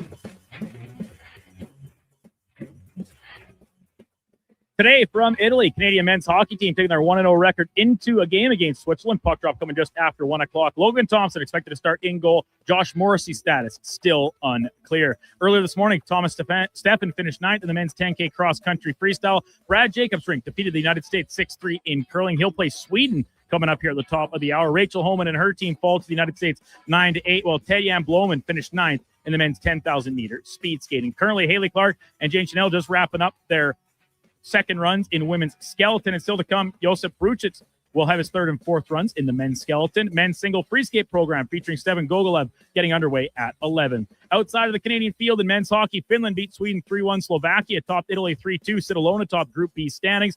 And France currently trailing Czechia at 6-3 in the third period. Women's quarterfinals underway. Sweden leading Czechia 1-0 in the third. The United States will play Italy just after 1 o'clock. Local teams, Oil Kings kick off a home with the Hitmen down in Calgary. Return to fair tomorrow night, 7 o'clock from Rogers Place. In the BCHL, Crusaders down in Calgary. Spruce Grove Saints are out in Vernon. And the AJ, Drayton Valley at home tonight just outside the city. Collegiate action in the city. Crosstown matchup between the U of A and McEwen has Bears and Griffins at the Drake for a 7 o'clock puck drop. Pandas and Griffins at the DCA also at 7. Same matchup in volleyball as both U of A teams host the Griffins at the Saville Center starting at 6. And for the Ooks, both volleyball teams hosting Lakeland at the Nate Gym starting at 6. And the men's hockey team host rival Sate at the Nate Arena. Puck drop at 6:45. Coming up on Sports 1440, it is Fantasy Frenzy with Hallie and Douglas. I'm Brandon Douglas at your Sports 1440 update. Sports 1440 in West Edmonton Mall and Wetaskiwin.